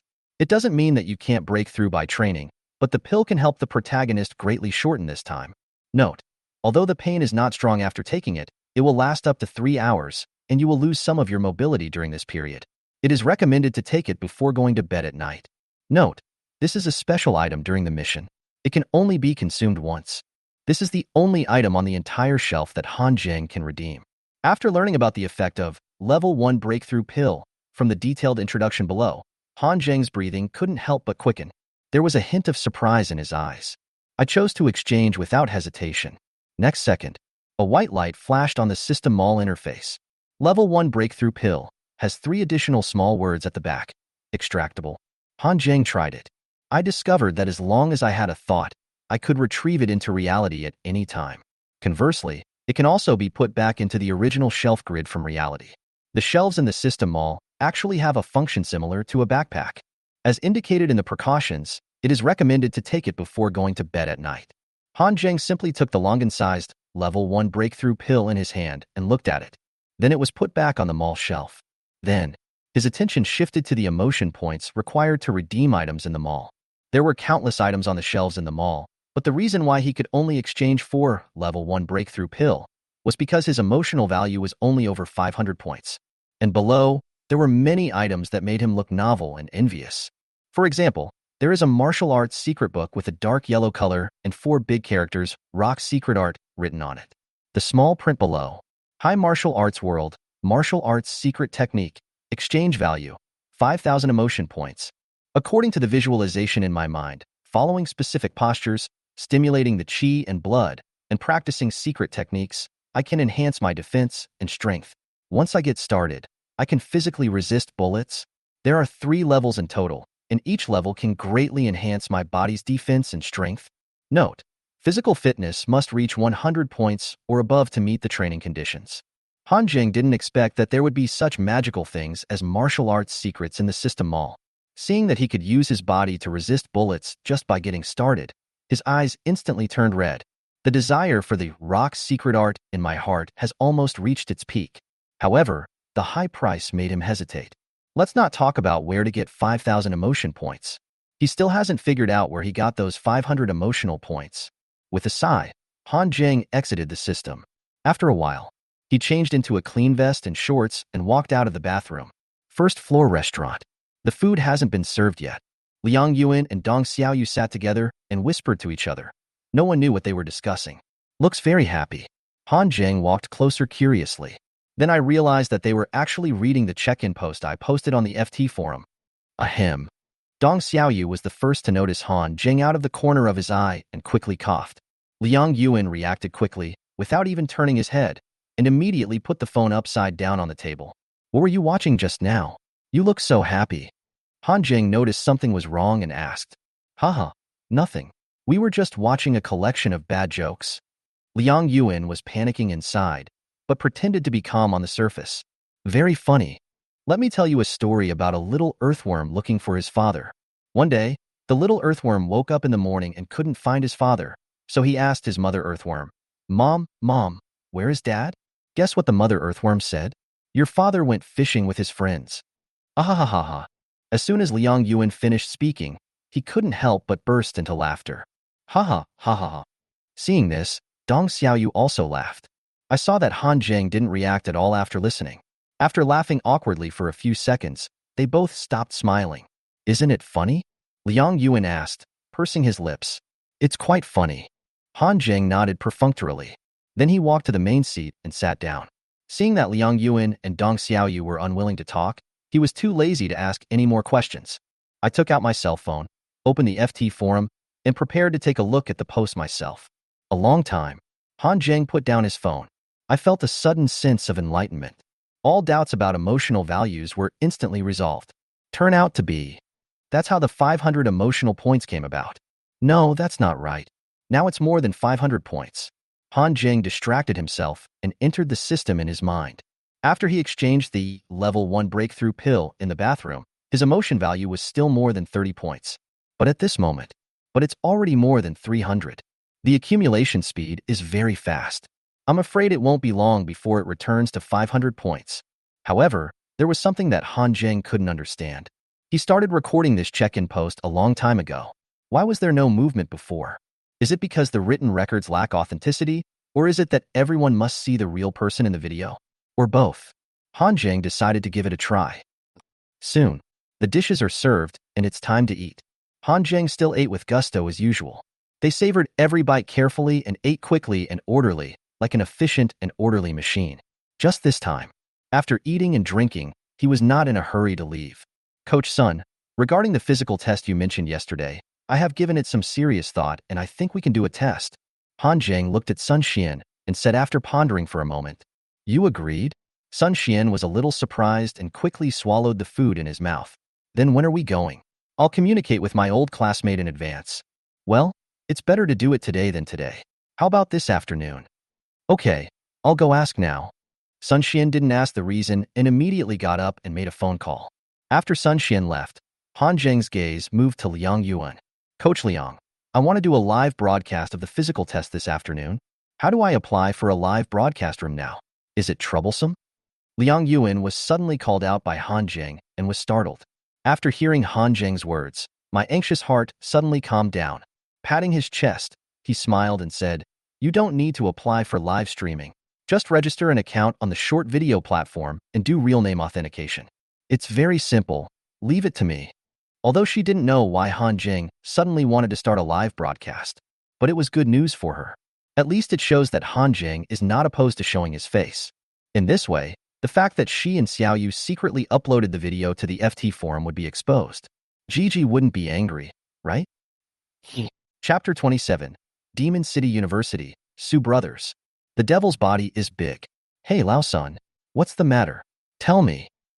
Hey, that's it, no problem. Come over for the test this afternoon. Why thank you. Come to my house when you have time. I got 2 bottles of good wine last month. I'm waiting for you. Well, that's it. Hang up. On the track and field, a bald man who looked to be in his 30s put down his cell phone. He was wearing a sports suit and had a whistle around his neck. He is a coach of the Shanghai Sports University 100-meter sprint team, the finish line of the 100-meter track. 6 or 7 male college students in track and field suits came over, talking and laughing. Suyuan, you're in good shape today. The bald coach picked up the notebook and wrote down a result of 11S03. Keep working hard and strive to win the title of National First-Class Athlete by the end of the year. The National First-Level Athlete standard for the 100-meter track and field event is 10.93 seconds for men. Although Su Yuan was still 0.1 second behind, the gap was indeed not small. But the bald coach is still very optimistic about him. Because Su Yuan is just a freshman this year, and he didn't practice track and field much in high school. In just half a year, he has gone from running just under 12 seconds to almost getting into the 10-second range, which is quite an improvement. In the eyes of the bald coach, this is a gifted child. If we train him well, maybe he can make it to the national team in the future. Hearing the praise from the bald coach, Su Yuan smiled somewhat complacently. Several boys around her also started to flatter her. Su Yuan, don't forget us when you become rich. If you join the national team and win a gold medal, don't forget us friends. I feel like you will definitely win the 100-meter championship in this year's 5-school athletic meet. It seemed like we were still facing the wind just now. Su Yuan, you are really fast again. TSK. Our coach too might be able to train a national champion. Okay, it's not as exaggerated as you say. Su Yuan felt a little flattered by what everyone said. With a happy expression on his face, he waved his hand proudly. What do you want to drink? It's my treat. Coke. Yuanchi Forest. Nutri Express. Wangzai. Grape juice. Everyone started shouting. No problem. After a moment, a small store in the University of Science and Technology. As soon as Su Yuan took out his cell phone and paid the bill, the phone rang. He answered the phone and hung up quickly. He said to several teammates from the track and field team beside him, "My brother is here to see me at school.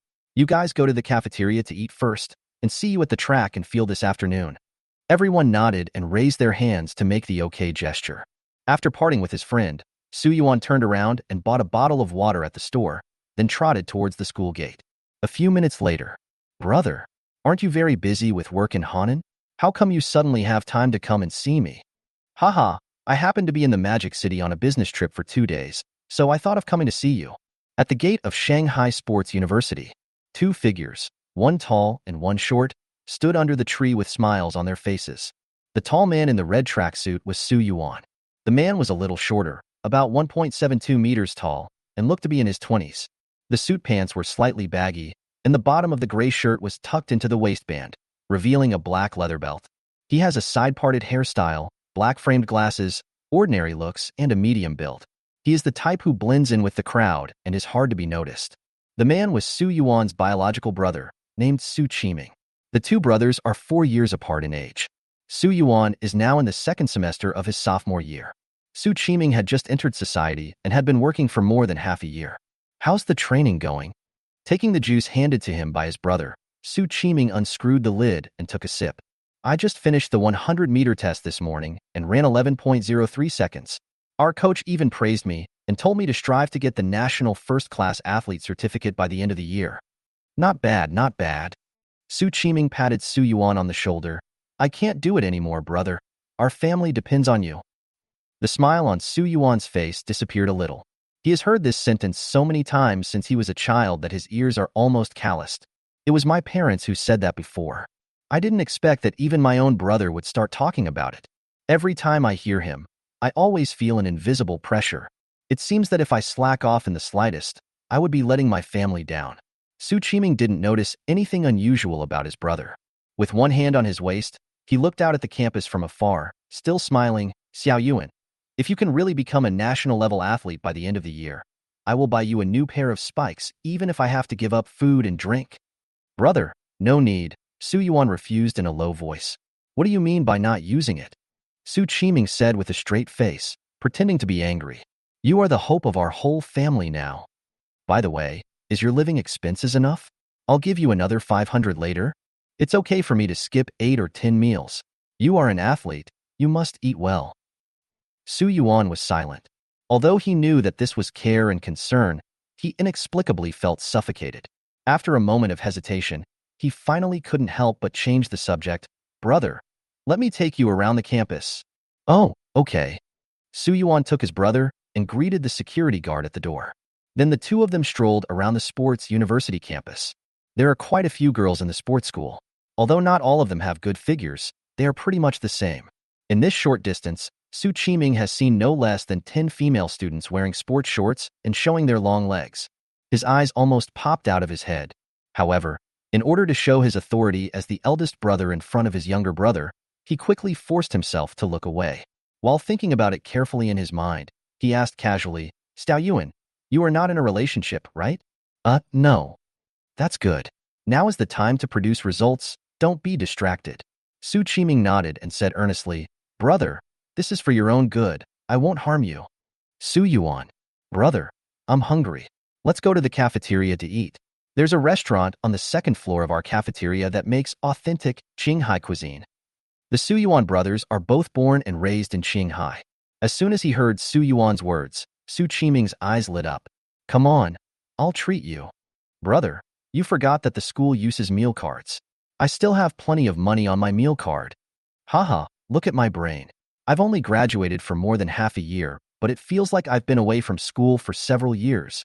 Anyway, the mountains over in Hannan are really not a place for people to stay. Brother, didn't you major in economics and trade in college? Why did you have to go to Hannan just to get a job?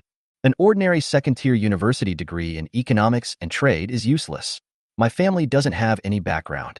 At least the official position is a stable job with a guaranteed income. Okay, don't talk about me. I just heard you say that you have to go to the track and field training in the afternoon. I have nothing to do in the afternoon, so I might as well go and take a look and meet your coach, by the way. Oh, okay. Chapter 28. It's boring to run alone. I'll accompany you. On the track and field, Su Yuan and several teammates jogged to warm up. Su Qiming sat on the sidelines, feeling a little bored. I took 2 photos and sent them to the class group. Soon, some people started to speak out from the quiet class group. Sun Deqiang, hey, Su Qiming, are you going back to the Magic City? Zhang Su, isn't our leader busy with official duties? Is he here to inspect the Magic City? Picking nose.jpg. Qi Sha Sha, on behalf of the people of Magic City, I line the streets to welcome you. Sun Deqiang, I don't know which path I'm in. Wiping nosebleed with an evil smile.jpg. Qi Sha Sha, get out of here. Su Qiming, what's the point of being a leader? I'm just here on a business trip and I'm visiting my brother at Shanghai Sports University. Su Qian, your brother has also been admitted to the Magic City to attend university? Sun Deqiang, the girls at the sports university are pretty good. I used to go there often. What sport does your brother practice? Su Qiming, the tallest guy in the tracksuit in the photo is my younger brother. He practices the 100-meter sprint and has a good talent. His coach said he will soon be able to become a national-level athlete. Zhang Su, Shu, I remember the national standard for men's 100-meter is 10.9 seconds, right? Your brother is awesome. Qi Sha Sha, I remember when we were in school, running in 12 seconds during the school sports meet was a big hit in the school. Those who could run in the 10-second range were definitely great. Sun Deqiang, this boy is extraordinary, and his future is promising.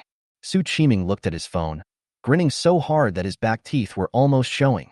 He just typed out a message, it's just Awaso, only 3rd in the world. When I turned my head inadvertently, I suddenly saw a figure that looked familiar. Then the whole person was slightly stunned. 10 minutes ago, track and field team, inside an office. Old 2. The bald coach was dozing off in his chair when he was suddenly awakened by the sound. Open your eyes and look. But I found that the sound arrived before the person, accompanied by the sound of footsteps. Sun Xian and his group pushed the door and walked in. I haven't seen you for a few days. How come you look so radiant? Coach 2 stood up, walked forward with a smile, and patted Sun Xian on the shoulder. Hey, because the food has been a little better recently. Sun Xian said something in a low voice, then turned around and introduced Han Jing, Liang Yuan and Dong Xiaoyu behind him to Coach 2. This is your big client. The boy looks so handsome. Hello Coach 2, Han Jing. Han Jing stepped forward, shook hands, and introduced himself. I heard from Lao Sun that you want to test your physical fitness? Han Jing nodded. Static testing is not urgent and can be done at any time. Let's go to the track and field stadium and do a dynamic test. The track and field team has just started training, so the equipment should be set up. What is dynamic testing? Liang Yuan asked on behalf of Han Jing with a curious look on his face. Hey, just run the 100-meter dash. Coach 2 saw the confusion among the people and said, the 100-meter sprint is the event that best tests a person's physical fitness, because it requires athletes to not only have excellent explosive power and speed, but also agility, endurance, and flexibility. Top sprinters must have strong muscle strength and a fast-reacting nervous system. After listening to Coach 2's explanation, everyone suddenly understood.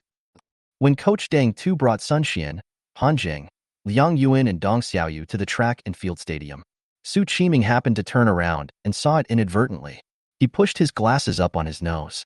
Looking at Han Jing, who was wearing a black sportswear, had a buzz cut, and looked handsome and tall, I was a little hesitant to recognize him.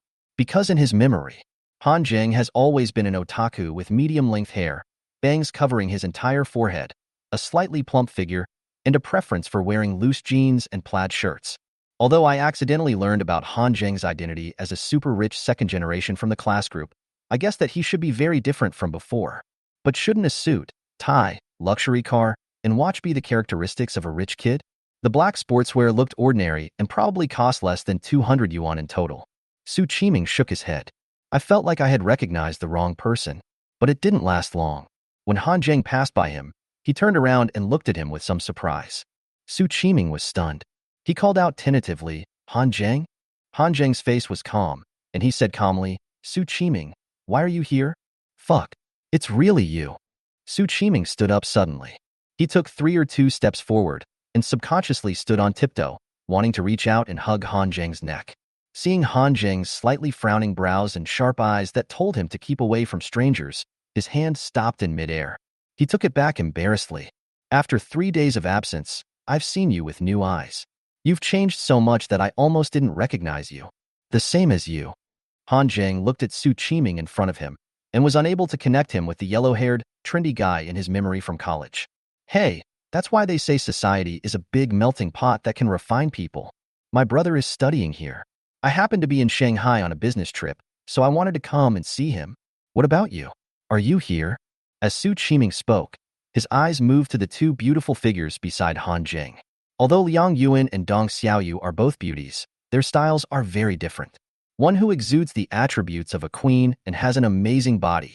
The other one looks like a little lowly, fair, and tender, which can easily arouse a man's desire to protect her.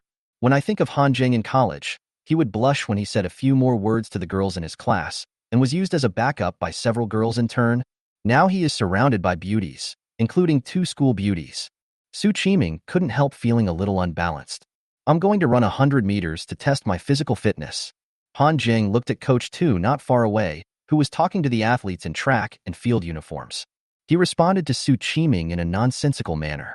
Unexpectedly, after Su Qiming heard it, he burst out laughing. You run the 100 meters?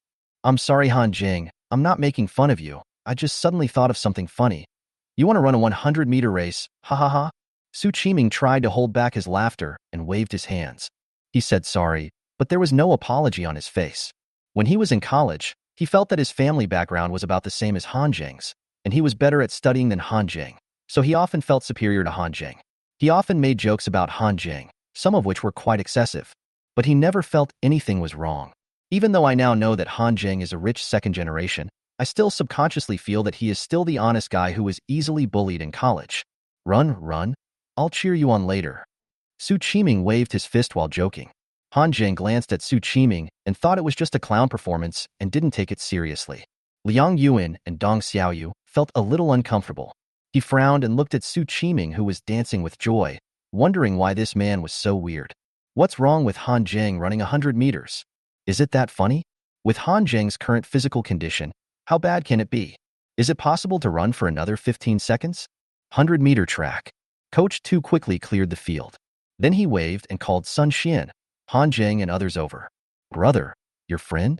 Su Yuan also came to Su Qiming's side at this time, looked at Han Jing's back as he walked away, and asked curiously. He just saw his brother talking and laughing with the other person. Yeah. Su Qiming's smile had long since disappeared from his face. He snorted coldly and said, This guy is actually a super rich second generation. He has been pretending to be poor for 4 years in college. He is so stingy. I even bought him some water. Why is he here? Su Yuan scratched his head. Why does it feel like he's going to run 100 meters? Haha, Xiao Yuan, let me tell you something funny. During his 4 years in college, this guy never passed the 100-meter and 1,000-meter physical tests. He ran slower than the girls. Is that true? I think he has pretty good physique. Maybe he has lost weight now. He was quite fat in college. Su Qiming curled his lips and didn't take it seriously. Sportswear is originally very loose, and when Han Zheng puts it on, it is actually a bit tight around his thighs, and he doesn't look much thinner. At best, she had her hair cut short, which made her face look a little smaller. Now, from afar, I saw Coach Tu explaining something to Han Zheng. The two girls took out a tripod and fixed a mobile phone on it, and seemed to be preparing to record a video. Su Qiming didn't know why, but he suddenly felt a desire to perform. Xiao Yuan, can you get me a set of tracksuit and spikes? Ah. Su Yuan was stunned. I want to measure the 100 meters too. Oh, okay. There are plenty of training clothes. I'll go get them from the locker room. Go quickly. Su Qiming patted his brother's back with satisfaction. Then, he walked towards Han Zheng. Han Zheng, it's boring for you to run alone. Why don't I accompany you? It just so happens that I haven't run for half a year. I don't know if I've regressed. I used to be able to run 13 seconds. Chapter 29 Han Zheng's 100-meter sprint shocked the audience, Part 1. Su Qiming stood in front of Han Zheng and Coach Tu and laughed. Who are you? Coach Tu was a little puzzled. Where did this unfamiliar face come from? I'm Han Zheng's college classmate, and I'm Su Yuan's brother. Oh, then let's run together. There are running aids on the 4th and 5th tracks. You can adjust yourselves later. Coach Tu nodded and said nothing more. Su Yuan is now his darling. Therefore, he was also much more polite to Su Qiming. Han Zheng, let's go change our clothes and shoes first. Haha, I can't run with you in this restrictive suit while I run with you in thick sportswear, right? Su Qiming said as he moved his arms and legs. I've already put on my tracksuit. I'll just take off the outer clothes later. You can go by yourself? Han Zheng shook his head. Then he ignored Su Qiming and walked towards Liang Yuan and the other person alone. What he is more concerned about now is whether the live broadcast room has been debugged. After all, this is about collecting sentiment values. This is also the main reason why he agreed to this physical test. Su Qiming's face changed slightly when he saw that he had once again been rejected by someone he liked. I couldn't help but curse in my heart. Stop pretending to be such a big shot. You'll be in trouble later. Near the finish line, Liang Yuan and Dong Xiaoyu kept adjusting the angle of their phones. This ensures that you can record the entire 100-meter sprint and see the electronic timer screen next to the finish line. Liang Yuan, has the live broadcast room been debugged? Hearing Han Zheng's voice, Liang Yuan nodded. All right, but there aren't many spectators.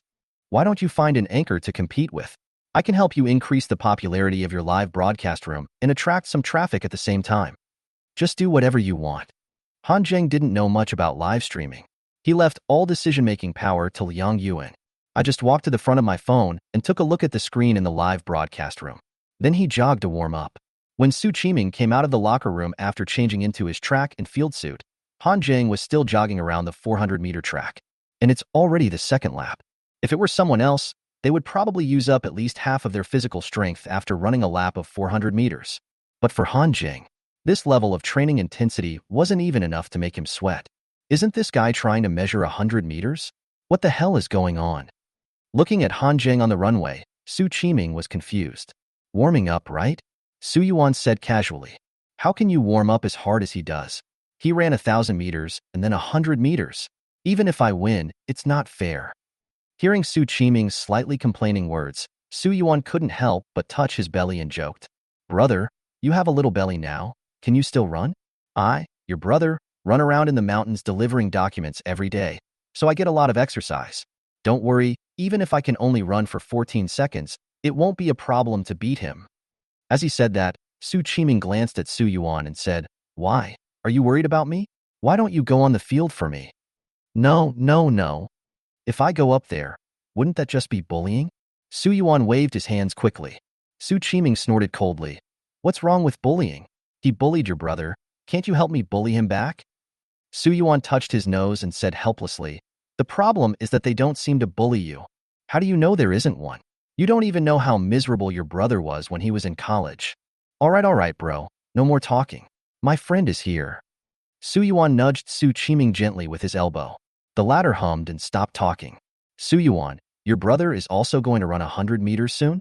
Several boys in track and field suits who trained with Su Yuan every day came over with a smile. Su Yuan smiled and explained a few words. Only then did they realize that Su Yuan's brother and the weirdo who was warming up on the field were college classmates, and they would be running alongside him. When I heard Su Yuan say that his brother could run more than 13 seconds when he was in college, everyone exclaimed collectively, Su Yuan, your brother is good. 13 seconds is not bad. It seems like there's a bit of sprinting gene in your blood. Su Qiming smiled and greeted his brother's friends. He also accepts all kinds of flattery, whether overt or covert. Until I saw Coach Tu stop Han Zheng's jogging on the track. The latter's steps slowly stopped. The corners of his mouth curved up, and he said to Su Yuan and the others, Xiao Yuan, you chat with your friends first. I'm going to warm up and start running soon. Yeah, okay. Su Yuan made an okay gesture. The others also shouted, Come on, brother Su. I'll run another 13 seconds later and recreate my former glory. You can do it fighting. At the same time, at the finish line, Liang Yuan and Dong Xiaoyu were in trouble. In the live broadcast room, I finally connected with a male internet celebrity who has more than 170,000 fans and likes to do some fun on weekdays. But when the other party saw that this was just a new account with a single-digit number of fans, he disconnected without saying a word. Even the comments in the other party's live broadcast room were shouting, Get lost. What are you doing? Running? Is this a sports student live broadcast room? It's not interesting. Just go to the next one. Liang Yuan and Dong Xiaoyu just stared at it, not knowing what to do. Seeing the male internet celebrity on the other side stretching out his hand and making a goodbye gesture, he was about to press the disconnect button on the screen. Liang Yuan was completely anxious. Hey, wait. She ran in front of the camera. The male internet celebrity opposite him brightened up and involuntarily retracted his hand. The comments in the live broadcast room also became more exciting. There's a beautiful lady. Miss, are you a student at the sports school? You are so beautiful. Miss, you want to run? I'll give you a small gift later. Sister, you have a great figure. I'll give you a follow first. Dahua, a live PK requires an evenly matched opponent. Your firepower is a bit too strong. I'm going to go support the lady on the other side first. I'm going too.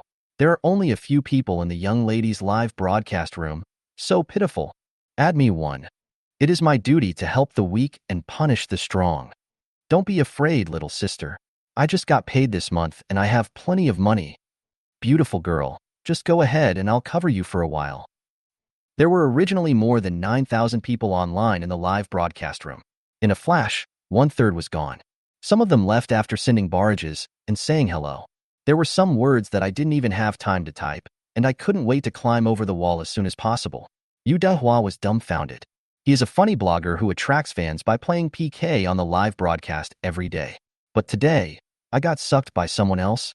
Is this what it means to hunt geese all day and get pecked in the eye by a goose?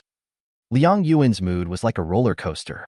He was like an ant on the hot pan 1 second ago, and the next second, he was excited by the number of people pouring into the live broadcast room. Dong Xiaoyu watched this scene from the side and was amazed. I couldn't help but secretly give Liang Yuan a thumbs up, just as the two were overjoyed. Suddenly, several exclamations came from not far away. Liang Yuan and Dong Xiaoyu turned around in surprise, but saw. It turned out that Han Zheng took off his sportswear, revealing his perfect muscles. Chapter 30 Han Zheng's 100-meter sprint shocked the audience. Part 2. Side of the runway. Han Zheng finally took off his sportswear and put on spiked shoes. Everyone was shocked when they saw his perfectly defined and sharply defined muscles revealed outside his shorts and short-sleeved shirt. Are you kidding? This is Han Zheng? When did this guy build up a body of muscles? Su Qiming was doing high leg raises to warm up a second ago, but at this moment his eyes almost fell out. There was a look of horror on his face, as if he had seen a ghost. Fuck, this figure. Is my eyes blurry because I haven't woken up yet? This muscle is so explosive. Su Yuan, I feel like your brother is in danger. Several athletes from the track and field team in the rest area were also shocked and opened their mouths wide. He stared at Han Zheng's body, which seemed like a sculpture and full of strength, feeling both surprised and envious. Su Yuan's reaction was similar to everyone else's, even more intense. Somehow, The words his brother had said before emerged in his mind. Fat and dumb? Running slower than girls?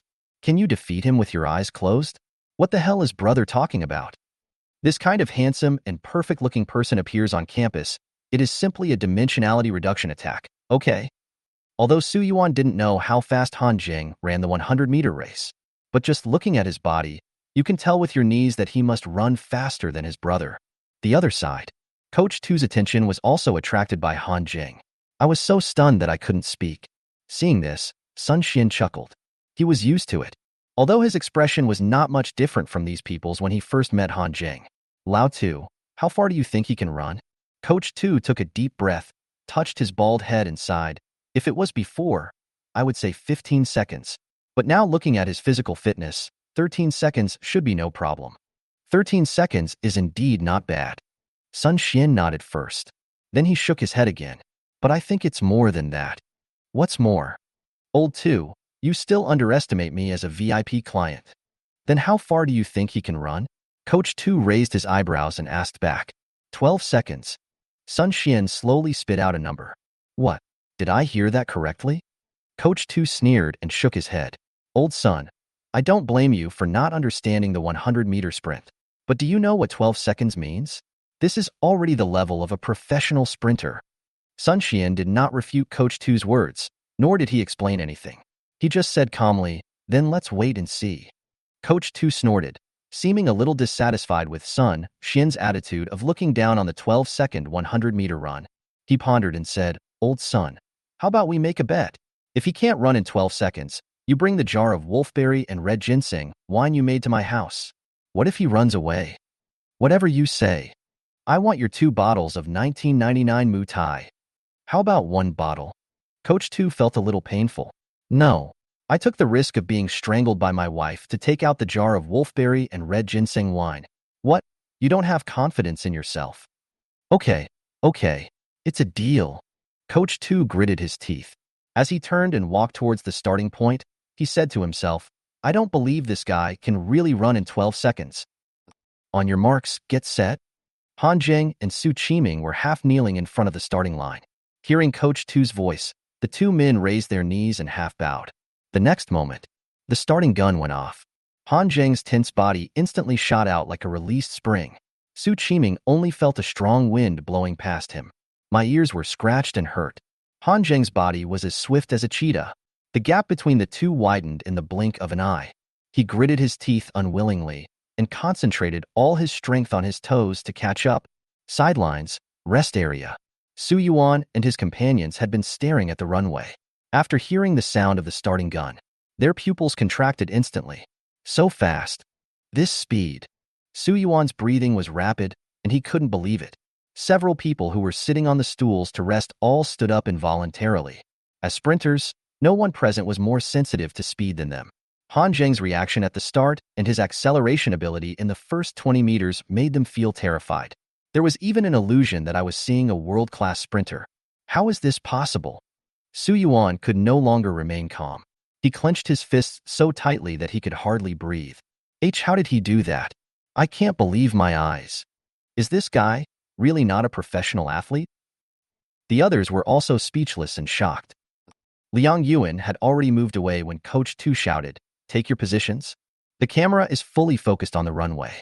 In order to prevent the audience from leaving the live broadcast room, she even told a white lie. Brothers and sisters, my brother is participating in a very important 100-meter race. Can we cheer him on together? Thank you, everyone. On the barrage, the audience expressed their understanding. My brother-in-law wants to compete. I will definitely support him. Come on for my future brother-in-law. I'd like to thank everyone here. Bah, that's my brother-in-law. Stop arguing. Whoever peed yellow, let the 2 people in front calm down. Just focus on the game, okay? When he saw Han Jing 20 meters ahead, he was already far ahead of Su Qiming.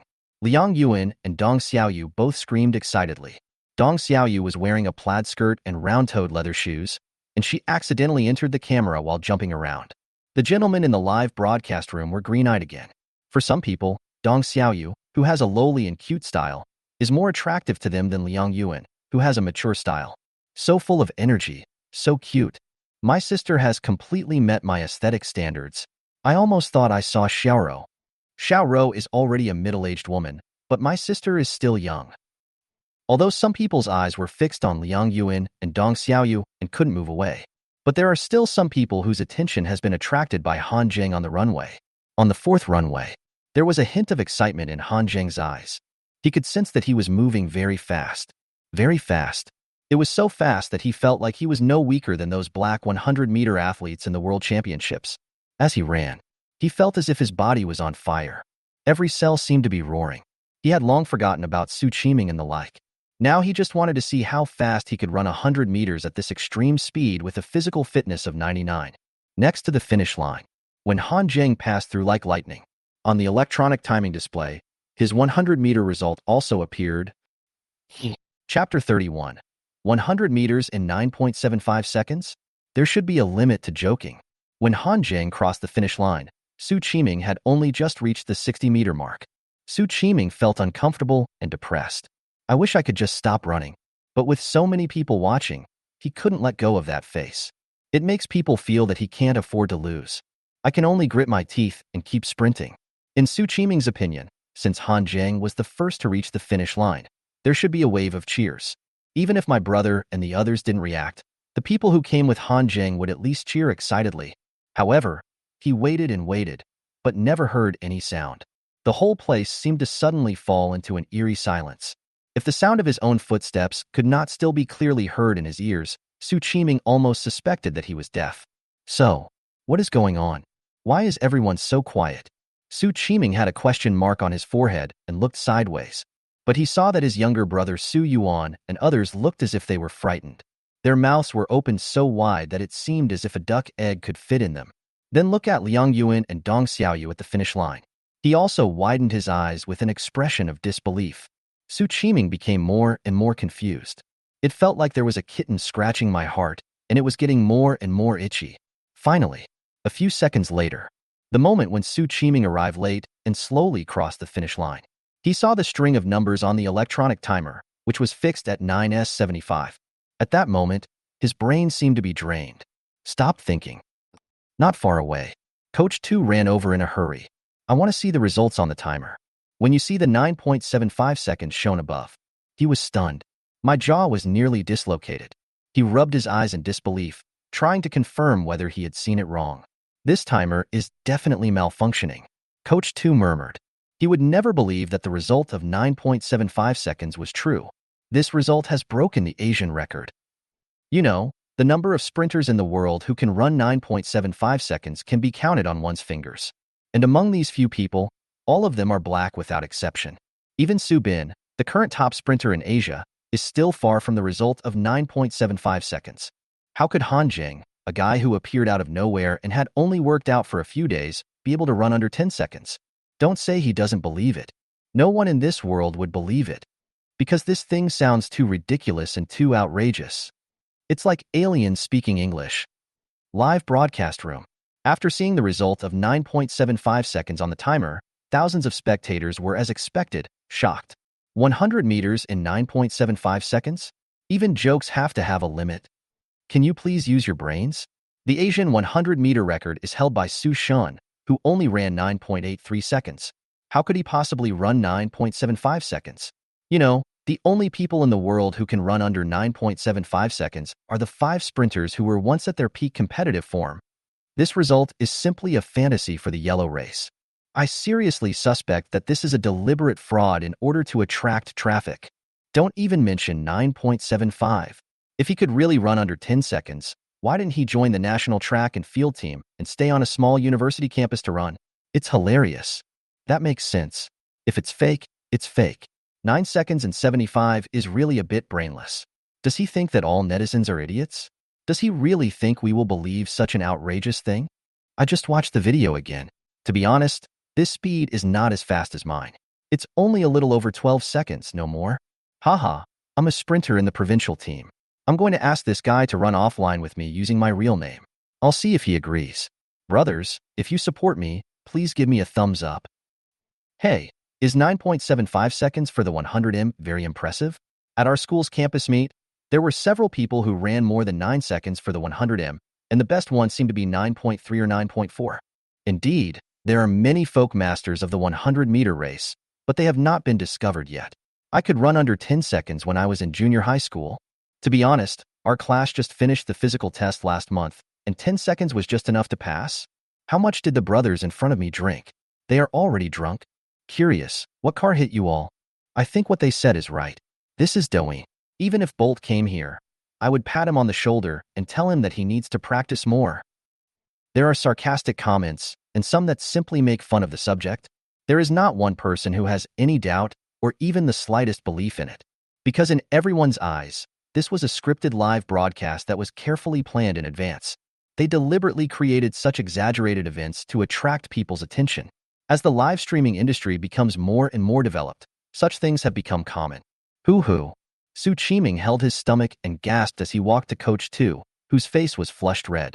Coach 2, is the timer broken? How could Han Jing possibly run more than 9 seconds? My 17 seconds is definitely not accurate.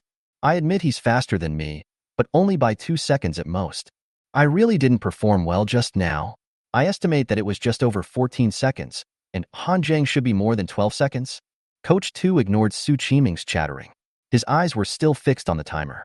Although he also thought that the timer was broken, Han Jing was definitely thinking that it was more than 12 seconds. Because 12 seconds is definitely not that fast. Half an hour later, Han Jing appeared in an empty room, ready to do some static tests.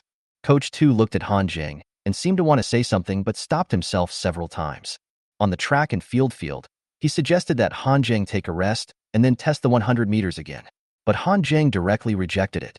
He asked Sun Xian for help again, but Sun Xian just smiled bitterly and shook his head. Indicates powerlessness. In the end, Coach 2 could only scratch his bald head hard and sigh helplessly. Static tests actually include height, weight, lung capacity, etc. The project is simple and extremely fast to test.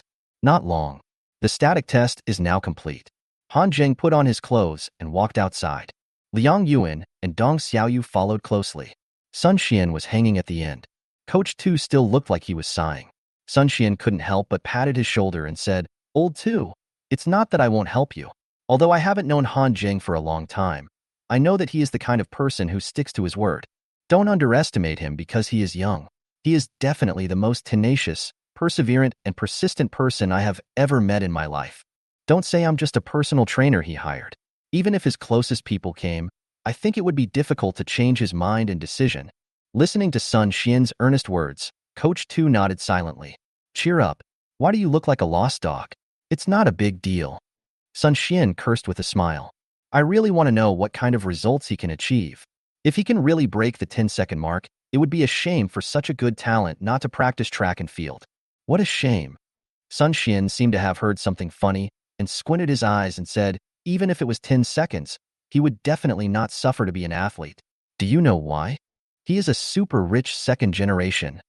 There are tens of billions of dollars waiting for him to inherit at home. Why do you want him to practice sprinting? Isn't this ridiculous? Coach 2 was speechless. He really didn't know that Han Jing had this identity. At that moment, all the thoughts in my mind disappeared. Let's go. Sun Xian laughed and punched Lao Tu's chest. Next time you come to my house, don't forget to bring your 2 bottles of 1999 Matai. Coach 2 felt a tightness in his chest. Finally, he uttered a word with resentment and frustration. Roll. Chapter 32. The devilish back muscles have taken shape. The parking lot is close to the entrance of Sports University. Han Jing took out the key and was about to open the door of the Mercedes-Benz G. Suddenly, a voice sounded from behind. Han Jing, turn around and look. It was Su Chiming. Fuck, your car? Su Chiming seemed to have long forgotten the confrontation that had just occurred on the track and field. All eyes were attracted by the G63, which is black in color, has a tough appearance, smooth waistline, and is luxurious and domineering. This car must be worth more than 1 million, right? Su Chiming asked enviously while touching the hood. About 300 of them landed on the ground. I can't quite remember. Han Jing said casually. He was waiting for Sun Xian anyway, so he didn't mind talking to Su Chiming for a few more words. 3 million? After hearing the price, Su Chiming's lips trembled slightly and his mouth felt a little dry. After a while, it took me a lot of effort to adjust my mindset. He has completely realized that Han Jing is no longer the honest man who allowed himself to joke around. The gap between their identities is already huge. Subconsciously, he wanted to please Han Jing and express closeness. So he smiled and said, Han Jing, do you need a half-brother? Han Jing said calmly, brothers are no longer missing, but a son is. Ahem. Su Qiming's face turned red after being choked by Han Jing's words. A curse word almost came out, but when it reached his throat, he swallowed it back unwillingly. I gritted my teeth and said to myself, haha, you are still the same as before. You like to joke around? Then I'll leave first. My brother is still waiting for me. Let's get together again sometime in the future. After saying, Su Qiming didn't care whether Han Jing responded or not. He immediately left the parking lot at a quick pace without looking back. Looking at his embarrassed back as he fled in panic, Liang Yuan and Dong Xiaoyu couldn't help but cover their mouths and laugh. Especially Han Jing's expressionless reply just now, lack of a son, was so funny. Su Qiming's face turned blue and red, and he looked so cowardly, feeling humiliated but not daring to fight back. This instantly swept away the anger that the two of them had in their hearts. Dong Xiaoyu blinked and suddenly asked mischievously, Han Jing, do you need a daughter? Han Jing looked at Dong Xiaoyu in surprise. Liang Yuan was also shocked. It seemed that he couldn't believe that Dong Xiaoyu was so brave. How dare you say such a thing? Although it was said in a joking tone, but if she were asked to come, she would never be able to say it. Dong Xiaoyu did not dodge Han Jing's gaze. He even puffed out his chest on purpose. Han Jing remained calm and said casually, if you are smaller, it is not impossible. Am I not young enough? Dong Xiaoyu felt a little embarrassed and annoyed. Liang Yuan also widened his eyes and looked at Han Jing in shock. Turn out to be. He likes small ones? For a moment, she couldn't help but look down at herself. You can't see the toes at all. Han Jing noticed something strange between the two of them. A dark line appeared on his forehead. I meant your age. Liang Yuan and Dong Xiaoyu looked at each other. Then they all lowered their heads in embarrassment. They all sighed in their hearts. Dong Xiaoyu, I knew it. How could anyone like a little one? Liang Yuan, that's what I said. Who wouldn't like the big one? While the two were daydreaming, Sun Xian finally arrived. Several people got in the car. Han Jing ignored Liang Yuan and Dong Xiaoyu. He stepped on the accelerator and drove the G-Class out of the Shanghai Sports University. Returned to Citron Villa. He didn't go back to his room to rest. Instead, he went straight to the gym on the third floor to continue his afternoon training tasks. This kind of strict self-discipline made Sun Xian, Liang Yuan and Dong Xiaoyu couldn't help but secretly call him pervert in their hearts. On the rowing machine, Han Jing called up the system panel while doing aerobic warm-up. The sentiment value has exceeded 3,000 points, and it is still growing sporadically. After a trip to Shanghai Sports University in the afternoon, he finally got the verification results. It doesn't matter whether it's true or not. What matters is that people must see it. This is the only way to meet the conditions for collecting emotion values. Although no one believed that Han Jing ran 100 meters in 9.75 seconds, it did not affect their emotions because Han Jing was affected. Han Jing didn't have the energy to go online to prove anything to them. He doesn't care whether others believe it or not. The most important thing for him now is get stronger, get stronger, get stronger. Tonight, you can take the Level 1 Breakthrough Pill to break through the shackles of physical fitness level 100. When I wake up tomorrow, I will probably have collected almost all the emotional points. At that time, he will directly exchange the Rock Secret Art in the mall. Once you get started, you can fight bullets with your body. Just thinking about it was enough to make him excited. Night. After taking a shower, Han Jing returned to his bedroom. The window was open and the air in the room was exceptionally fresh. Even though the lights were turned off, the room was not completely dark. The bright moonlight sprinkled on the floor. It illuminated half of the balcony. Han Jing walked to the bed and lay down in a spread eagle position. The cool breeze brushed across his cheeks, and his eyes were frighteningly bright. My heart moved. Call up the system. He took out the Level 1 Breakthrough Pill that looked like a longan. Then, he put it into his mouth without hesitation. Prepare to welcome the rebirth and transformation of the body. This breakthrough pill may seem hard to swallow, but it actually melts in your mouth. Just a moment.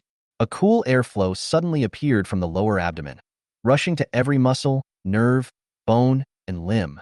It was accompanied by waves of faint, tingling pain. It feels like ants biting me. Sounds scary, but the pain is actually about the same as an injection. Although he was being pricked with needles all over his body, Han Zheng was able to endure it. He wanted to carefully feel the changes happening in his body bit by bit. I don't know if it's because of the fatigue caused by training or because of the side effects of the medicine. Han Zheng persisted for less than 15 minutes before finally being unable to hold on and falling into a deep sleep. The next day, the crisp bird calls outside the window woke Han Zheng up. When I opened my eyes, it was already completely bright.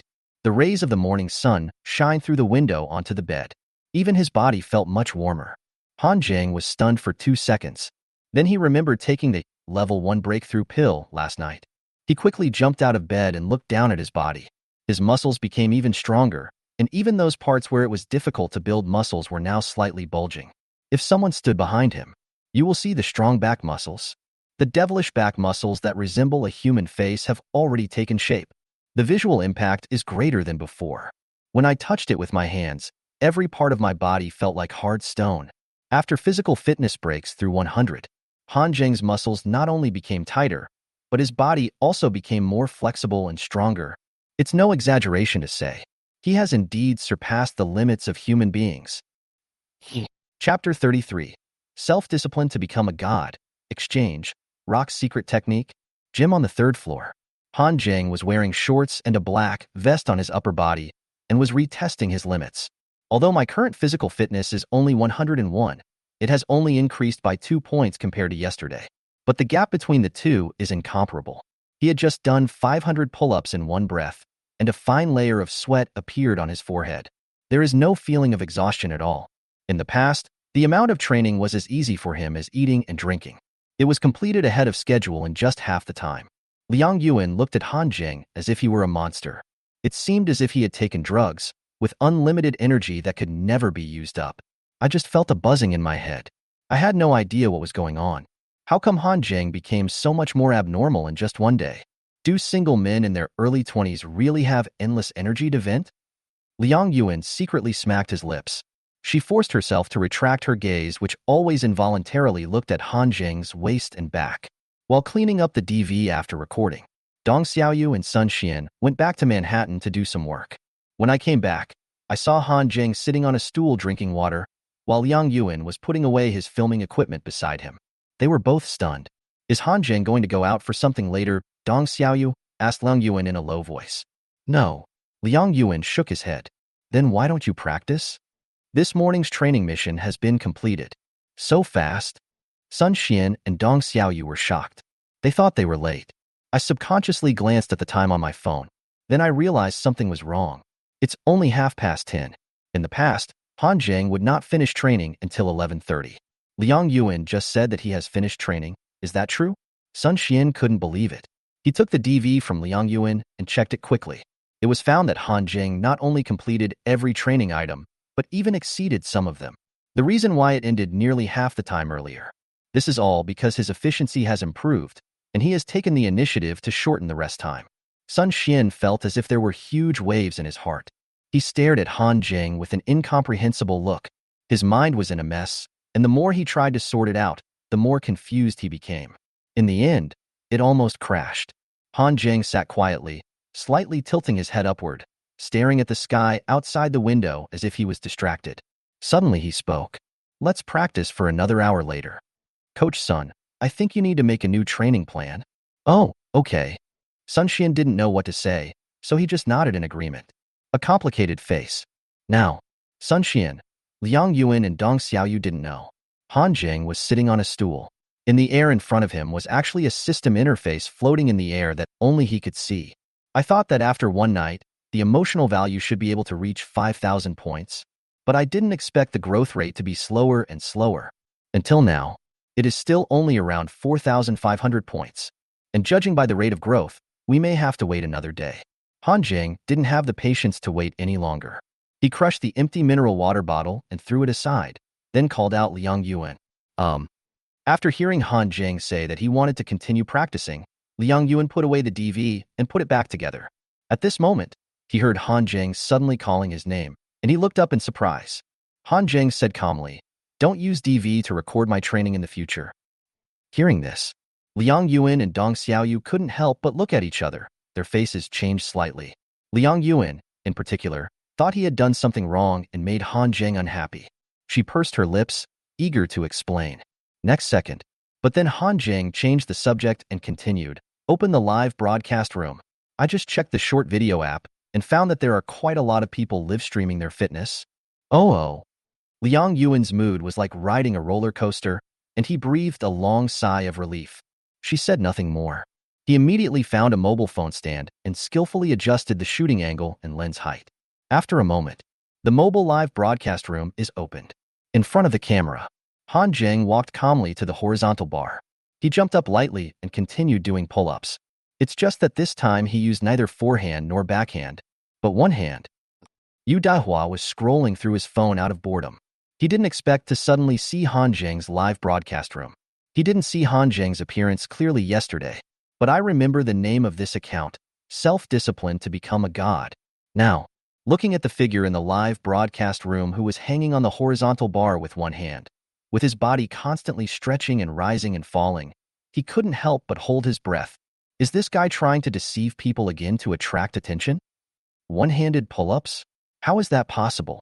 Yu Dehua thought with disdain while rolling his eyes, looking for flaws in the camera. But after searching everywhere, he didn't find any signs of cheating. The angle of the camera was very wide, capturing Han Jing's entire body. It can be clearly seen in the picture that Han Jing is suspended in midair, hanging on the horizontal bar with only one arm.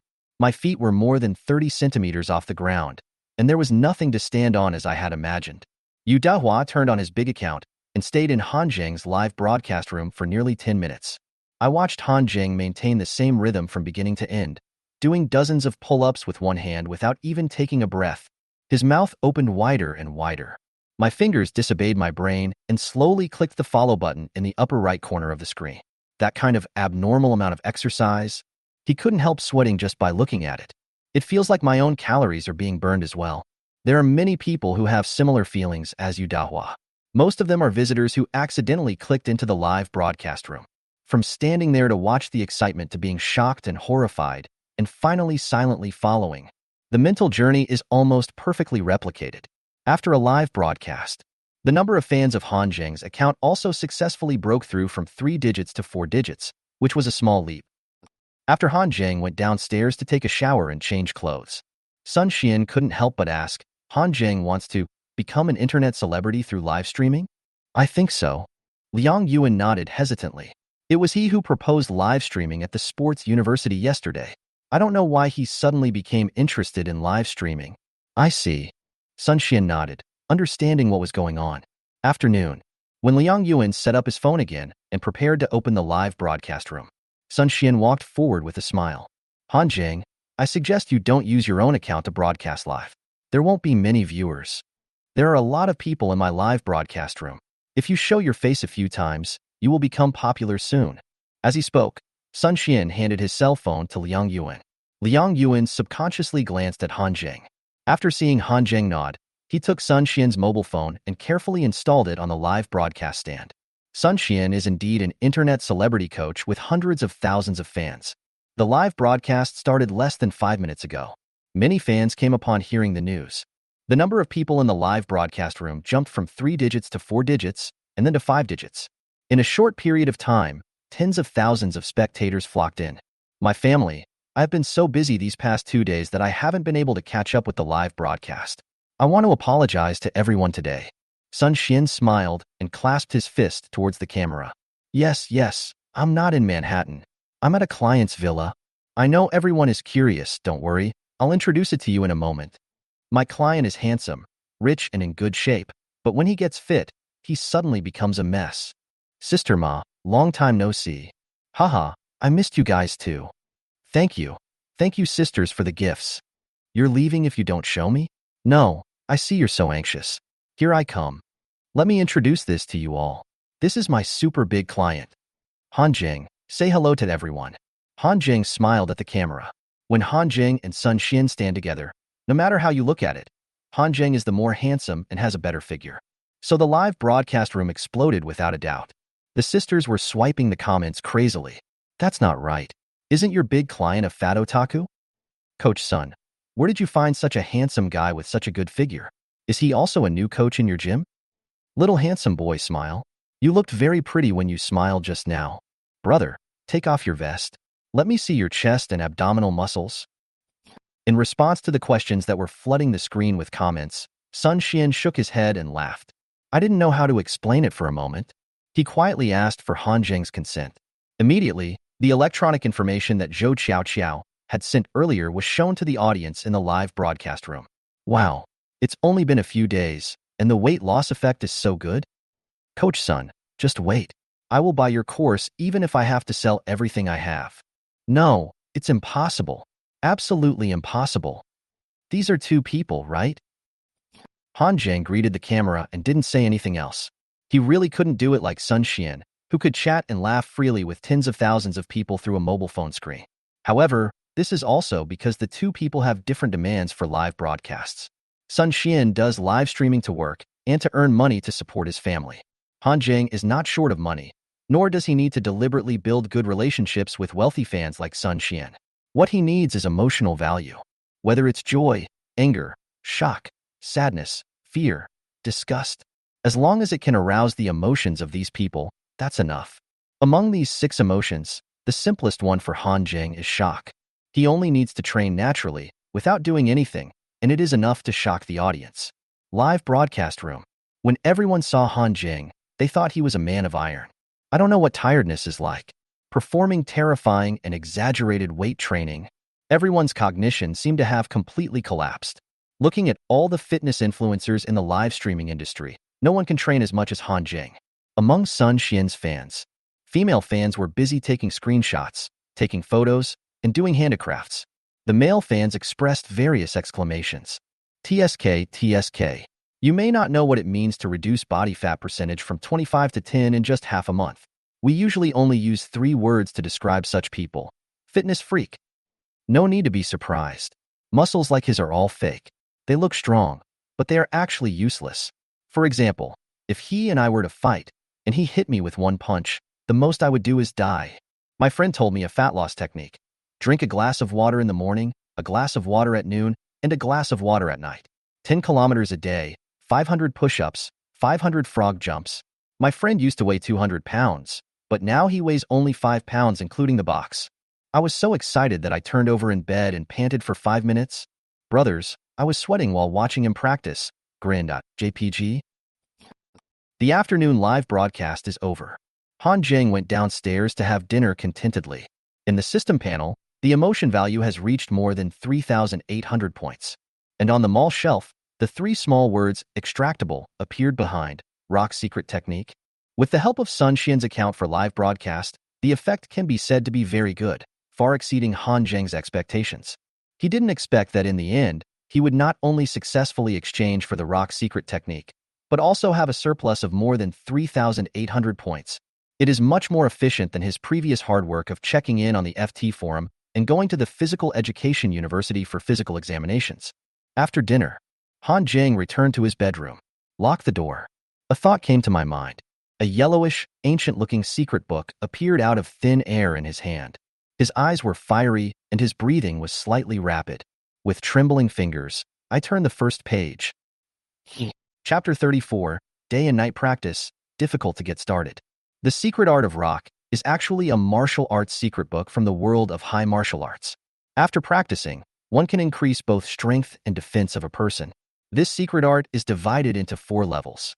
They are entry level, minor success, major success, and perfection. And just getting started is enough to make the body resistant to bullets. Ever since the mall was activated that day and Han Zheng first saw the introduction of The Secret Art of Rock, he has been obsessed with this technique.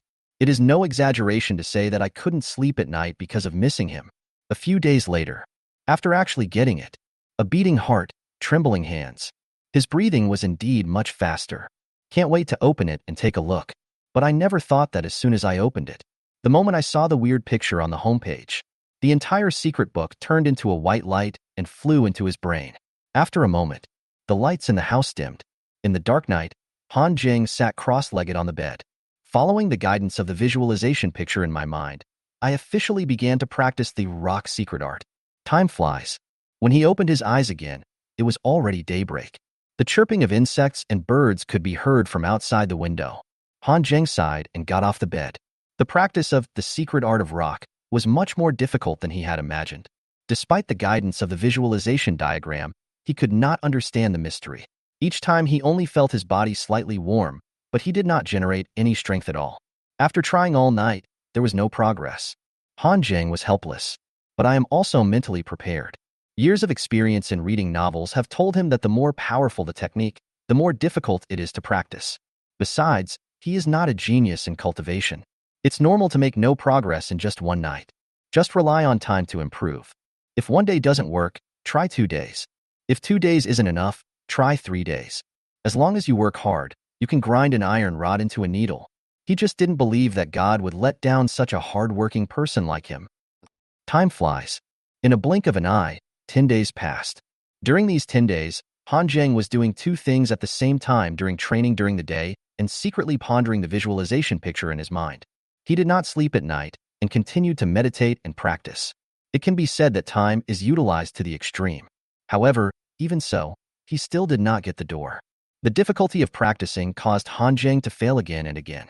It was as if I was trapped in an invisible barrier within reach, but unable to break through.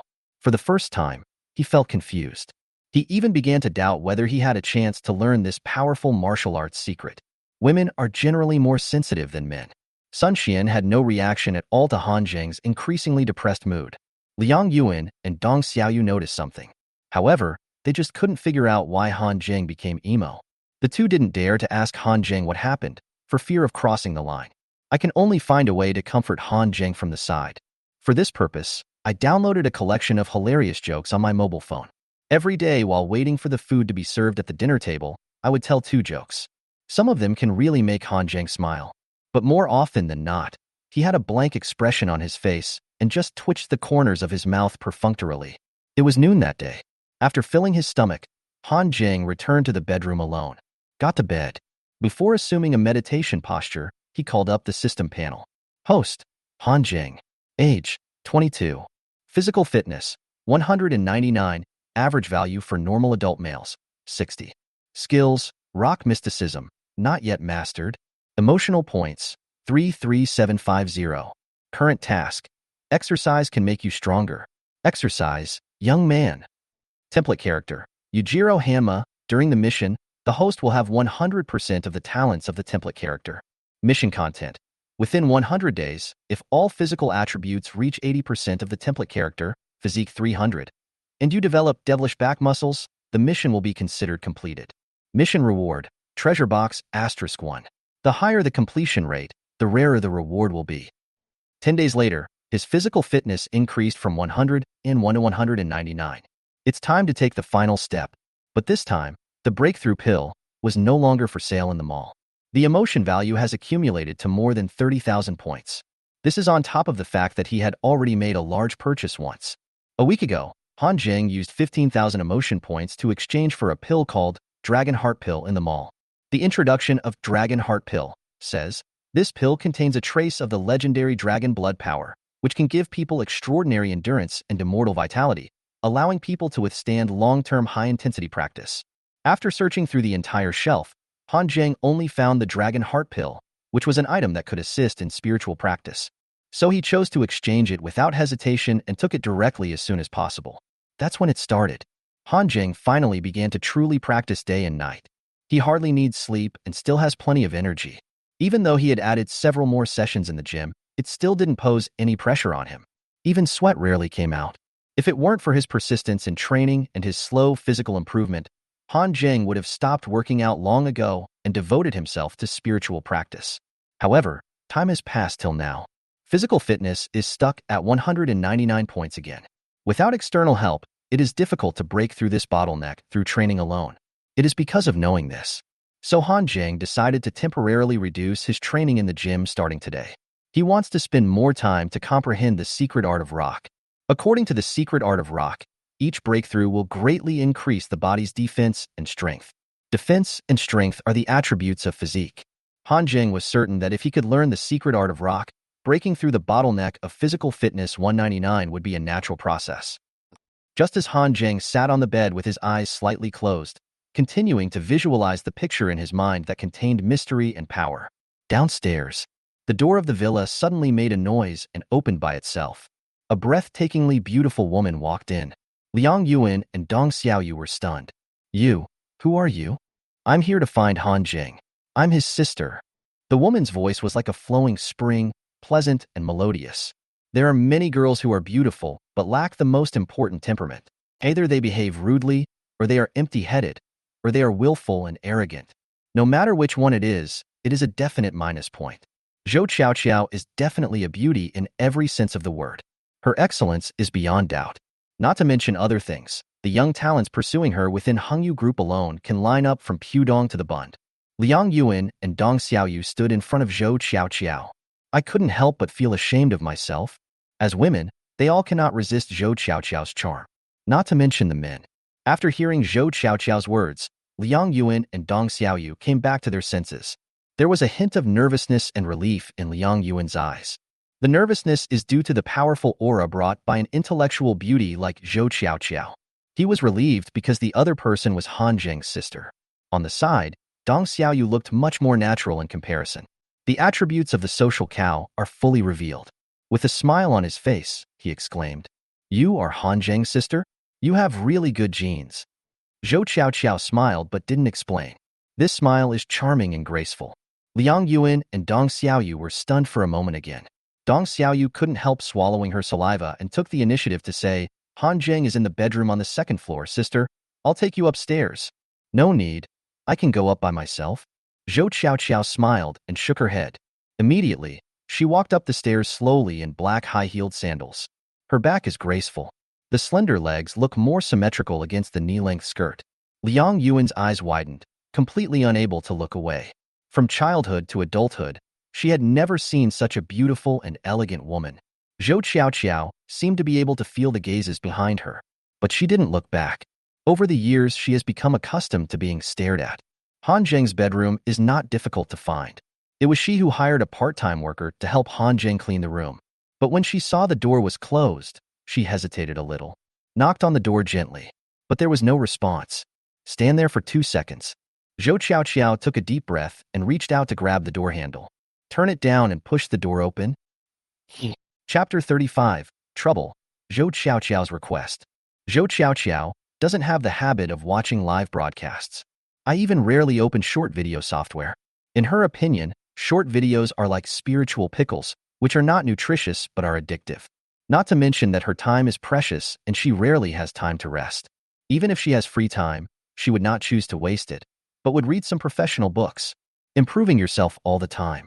Therefore, she didn't know about Han Jing's live fitness broadcast, nor did she know about his recent changes. The reason why I came to Citron Villa, it was just a spur-of-the-moment decision.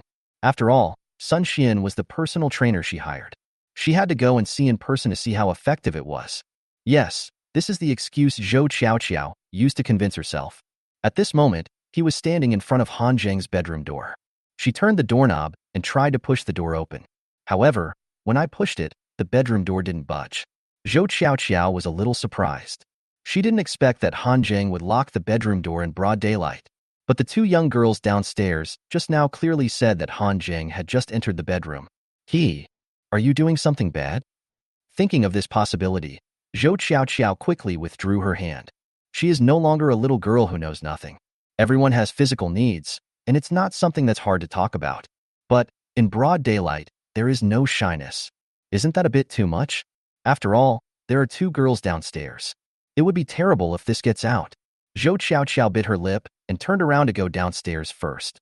After all, her last name is not Han.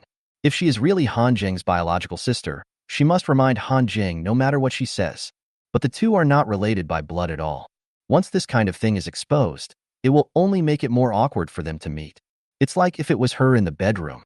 If she were caught by Han Jing, she would definitely want to find a hole to crawl into. It's even possible that they will just leave the magic city and never see each other again.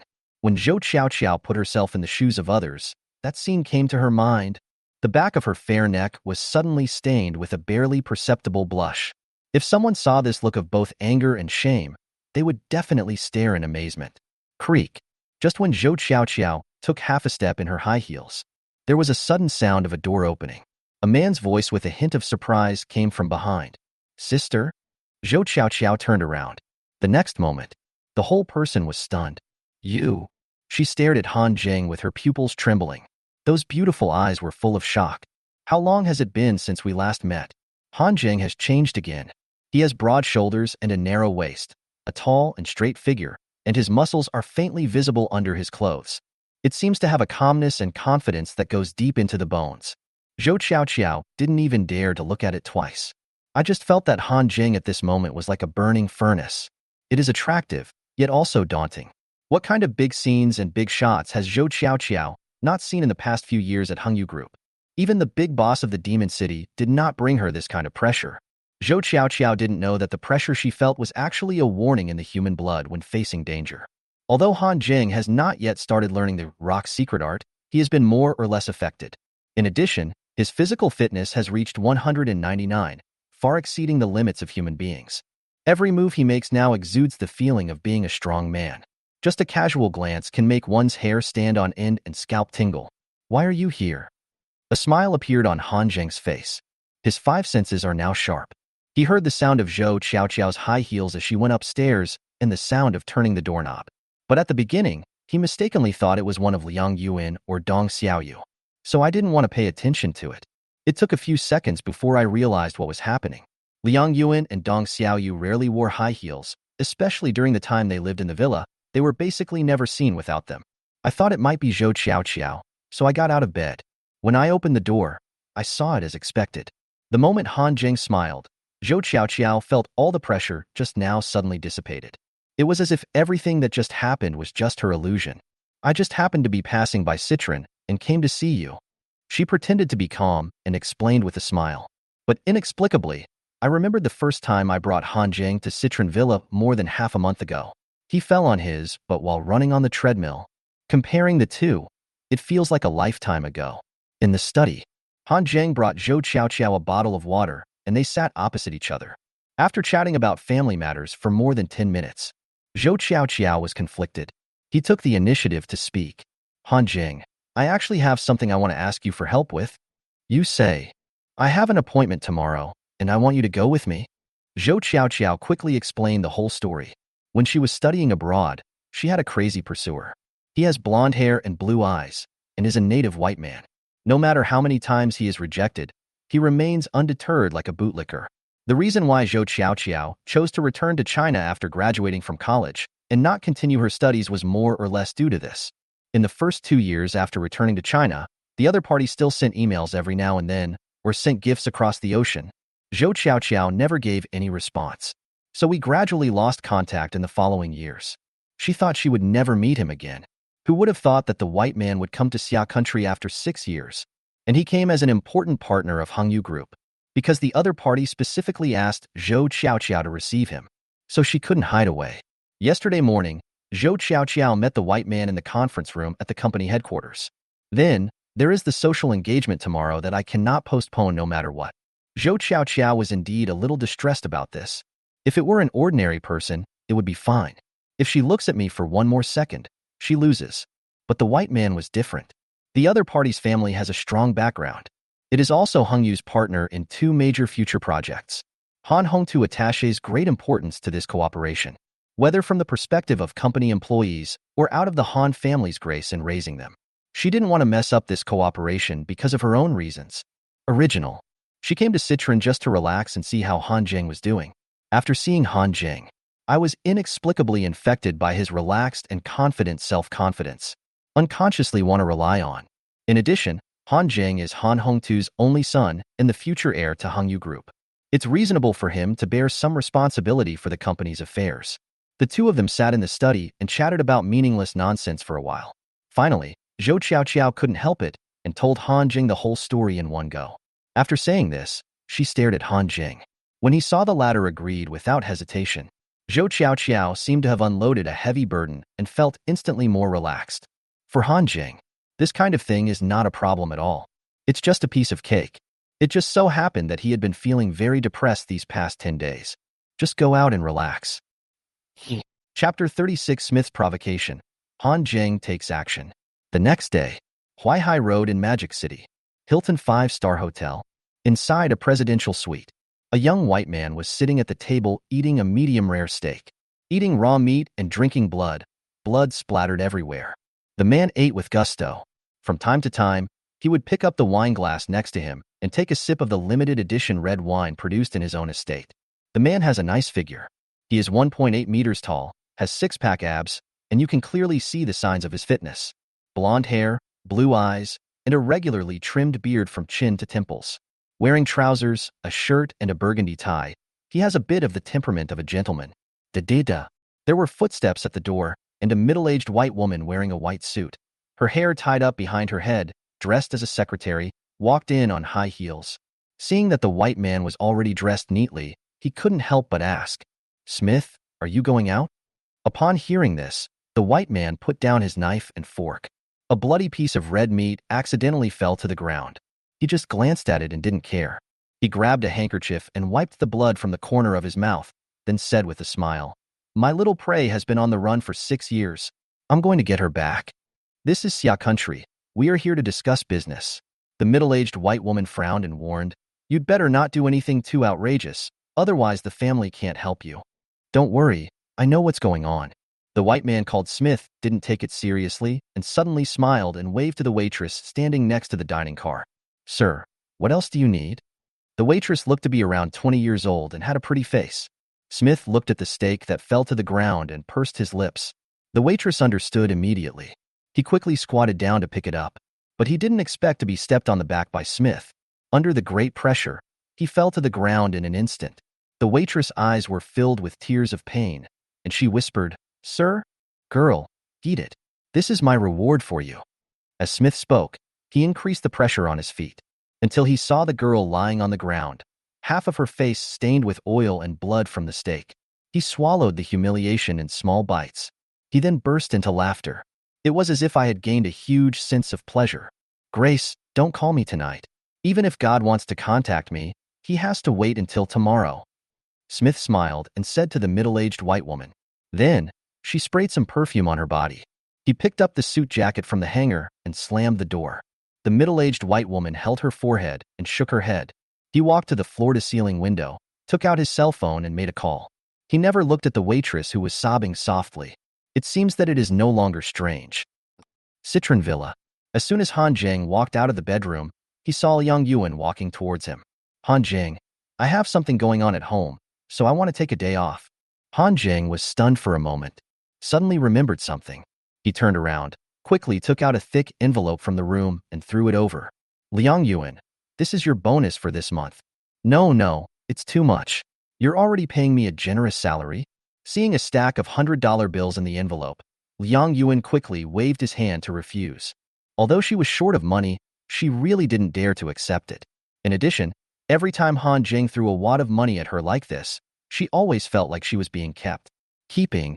When she thought about being kept by a man like Han Zheng, her legs felt weak for some reason and she almost couldn't stand.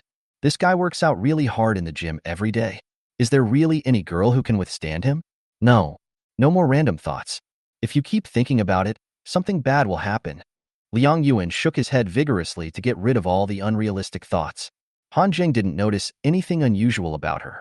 After throwing the money to Liang Yuan, he ignored her refusal. Then he walked out the door. Zhou Qiao seldom asks others for help. Since she has spoken, Han Zheng will definitely fulfill his promise no matter what. Half an hour later, in a private room of a high-end Western restaurant, Han Zheng met Zhou Qiao, and there was a blonde foreigner sitting opposite her. "Smith, let me introduce you.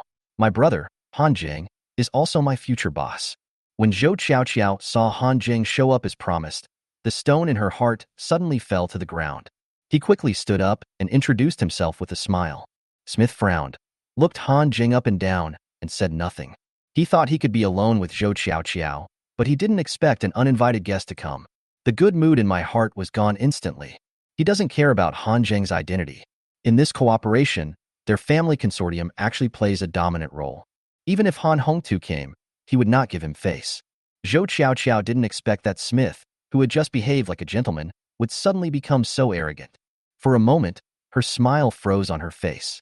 The air was filled with the aroma of red wine and heavy silence.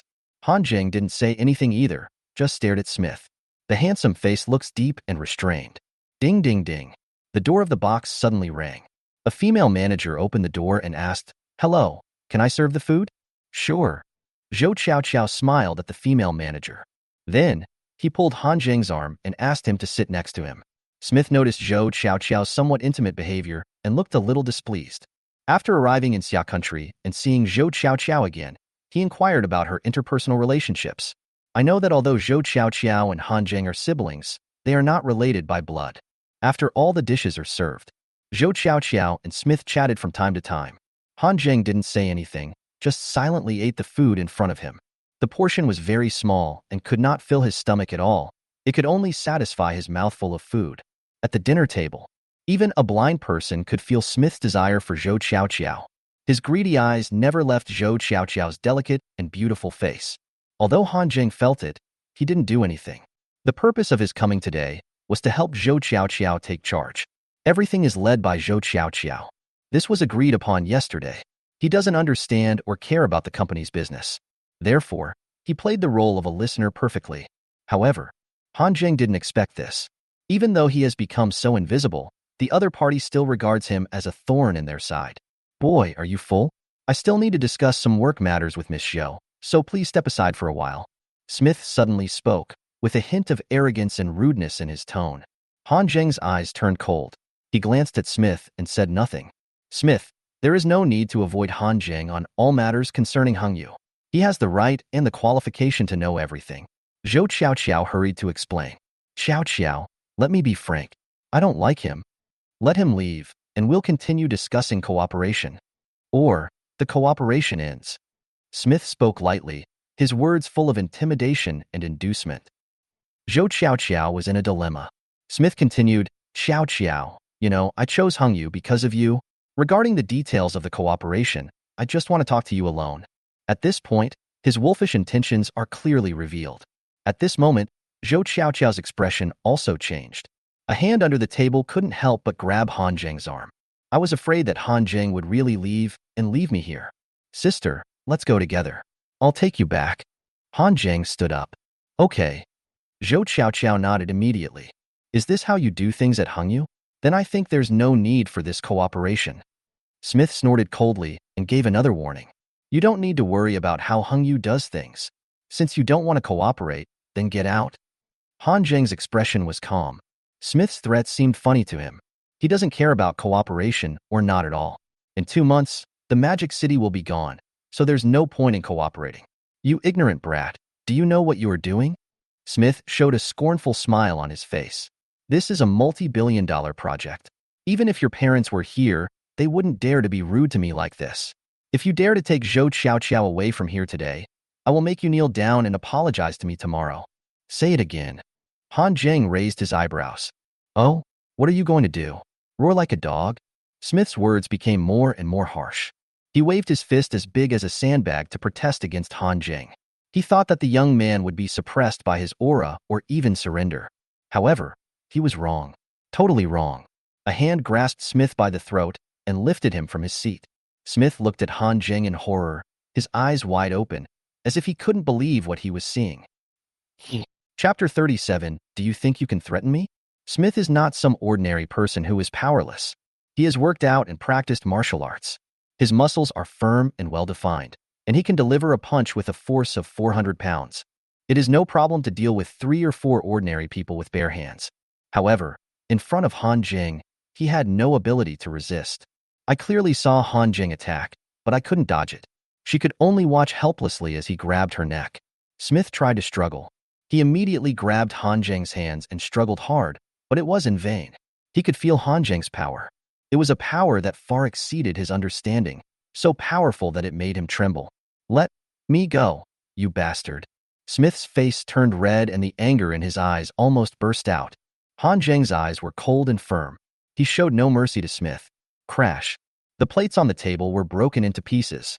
Han Zheng pinned Smith down on the table with one hand. Smith was like a captured beast, impotent and furious. Do you know where you went wrong? You were wrong to mess with me. Han Zheng's voice was cold, like a sharp blade piercing Smith's heart. Before he finished speaking, he grabbed a silver fork from the side, pierced Smith's palm with the knife, and nailed it to the table. Han Zheng.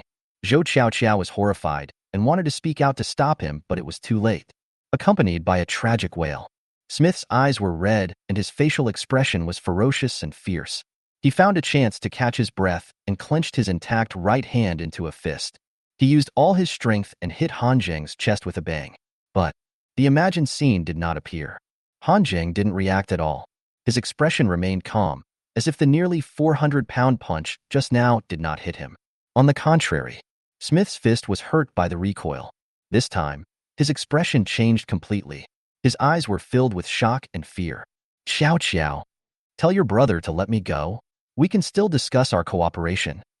Seeing Han Zheng's increasingly cold eyes, Smith panicked for the first time and looked at Zhou Qiao begging. The 400-pound fist that he was so proud of seemed so insignificant at this moment. His arrogance was completely shattered at this moment. Do you think you can threaten me? Han Zheng's voice made Smith feel chilled. He tried his best to struggle up, but found that his body was no longer under his control. His arms and legs were unable to move, as if they were weighed down by a heavy object. He wanted to scream, but found that Han Zheng had grabbed his throat again and he could no longer make any sound. Do you think that punch you just threw could knock me down? Han Zheng continued. He bent down and grabbed Smith's shoulders. Her fingers clenched so hard that it seemed as if they were going to crush his bones.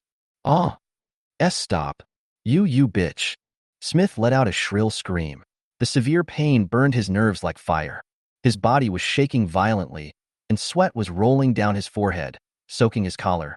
But Han Zheng's fingers continued to exert force mercilessly, and his bones made a creaking sound, as if they would break at any time. No, don't. Smith looked at Han Zheng, his eyes full of despair. He wanted to beg for mercy, but Han Zheng didn't give him a chance. After a moment, Han Zheng took Zhou Qiao's hand and walked out of the box. Zhou Qiao's face was pale, and she looked at Han Zheng's back with complicated eyes. She followed him obediently without saying a word. It took more than 10 minutes for the two of them to pay the bill and leave. The waiter then pushed the cart to the box, just as she was about to clear the dishes. But suddenly he was startled by the figure on the ground. Screaming, he ran out to find the manager. Smith lay on the ground, fear in his eyes. His arms and legs were bent at odd angles. That was evidence that the hardest bones in his body had been crushed alive. In the Mercedes-Benz G, are you going to my place or back to the company? Han Zheng asked casually while driving. Zhou Qiao sat in the passenger seat, tilting her head to stare at Han Zheng's face. Suddenly I felt like I didn't know him anymore. Clearly Smith was crippled just now, but now he looks normal, as if nothing happened. Should we say he has a big heart? Or is he just impulsive and forgets to consider the consequences?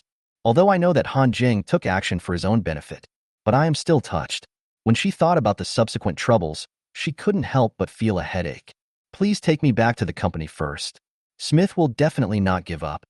I'll take care of the finishing touches. Zhou Qiao sighed. Han Zheng may not know much about Smith's background, but she knew very well what a huge monster it was.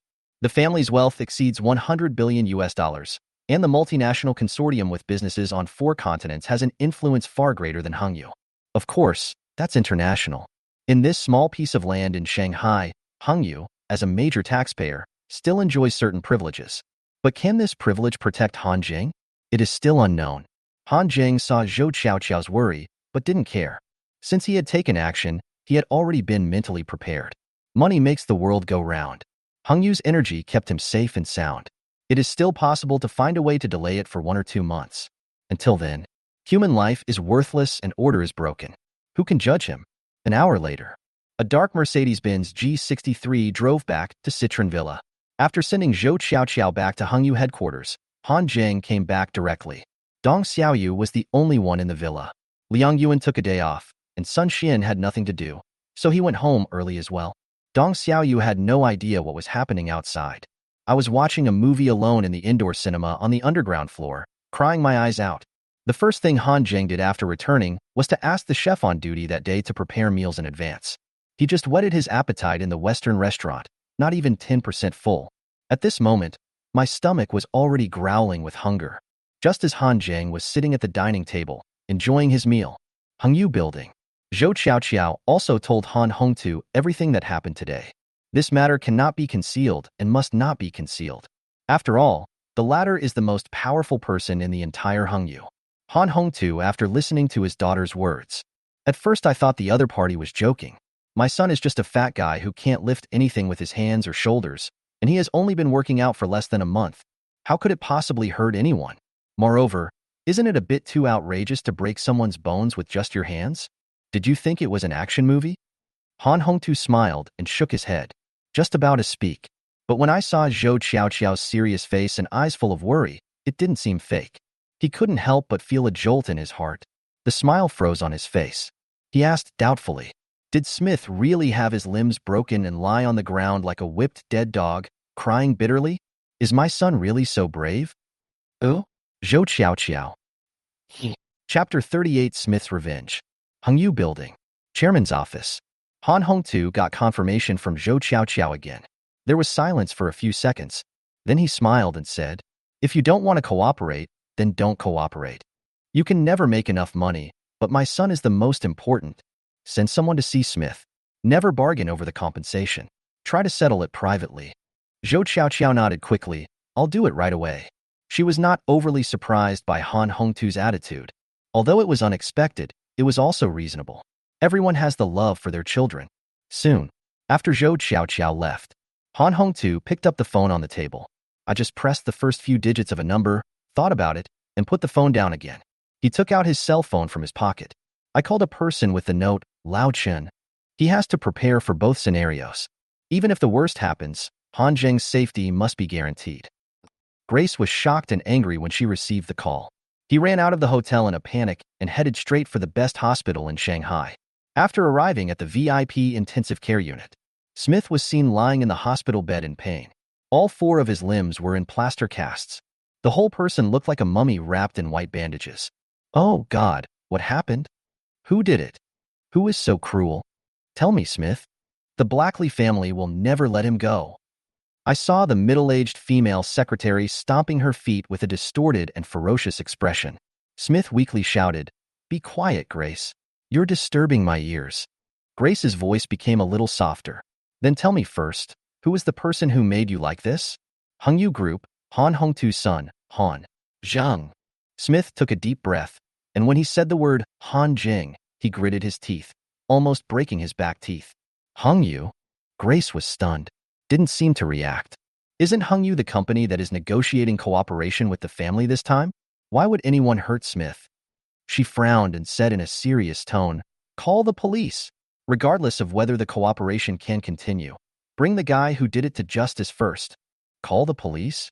Smith suddenly laughed. There was a hint of viciousness in the weakness. No. Then this kid will be locked up. It's too easy for him. I want him to die. It must be a very ugly death. From childhood to adulthood, no one dared to do this to me. You! Grace looked at Smith's sudden madness and hesitated to speak. Don't stop me. Grace. Smith interrupted with a roar. The cooperation with Hongyu is terminated. After Han Zheng dies, we will return to China. Okay, what are you going to do? Grace compromised. She knew that if she didn't let Smith vent his anger, he would definitely do something even crazier. And what he said actually makes sense. If we really call the police, with Hongyu's influence in Shanghai, he may not be able to do anything to the guy who hurt people. It is very likely that the other party will release them right after they leave. If you want revenge, do it thoroughly. Smith's eyes showed a trace of resentment. Call my uncle. I want that person's contact information. Soon, Grace understood. The reason why Smith didn't want the Xia country officials to intervene. Because he chose another way to retaliate against Han Zheng. Hire a killer. Hongyu Group. Zhou Qiaoqiao tried to contact Smith and his secretary Grace, but none of them succeeded. The other party didn't answer the phone at all. Although no one checked out of the Hilton Hotel, it was still empty. She was worried for 2 days before she learned from Han Hongtu that Smith did not choose to call the police. Zhou Qiaoqiao was surprised and relieved at the same time. Although he didn't understand why Smith did this, it was at least a good thing for Han Zheng. As long as the authorities do not intervene, Han Zheng will not face imprisonment. But soon, seeing Han Hongtu's face still solemn, she suddenly realized that things might not be over yet. Although Smith did not call the police, it does not mean that he gave up on revenge against Han Zheng. Regardless, we still need to remain vigilant. At the suggestion of Han Hongtu, Zhou Qiaoqiao drove to Citron Villa. She will live here for some time. The main purpose is to keep an eye on Han Zheng and try not to let him go out. The security force in Citron Villa district is very good. Outsiders cannot enter without permission. No matter what Smith's plan is, As long as Han Jing stays quietly in the villa and doesn't go out, he will be safe. As the saying goes, one should remain constant in the face of ever-changing situations. As for when to wait, just wait until Smith and his party leave Xia country. The cooperation has fallen through, and I believe they won't stay for long. Liang Yuan and Dong Xiaoyu expressed their excitement about Zhou Qiaoqiao's arrival. Han Jing was indifferent. He devoted himself to the practice of the secret art of rock all day long and had no time to care about other things. Because Sun Xian felt that his role was getting smaller and smaller, he spent less and less time in Citron Villa these days. Most of the time, they only come in the morning and leave after lunch. The last time Zhou Qiaoqiao came to see Han Jing, Sun Xian was not there. When he saw it this time, he was immediately shocked. He was so incoherent that he almost shouted, "Hello, sister," along with Liang Yuan and Dong Xiaoyu. Towards these three people, Zhou Qiaoqiao always maintained her cool personality, being polite but smiling. But in front of Han Jing, her coldness involuntarily disappeared. The main reason was that the mark Han Jing left in her heart that day was too deep. She has been dreaming about Han Jing these days. There are dreams of cruelly destroying flowers, and there are also dreams that are indescribable. Anyway, no matter which one it is, it will make her break out in a cold sweat. The first day of moving into Citron, Zhou Qiaoqiao just wanted to find time to talk to Han Jing. But Han Jing can't rest at all. Every day I either train or eat. After dinner, he stayed in the bedroom without looking back. She couldn't find any chance for them to be alone. Tell the truth. She is now extremely curious about Han Jing. I wonder why he suddenly started working out. I'm curious why he has changed so much in just 1 month of fitness. I wonder how he broke Smith's bones with his bare hands. I was also curious about what he was doing in his bedroom most of the day. It's late at night. Zhou Qiaoqiao lay in bed, unable to fall asleep for a long time. She finally couldn't help it. Get out of bed and walk outside. Her intuition told her that Han Jing must not have gone to bed yet at this time. Soon, Zhou Qiaoqiao walked to Han Jing's bedroom door. Ding, ding, ding. She knocked gently on the door. Accompanied by the sound of footsteps, the door opened. Can I come in? I want to talk to you about something. Zhou Qiaoqiao blushed slightly. She also knew that such actions and words late at night could easily be misunderstood. But she just couldn't suppress her inner desire. Ahem. No, it was curiosity. Just when Zhou Qiaoqiao entered Han Jing's room late at night, Shanghai Hongqiao International Airport, a plane from Southeast Asia has just landed. After a while, a thin man with dark skin and wearing a baseball cap and carrying a backpack walked out of the exit in a low-key manner. Soon he merged into the crowd and disappeared. In his pocket was a palm-sized photo. The person in the photo is Han Jing. Chapter 39. The killer Chachai arrives in the Magic City. Chachai is a killer. Before becoming a killer, he was a gangster. He has used snake gall as medicine since he was young and practiced Muay Thai, which has built him a strong body. Coupled with his brutal and ferocious character and his desperate fighting style, he is invincible in the black boxing ring. However, Chachai was not satisfied with his victory in the black boxing ring. After successfully defending his title 10 times in a row, he decided to switch careers and become a killer. This is both a confidence in one's own strength and a desire to explore a darker world. Just 3 years, Chachai grew from an unknown person to a rising star in the killer world. His 100% success rate and high efficiency with the shortest average time made him famous in the dark world. As more and more wealthy people came to him, his net worth also increased. He is now the highest paid killer in Southeast Asia. One time, up to $5 million. Chachai said that if the mission failed, he would voluntarily return half of the money. But so far, Chachai has not encountered an assassination target who can make him return the money. The Blackley family had hired him on 2 missions. One assassination attempt was on a super-rich man in the Middle East, who was said to be in malicious competition with the Blackley family's crude oil business. Another assassination was of a leader of a West African armed group. Chachai succeeded in both attacks. He doesn't like using guns. I enjoy cutting the enemy's throat with a knife, watching the fear and despair on his face, and hearing the wonderful sound of a broken windmill coming out of his throat. When Smith called via encrypted satellite phone, Chachai was on vacation in a small country in Southeast Asia. Every time he completed a mission, he would randomly choose a country, spend lavishly, and enjoy himself to the fullest. Chachai didn't want to accept the mission to Xia Kingdom. It had been less than a week since he had completed his last mission. Prepare to give yourself a month's vacation. In the Villa Manor, surrounded by girls on both sides. Beauties of all colors, yellow, white, and black, knelt on the ground and served him alone, happy as a god.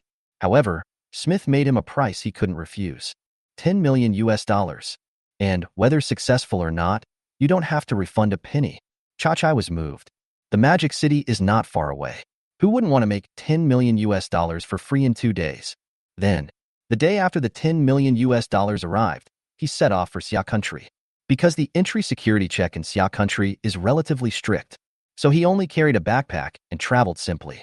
He didn't even bring the dagger he usually used. Let's talk about it after we get to the Magic City. For a professional killer, everything can be used as a weapon to kill. What's more, the target this time is just the son of a wealthy man. I am very young, having just graduated from campus half a year ago. Although from the information Smith provided, he has been doing live broadcasts of his fitness recently and has a muscular body that looks impressive, but Chachai didn't take it to heart. If you give him a knife, he can kill even the iron-blooded Ngannou without any injury, not to mention an ordinary son of a wealthy man. Yes, in Chachai's eyes, Han Zheng is just a weakling. Smith did not tell Chachai that Han Zheng had broken his bones with his bare hands. If he told her, Chachai might become more alert. As for now, Chachai even considered whether he should complete the task with his bare hands. After all, there are too many moves in Muay Thai that can kill with one blow. Zhou Qiao walked into Han Zheng's bedroom. It was nothing at first, but after seeing Han Zheng close the door, she suddenly became nervous. Although I know Han Zheng will not do anything to me, but the little heart in the chest couldn't stop beating rapidly. Don't stand, sit on the sofa or bed, whatever you like. Han Zheng said something. Then he took out a vest from the cabinet beside him and put it on. During this period of time, when he was practicing the secret art of rock, he was shirtless in order to better observe the trajectory of luck under the muscles. I saw Zhou Qiao carefully sitting on the sofa.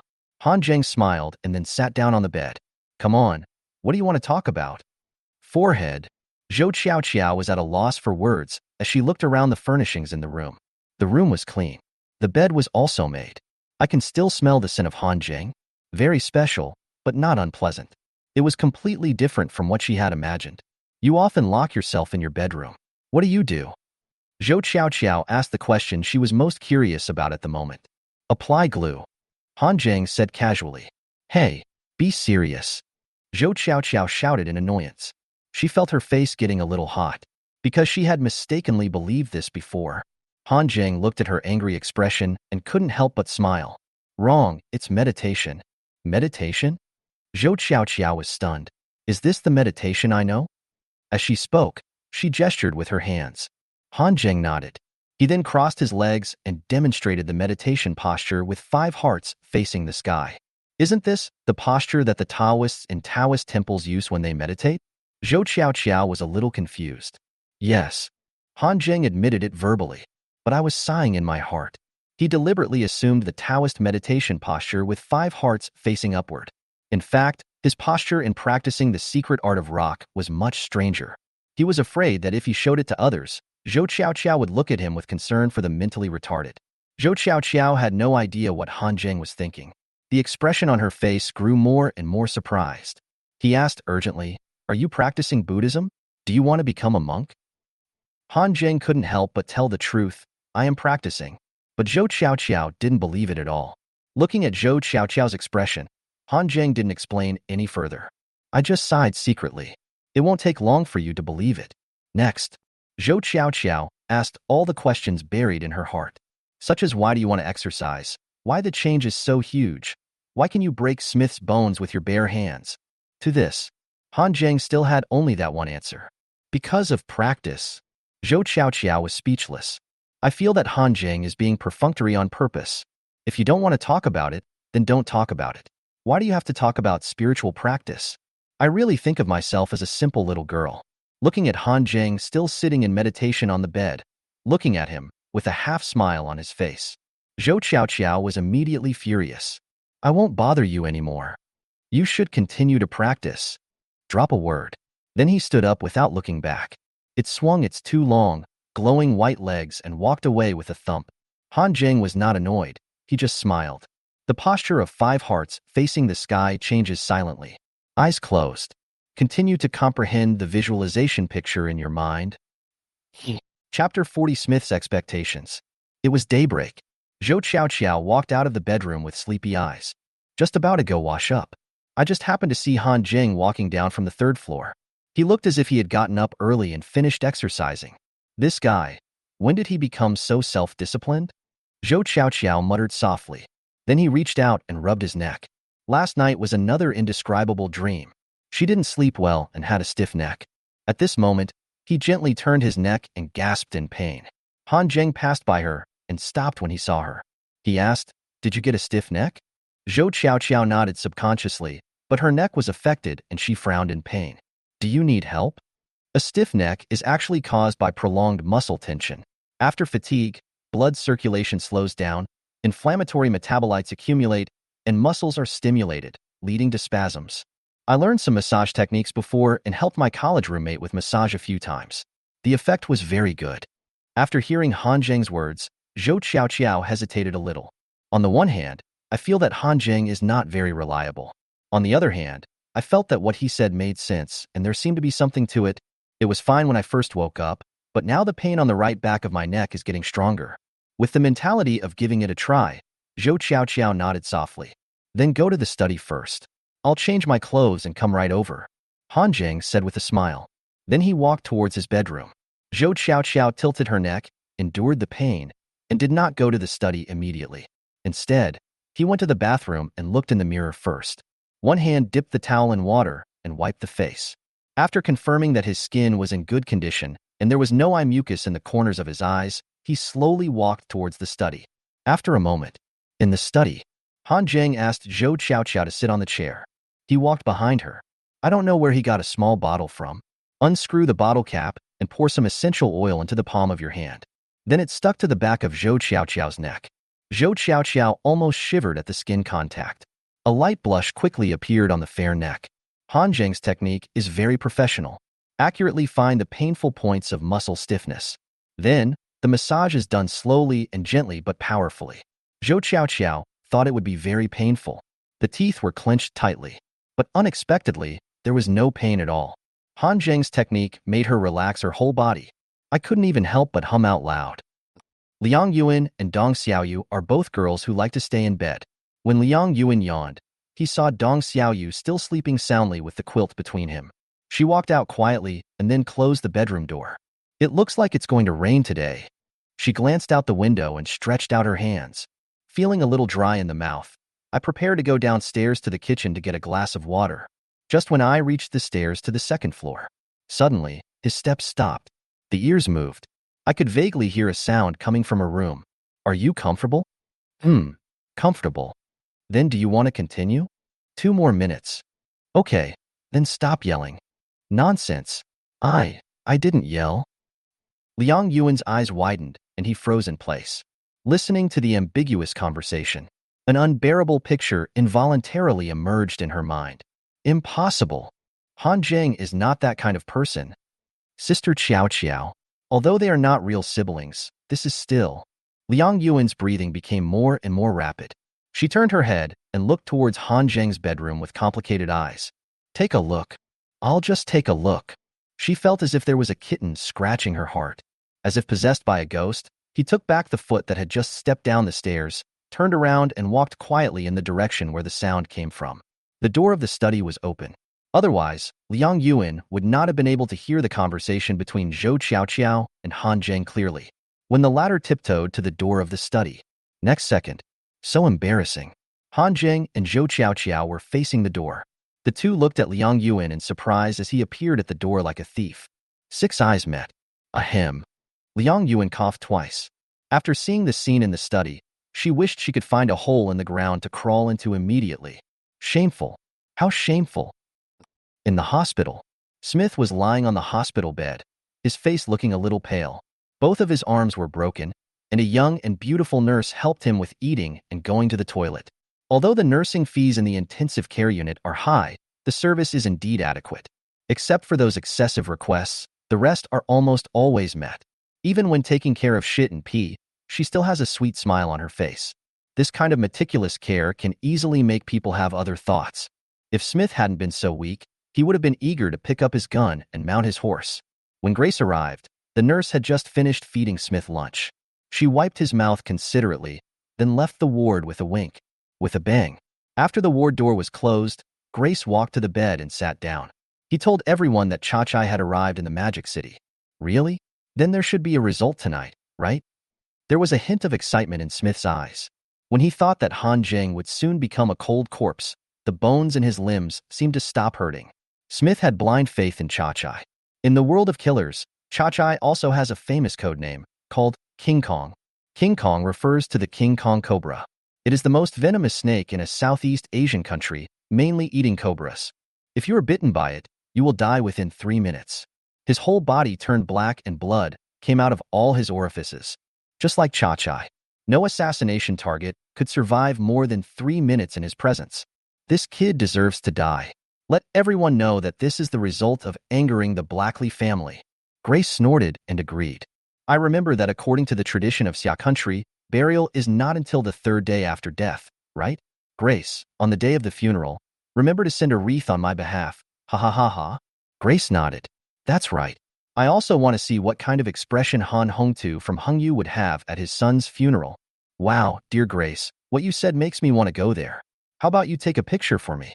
I will treasure the picture of the old dog crying in pain. Listening to Smith's increasingly crazy words, Grace stopped talking. She listened to Smith on most things. But she is not stupid. I just want to watch the fun secretly and applaud it in my heart. If she really wanted to brazenly take photos of Han Hongtu at the funeral, she was afraid that she would be beaten to death on the spot. Hey, Grace, what are you daydreaming about?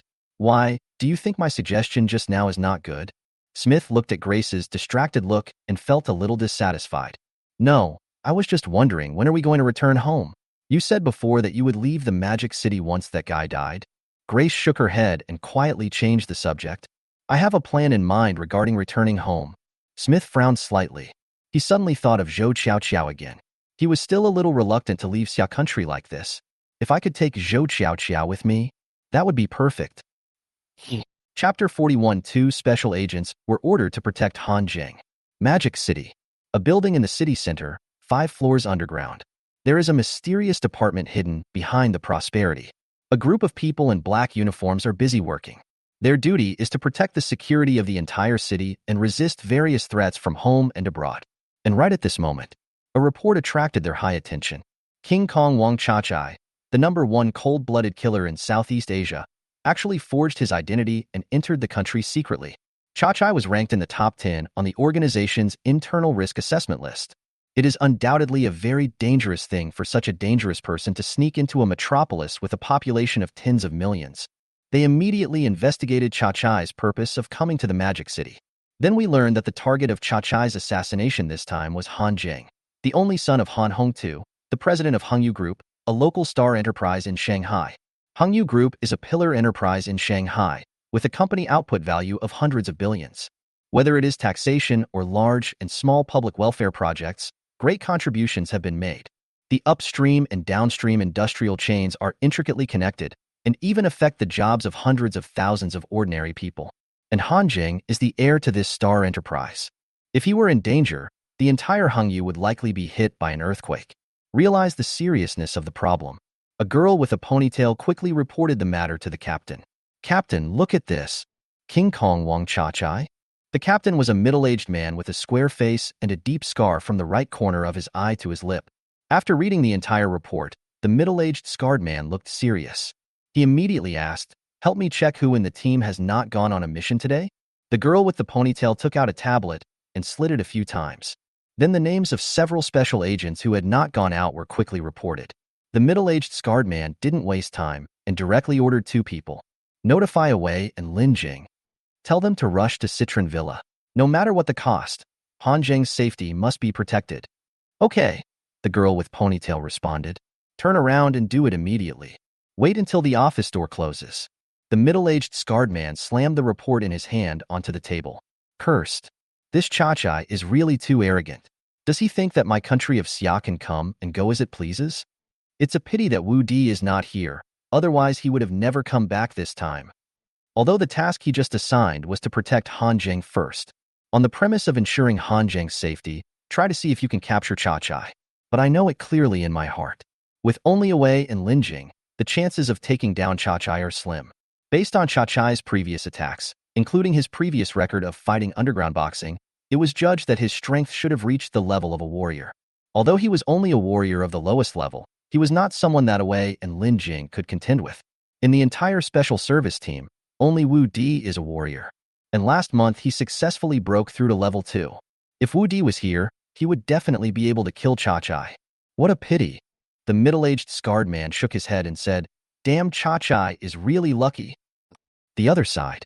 After receiving the emergency notice, Wei and Lin Jing hurried back to the special service team. Both of them look to be under 30 years old. Wei has a small mustache. Maybe he is a little older. Lin Jing is no different from a white-collar worker in the workplace. He is 1.65 meters tall, neither thin nor fat.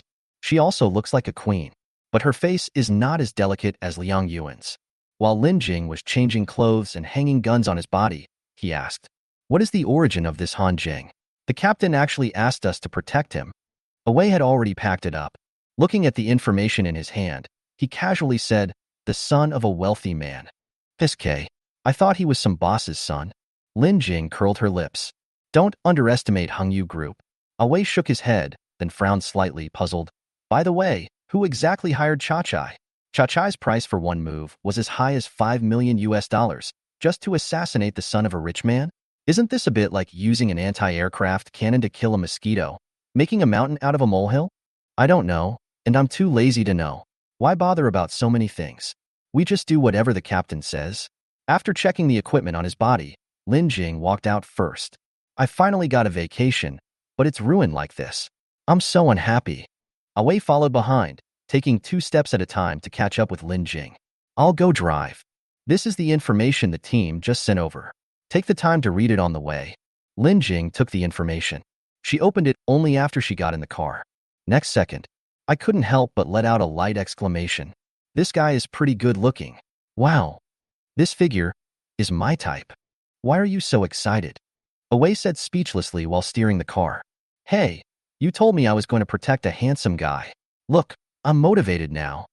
Lin Jing licked the corner of her mouth and gently touched Han Jing's perfect chest muscles in the photo with her fingers. Wei glanced at Lin Jing in the rearview mirror. He shouted angrily, "Hey, let me be clear. It's important to protect the target later. Don't do anything to me." I know. Just drive your car. Stop talking nonsense. Be careful if you go too late. The body will be cold, and you won't even have a chance to take advantage of it while it's still hot." Lin Jing muttered impatiently. Citron Villa. Han Jing sighed and got off the bed. Another day without any progress. It's so difficult just to get started. Can anyone really cultivate to perfection? Or maybe my talent is just too bad. There was a look of despair on his face. It seems to be saying, "This question is too difficult. I can't do it. Come out of the bedroom." The whole villa was quiet. It's getting dark. Sun Xian would have gone home by this time.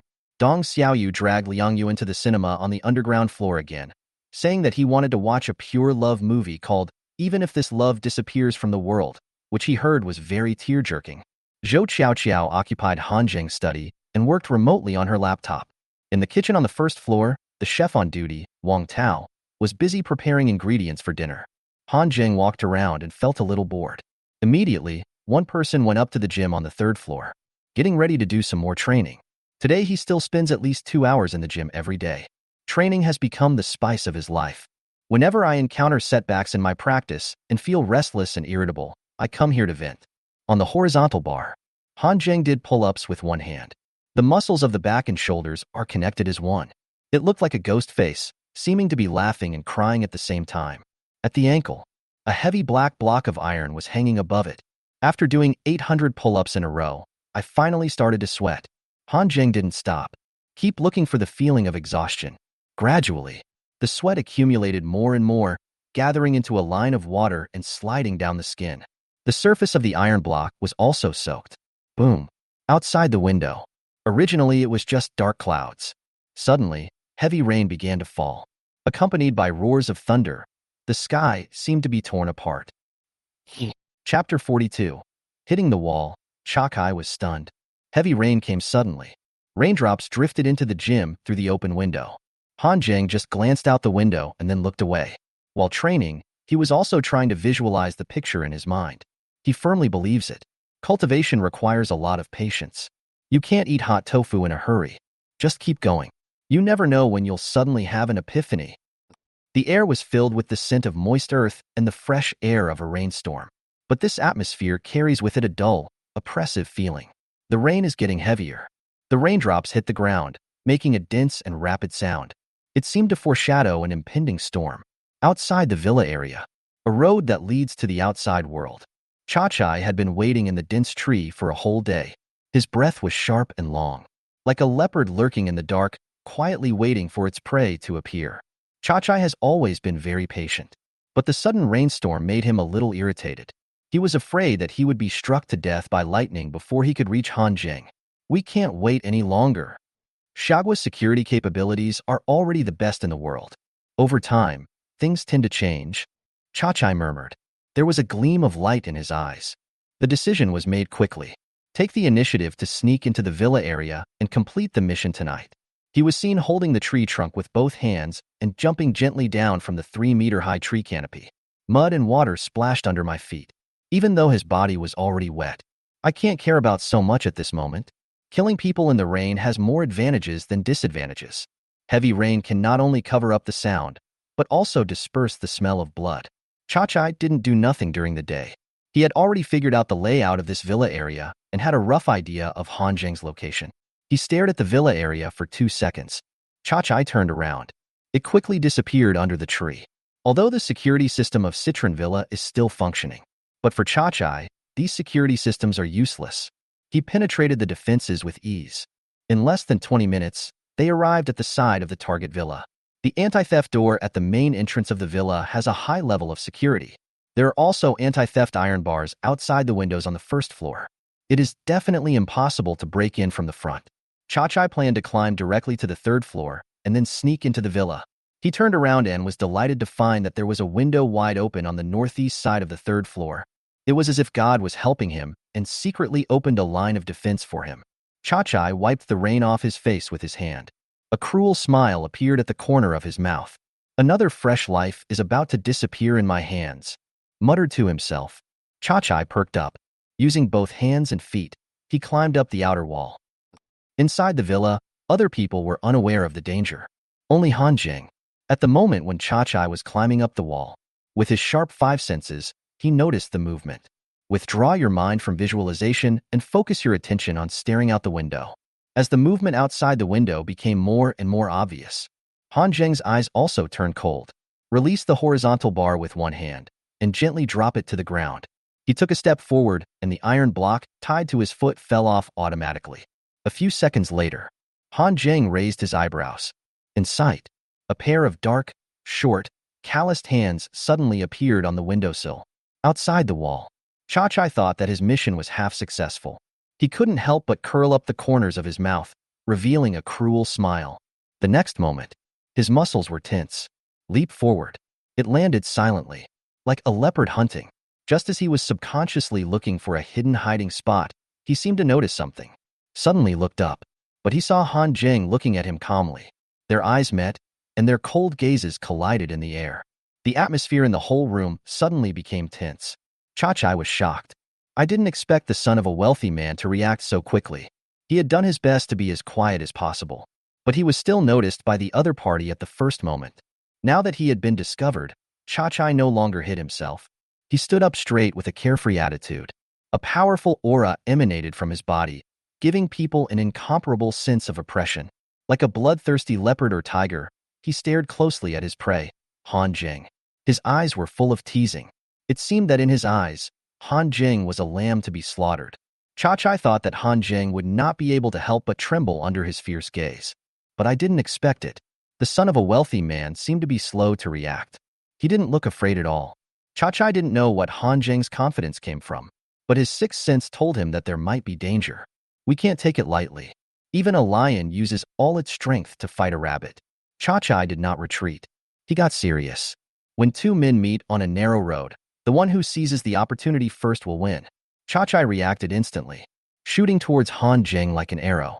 However, Hanjing was not in a hurry, and instead of retreating, he advanced and took the initiative to meet the enemy. Chachai was not surprised but laughed instead. He had long given up the idea of close combat. As he rushed forward, a sharp dagger with a silver glow slipped from his sleeve into his hand. It stabbed Han Zheng's neck as fast as lightning. This knife was indeed too fast. Although Han Zheng saw it, he was about to dodge to the side. But the body cannot keep up with the speed of the brain's reaction. I could only try my best to turn my head. Final. The sharp dagger slashed across the back of Han Zheng's neck at a strange and tricky angle. Die! Cha-Chai shouted excitedly. But the next second, the confident look suddenly turned into one of extreme surprise. He felt as if he had scratched a thick layer of cowhide. The blow was expected to tear the opponent's flesh and blood, but it only caused a little damage. A bright red scratch with light traces of blood seeping out. It was one of those serious injuries that would heal quickly if you didn't get to the hospital quickly. Cha-Chai had an expression on his face as if he had seen a ghost. Incredible. As if frightened, he looked at the wound on the back of Han Zheng's neck, then looked down at the dagger in his hand. He almost suspected that he was holding an unsharpened dagger. Cha-Chai took a deep breath. I finally realized that I seemed to have hit a wall this time. As a killer, if you fail to strike, you can escape thousands of miles away. The most feared thing is that the assassination fails and one is entangled by the enemy. Although mission failure will break the 100% success rate record and affect one's reputation and ranking in the killer world. But Cha-Chai didn't want to earn money but not spend it. He had already begun to think about giving up. But how could Han Zheng let him go? If you dare to kill me, you must pay the price. There was a gleam of ruthlessness in the depths of Han Zheng's eyes. Like a mad beast, he pounced on Cha-Chai regardless of everything. His figure grew bigger and bigger in Cha-Chai's eyes, until finally the two of them collided violently. Chapter 43. Introduction to The Secret Art of Rock, Earth-Shaking Changes. Boom. There was a loud bang. Han Zheng's physical fitness is as high as 199, which gives him an overwhelming advantage over Cha-Chai in terms of both strength and defense. The two collided. Cha-Chai felt as if he had been hit by a heavy truck. All my internal organs were instantly mixed together. A heat in the throat. A mouthful of blood mixed with internal organs and blood clots spurted out. There was deep astonishment and fear in his eyes. In front of the other party, I am like a rag doll, completely unable to resist. On the other hand, Han Zheng, there is nothing wrong with my body. That little bit of recoil force seemed insignificant to him. Cha-Chai could never have imagined it. An ordinary son of a wealthy man actually possesses such terrifying power. However, his astonishment did not last long. Han Zheng didn't give him any chance to breathe. He simply broke his neck with one stroke. Cha-Chai didn't even have time to scream before his body stiffened instantly and the light in his eyes quickly dimmed. He fell weakly and landed on the floor with a dull thud. Cha-Chai came here to kill people, but in the end he became a warm corpse. Outside the window, the heavy rain continued to fall. There was a dull, bloody smell in the air. Zhou Qiao heard the noise upstairs and ran upstairs just in time to see this scene. Her face turned pale instantly. My heart seemed to stop beating. She was stunned by the scene before her. The fear at this moment made her unable to react. Han Zheng glanced at Zhou Qiao. I couldn't help but frown. To be honest, he didn't want Zhou Qiao to see this scene. But that's it. There was nothing I could do after seeing him. I just hope she doesn't suffer any psychological trauma. After a brief silence, Han Zheng sighed, "Sister, please go downstairs first. I'll handle this." "He's coming to kill you?" Zhou Qiao's voice trembled slightly. Han Zheng nodded.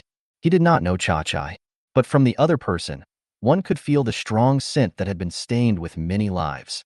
After the nuclear wastewater disaster in his previous life, he had seen many people like Cha-Chai. These people all have one thing in common. He has no respect for life and enjoys the pleasure of killing others. Han Zheng guessed that the young man with Southeast Asian appearance, lying on the ground with his eyes open, should be a killer. And the mastermind behind this is most likely Smith. Since his rebirth, he has almost been staying in Citron Villa, racing against time to become stronger. The only person who had a grudge was Smith. Aside, Zhou Qiao obviously realized something at this moment. His eyes were filled with fear and anxiety. Han Zheng, you are not hurt, right? She reached out and grabbed Han Zheng's arm, checked it up and down. When he saw the bloodline on the back of Han Zheng's neck, his whole body trembled. She didn't expect Smith's revenge to be so swift. He actually hired a killer. If the killer's target was her or Han Hongtu, the body lying there now might have been someone else. "I'm fine." Han Zheng patted Zhou Qiao's hand comfortingly. Then he whispered, "You go down first." Obedient. Zhou Qiao was slightly stunned. There was a hint of arrogance and unquestionableness in Han Zheng's voice. If it were the old her, she would feel uncomfortable hearing this tone. But now, I don't feel anything is wrong. Instead, I felt an inexplicable sense of security. She hummed obediently and turned to go downstairs. Seeing her leave, Han Jing moved his gaze back to Cha-Chai. Some headaches. How should we deal with a corpse like this so as not to leave any traces? Han Jing stood by the window, looking down at the large garden lawn outside. Lost in thought, he didn't notice. Wisps of red mist with a faint red color continuously floated out from Cha-Chai's body, coming towards him quickly. The moment it touched his back, it disappeared. Han Jing just felt his body numb. A cool feeling suddenly arose in my mind. Just as he was stunned, a system prompt sounded in my mind. Ding! Collecting chi and blood power. On the system panel, in the skill column, a small progress bar appeared behind Rock's secret technique. At some point, as the cool air poured in, the dark red progress bar quickly soared from 1%. It takes less than 5 seconds. It reached 60%, then 80%, 90%. Stop until it reaches 100%. At the same time, the skill bar changes again. There was an extra small plus sign after the 3 words, "not yet entered," in the brackets. Han Jing realized a possibility. My breathing couldn't help but quicken. A thought occurred to him. The little plus sign suddenly jumped. The 3 words, "not entered," on the back of Secret Art of Rock slowly disappeared and turned into entered. The dark red progress bar was also consumed and returned to 1%. Han Jing's eyes were fixed on the word entry. For the past half-month, he has been dreaming of a breakthrough. I didn't expect it to be so easy today. For a moment, his heart was overwhelmed by ecstasy, just about to turn around. But suddenly I felt pain all over my body. It felt like thousands of steel needles were piercing my skin. His muscles trembled involuntarily and his bones crackled. An extremely violent heat current appeared in the chest and abdomen, gradually spreading to the limbs. Due to the severe pain, Han Jing's eyes turned red. It felt like there were little bugs swarming beneath his skin. The temperature of the whole body rises sharply, and the whole person looks like a boiled lobster. He didn't know how long the pain would last. He could only bite his back teeth and hold tightly with both hands the solid steel column on the equipment beside him, struggling to hold on. Half a minute passed. He seemed to feel that every second was like a year, and for the first time he felt that time was so long. Finally, the body stopped shaking. The red and hot skin gradually returned to normal, but my whole body was soaked with sweat. Han Jing let go of his hand, but he found 2 deep handprints on the solid steel column. He took a deep breath. The sound of bones crackling could be heard again all over the body. There is a full-length mirror in the corner of the gym. Han Jing walked over and looked in the mirror. I found that the muscles on my body seemed to have become smaller. My skin is much whiter than before. He was a little surprised. Called out the system. Host, Han Jing. Age, 22. Physical fitness, 305. Average value for normal adult males, 60. Skill, Rock Mysticism, Beginner, Progress Bar, 1%. Special, Chi and blood are full, can be activated at any time, no consumption. Emotional points, 76580. Current task, exercise can make you stronger. Exercise, young man. Template character, Yujiro Hanma. During the mission, the host will have 100% of the talents of the template character. Mission content. Within 100 days, if all physical attributes reach 80% of the template character, physique 300, and you develop devilish back muscles, the mission will be considered completed. Task progress, completed. Mission reward, treasure box, *1. The higher the completion rate, the rarer the reward will be. There are too many places with exclamation marks on the panel. Han Jing glanced around, but was unable to take care of everything for a moment. He had no choice but to look at them carefully from top to bottom. Chapter 44. Mission completed ahead of schedule. Colorful treasure chest opened. First of all, physical fitness soared from 199 to 305. It can be said to be a leap. It was more than the half-month of hard training he had put in. Han Jing did not expect that the secret art of rock was so perverted.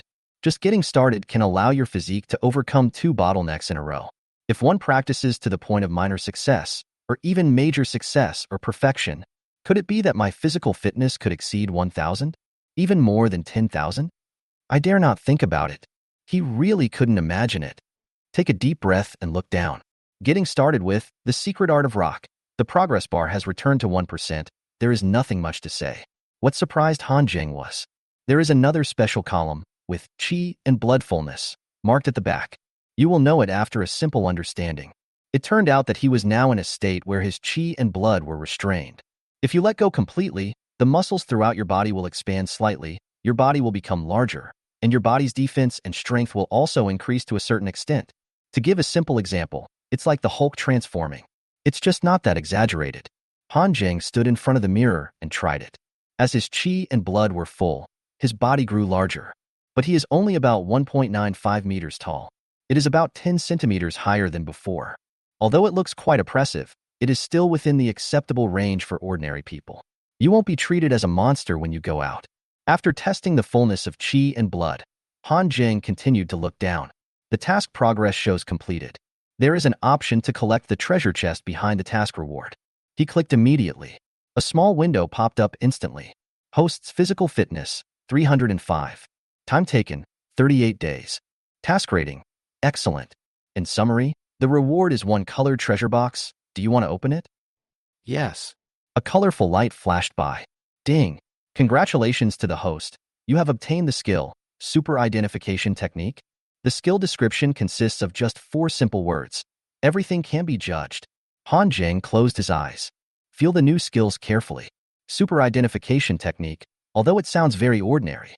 But after all, it is a skill obtained from the colorful treasure chest. The 4 words, everything can be a mirror alone are enough to illustrate its extraordinariness.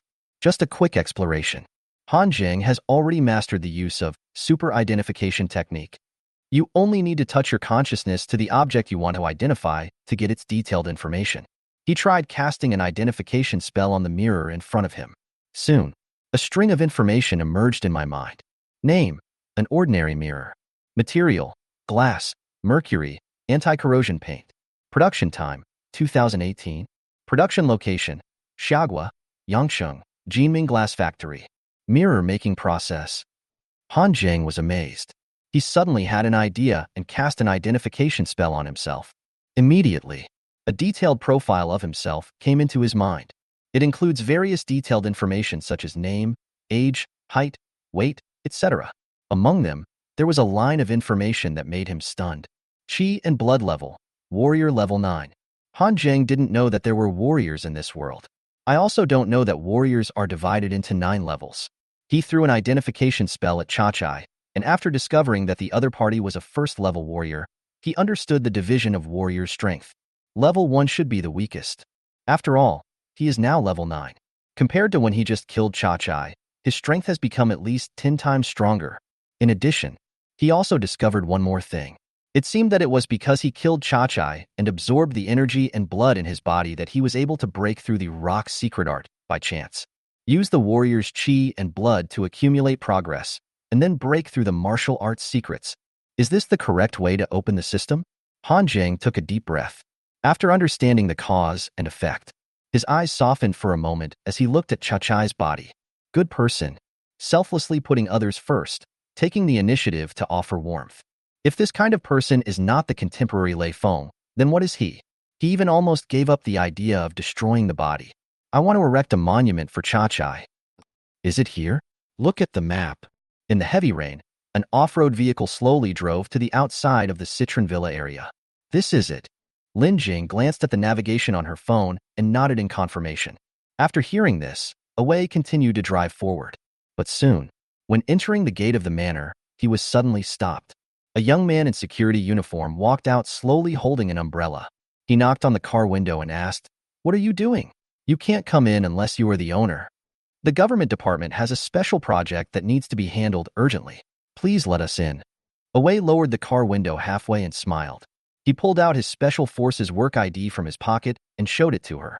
As a result, the security guard glanced at him and didn't recognize him at all. Still holding on tightly. Don't let them in. Awei was helpless. Finally, he unbuckled his seatbelt and turned over to search in the car for a while. Finally, I found a police officer's ID card in a corner of the glove box, which was issued at an unknown time. He handed it to the security guard. The security guard took the ID, compared it with the photo, and looked suspiciously at Awei and Lin Jing in the car. I muttered to myself, just when he was about to say something with a straight face. Suddenly, the pupils contracted. He accidentally saw Lin Jing in the back seat of the car, and he didn't know when a pistol appeared in his hand. While playing with it, She looked at him with a smile. A chill rushed from the soles of his feet to his head, and the expression on his face changed faster than the weather. He immediately forced out a flattering smile. It turns out to be Comrade JC. Hi, I'm really sorry, I was just doing my job. Can we go in? Awei was waiting anxiously and had no time to listen to the security guard's nonsense. Yes, yes, yes. I'll open the door for you right now. The security guard nodded repeatedly. He hurriedly trotted back to the cabin, used the remote control to slowly open the telescopic door. Just as he was baring his teeth and wanted to say a few nice words to ease the situation, Awei stepped on the gas and sped away. Only the black exhaust fumes were left, spraying him in the face. Bah, we are all serving the people. What's so great about that? It's urgent. The people living in this villa are all rich and powerful. What kind of special project could they be working on? Could it be that some rich lady's sewer is clogged again? The security guard sneered disdainfully. He took out a Snow Lotus King and put it in his mouth, listening to a novel on his mobile phone. After a while, he started puffing out smoke. The second floor of the villa. Zhou Qiao sat in the study room in a daze. The notebook was open, but her mind was in a mess and she had no intention of working at all. His eyes looked out the door from time to time, waiting for Han Zheng to appear. Sudden, there was a ding-dong sound of the doorbell coming from the first floor. Zhou Qiao was horrified and ran out of the study. Holding the railing, he stared at the ground floor below. She didn't know who was outside the door, but there was still a body on the third floor. No matter who they are, they can't be allowed in. Otherwise, it's really hard to explain. Zhou Qiao was lost in thought, but she forgot that there was someone else on the first floor. Chef Wang Tao heard the doorbell ring several times, but no one opened the door. He thought Han Zheng and others were busy and didn't hear it. So he washed his hands and ran out to open the door. When Zhou Qiao noticed this scene, Wang Tao's hand has already turned the door handle. Her face changed drastically, and the word "no" just came to her throat, but she swallowed it back. Because she saw, the two young figures had walked in. Chapter 45. Mr. Han, don't be afraid. Who are you? Wang Tao blinked, looking surprised. He thought it was Sun Xian who came, but I didn't expect that the two young men who came in would be strangers. Awei looked around and said nothing. Lin Jing at the side smiled and said, Excuse me, does Han Zheng live here? Wang Tao nodded, Yes, this is Mr. Han's villa. Lin Jing spoke in a gentle voice and reached out to push back her bangs beside her ears. Is he here now? We have something to discuss with him. Mr. Han is upstairs, but I don't know if he's busy. Why don't you sit on the sofa for a while? I'll go ask for you. Okay, thank you for your help, little brother. Wang Tao's face turned red instantly when Lin Jing called him little brother. He was a senior cook who spent all day in the kitchen taking care of chickens, ducks, fish, pigs, cows, and sheep. How could he have been called little brother by a girl so intimately? What's more, she is such a hot beauty. Awei followed Lin Jing to the sofa and sat down. Looking at Wang Tao with a red face, he ran upstairs as if escaping. He couldn't help but say, You really don't care about meat or vegetables. This is called the art of language. You, a straight man, know nothing about it. Lin Jing rolled his eyes. Second floor. As soon as Wang Tao ran up, Zhou Qiao called him. Ms. Zhou. When facing Lin Jing, Wang Tao even dared to steal a few glances at her. But when standing in front of Zhou Qiao, he didn't even dare to look up. Eyes watch the nose and the nose watches the heart. I was afraid that I would reveal myself in an embarrassing manner. Go back to the kitchen and continue with your work. I'll call Han Zheng. Zhou Qiao's words were like an imperial decree. After hearing this, Wang Tao immediately turned around and went downstairs. He knew that Zhou Qiao and Han Zheng were siblings. In his eyes, there was no difference between Zhou Qiao and the hostess. The hostess has spoken. How can you not listen? Awei and Lin Jing didn't expect that Wang Tao went up quickly and came down even faster. Just when I was about to ask him something, I saw him walking straight towards the kitchen without even turning his head. The two were stunned. Then he subconsciously looked up. Then I saw Zhou Qiao. Awei and Lin Jing both lost their minds for a moment. I was amazed by Zhou Qiao's beauty. I watched Zhou Qiao walk up to the third floor. Awei couldn't help swallowing. With a hint of envy in his tone, he said, The goddess of the poor, the expat of the rich. What you said is really true. It's really good to be rich. Lin Jing glanced at Awei. You bastard. Pay attention to your image, okay? Fuck. The governor is allowed to set fires, but the people are not allowed to light lamps, right?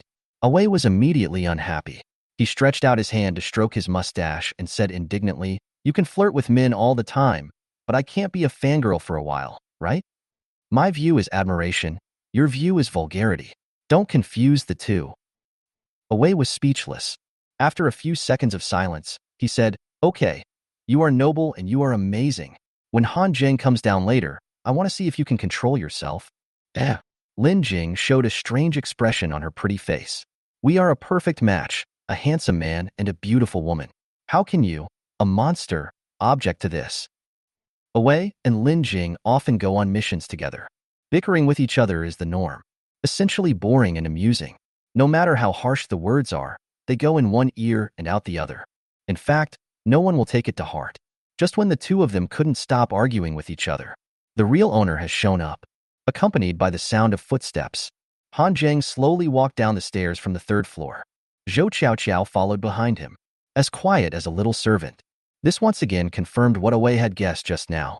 He had already regarded Zhou Qiao as the canary that Han Jing kept in his villa. I've seen and heard more of this kind of thing. Which rich second generation doesn't have a beautiful girl hidden in his house? Wei asked himself, if he had more money than he could spend, he would also like to raise 2 children. There was once a famous scholar named Ji Xianlin who said, "I have no other wish in this life except to sleep with more women." It was a simple and crude sentence, but it spoke out the thoughts of thousands of men. Most people just don't have the money. Who doesn't want to enjoy life if they have money? "Who are you?" Han Jing walked into the living room with a smile and asked the first question. He was still immersed in the joy of his breakthrough in the secret technique. "Therefore, I am in a particularly good mood." "Hello, Mr. Han. We are members of the Magic City Special Service Team." Wei forced himself to collect his wandering thoughts, put on a smile, and extended his hand to Han Jing. "Special Forces?" Han Jing was stunned when he heard this. He had not heard of the organization, but judging from the name, it shouldn't be that simple. Han Jing couldn't help but secretly use the identification technique on Wei and Lin Jing. It turned out that they had not reached the warrior level.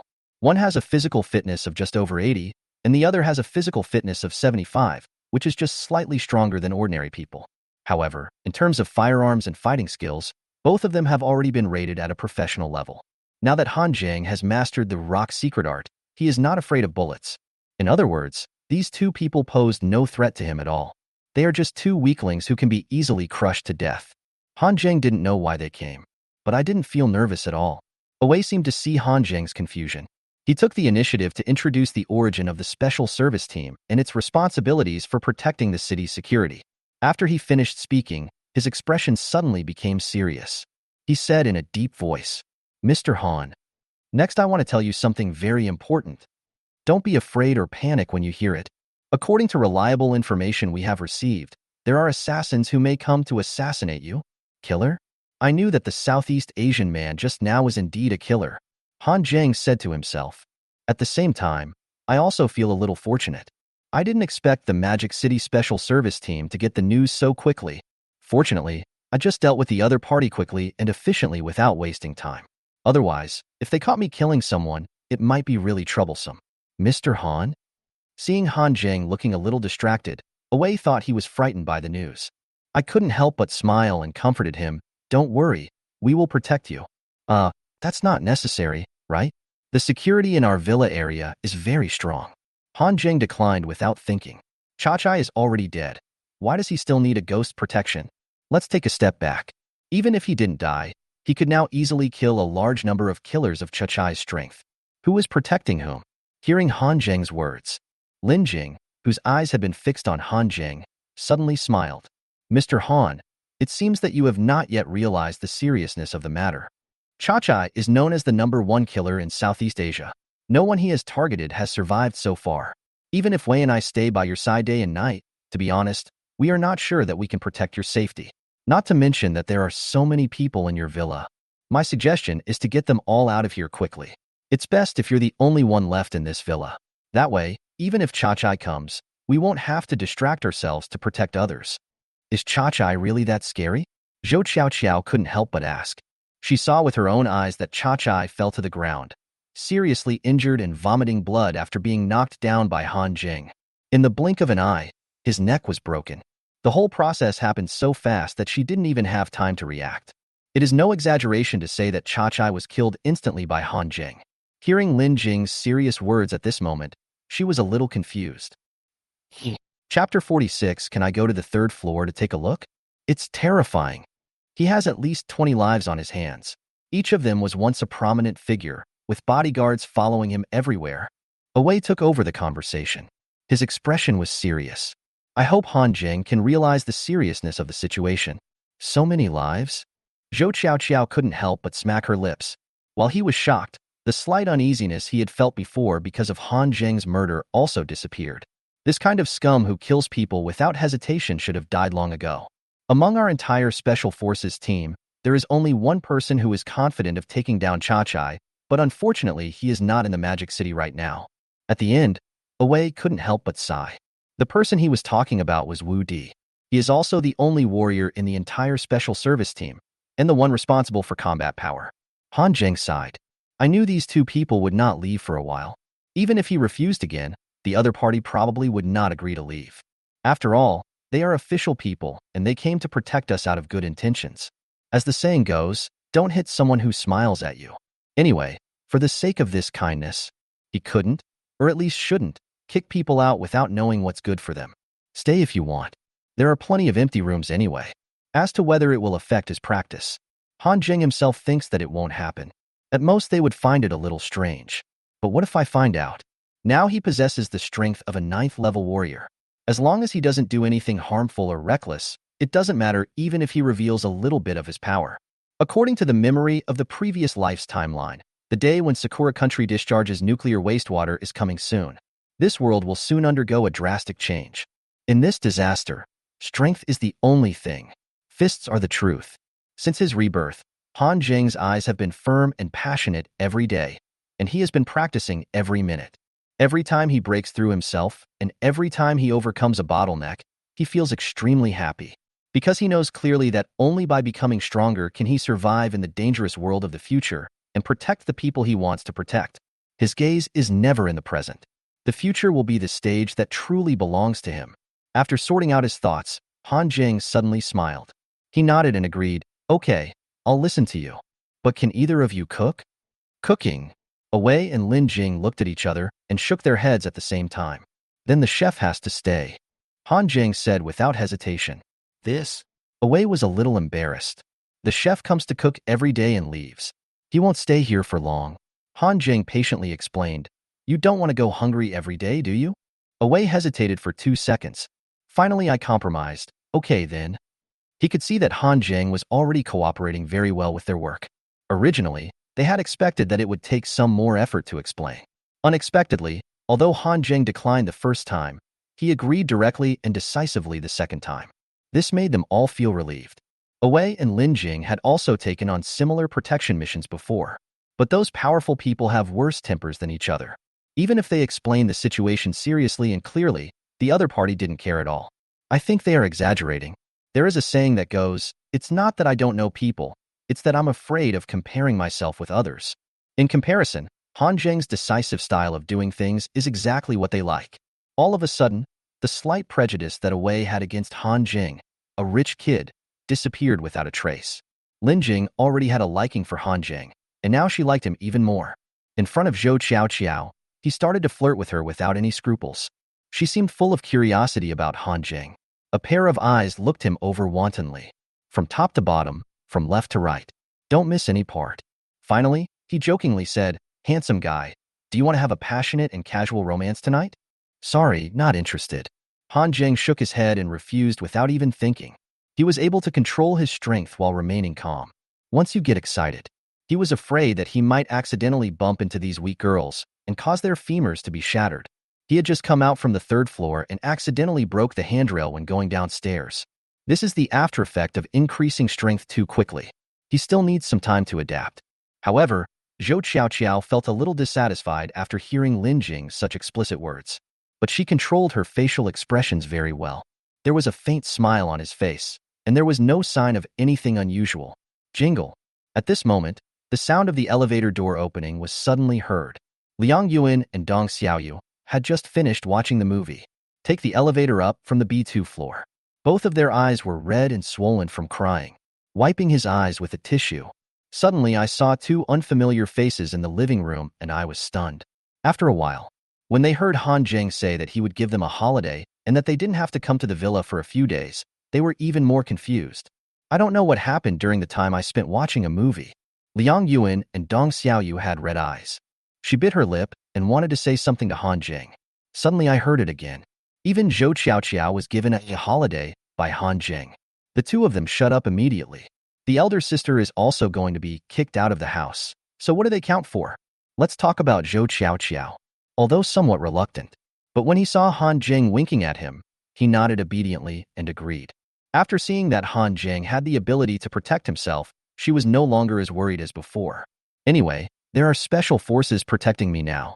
Her staying would only be an extra burden. Although Cha-Cha is dead. But what if Smith has a backup plan? If she stayed, it would probably only cause trouble for Han Jing. Zhou Qiaoqiao has always been very rational. The pros and cons of the matter were analyzed in a flash. Made the most correct choice. Han Jing suddenly remembered something and asked, "By the way, does my dad know that you guys are coming here?" "I don't know." Wei shook his head and explained, "Mr. Han Hongtu has not informed him yet. I am afraid that it will cause unnecessary panic to your family. The fewer people who know about this kind of thing, the better.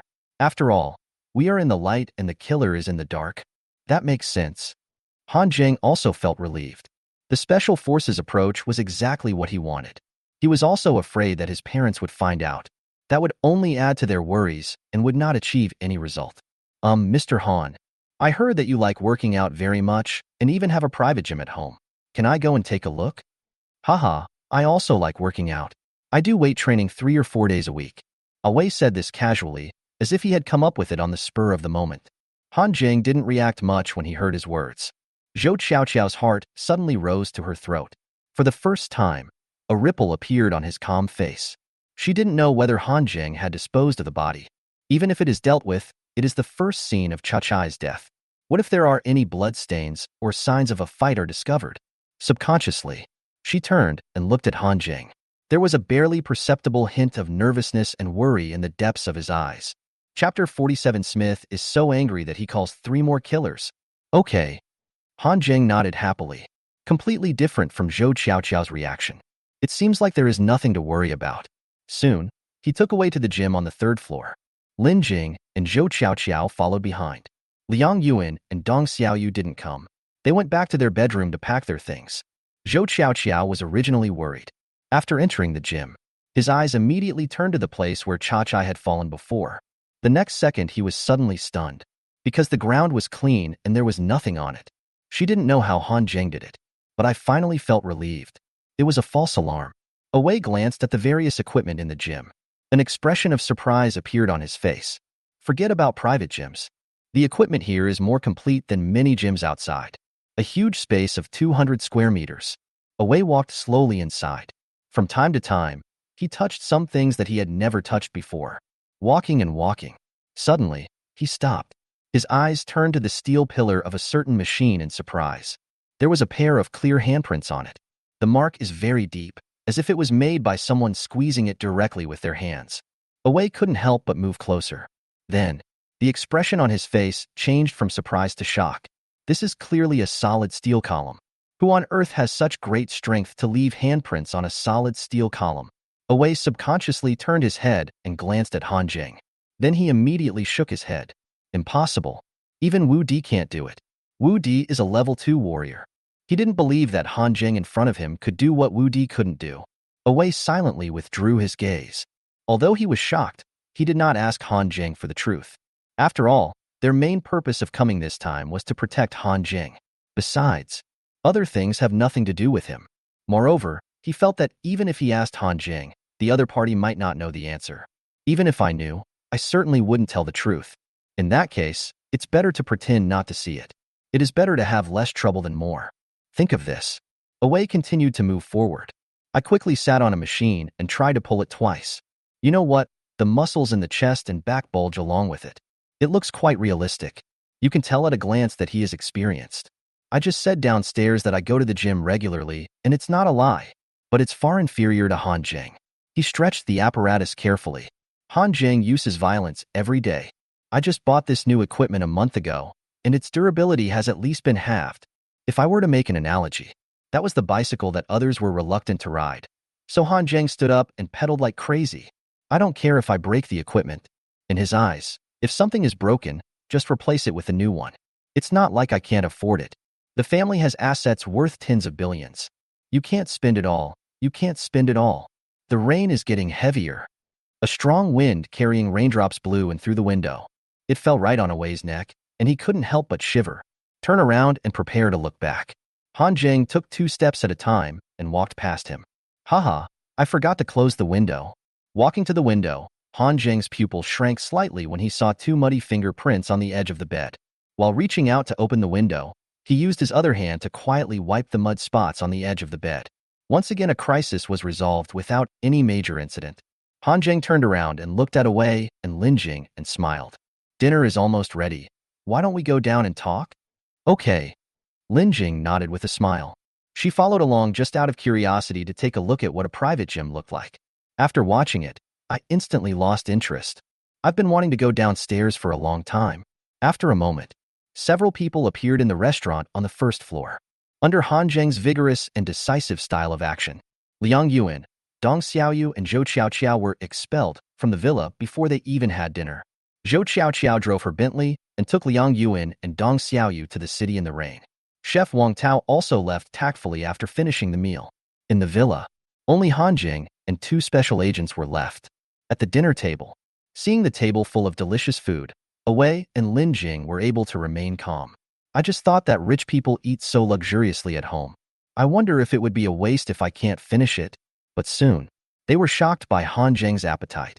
When he saw that there were only empty plates left on the table, most of the food had gone into Han Zheng's stomach.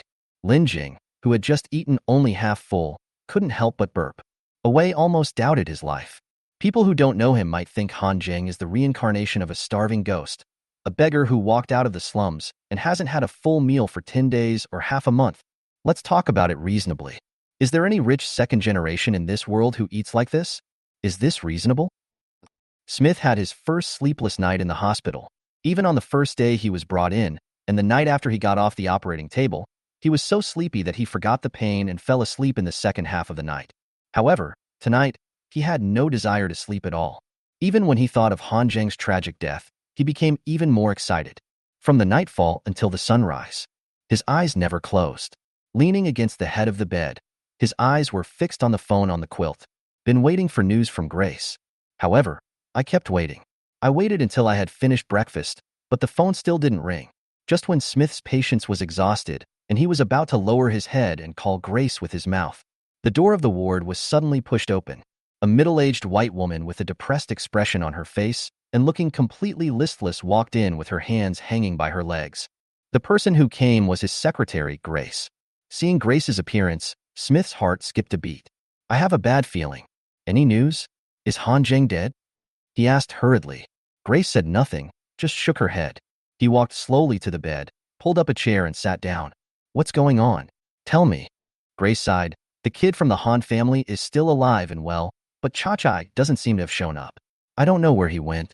Smith was immediately furious when he heard this. What do you mean? You mean he ran away with the money? Give me his phone number.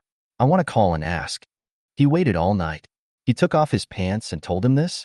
Smith, I called Cha-Chai before I came here, but no one answered.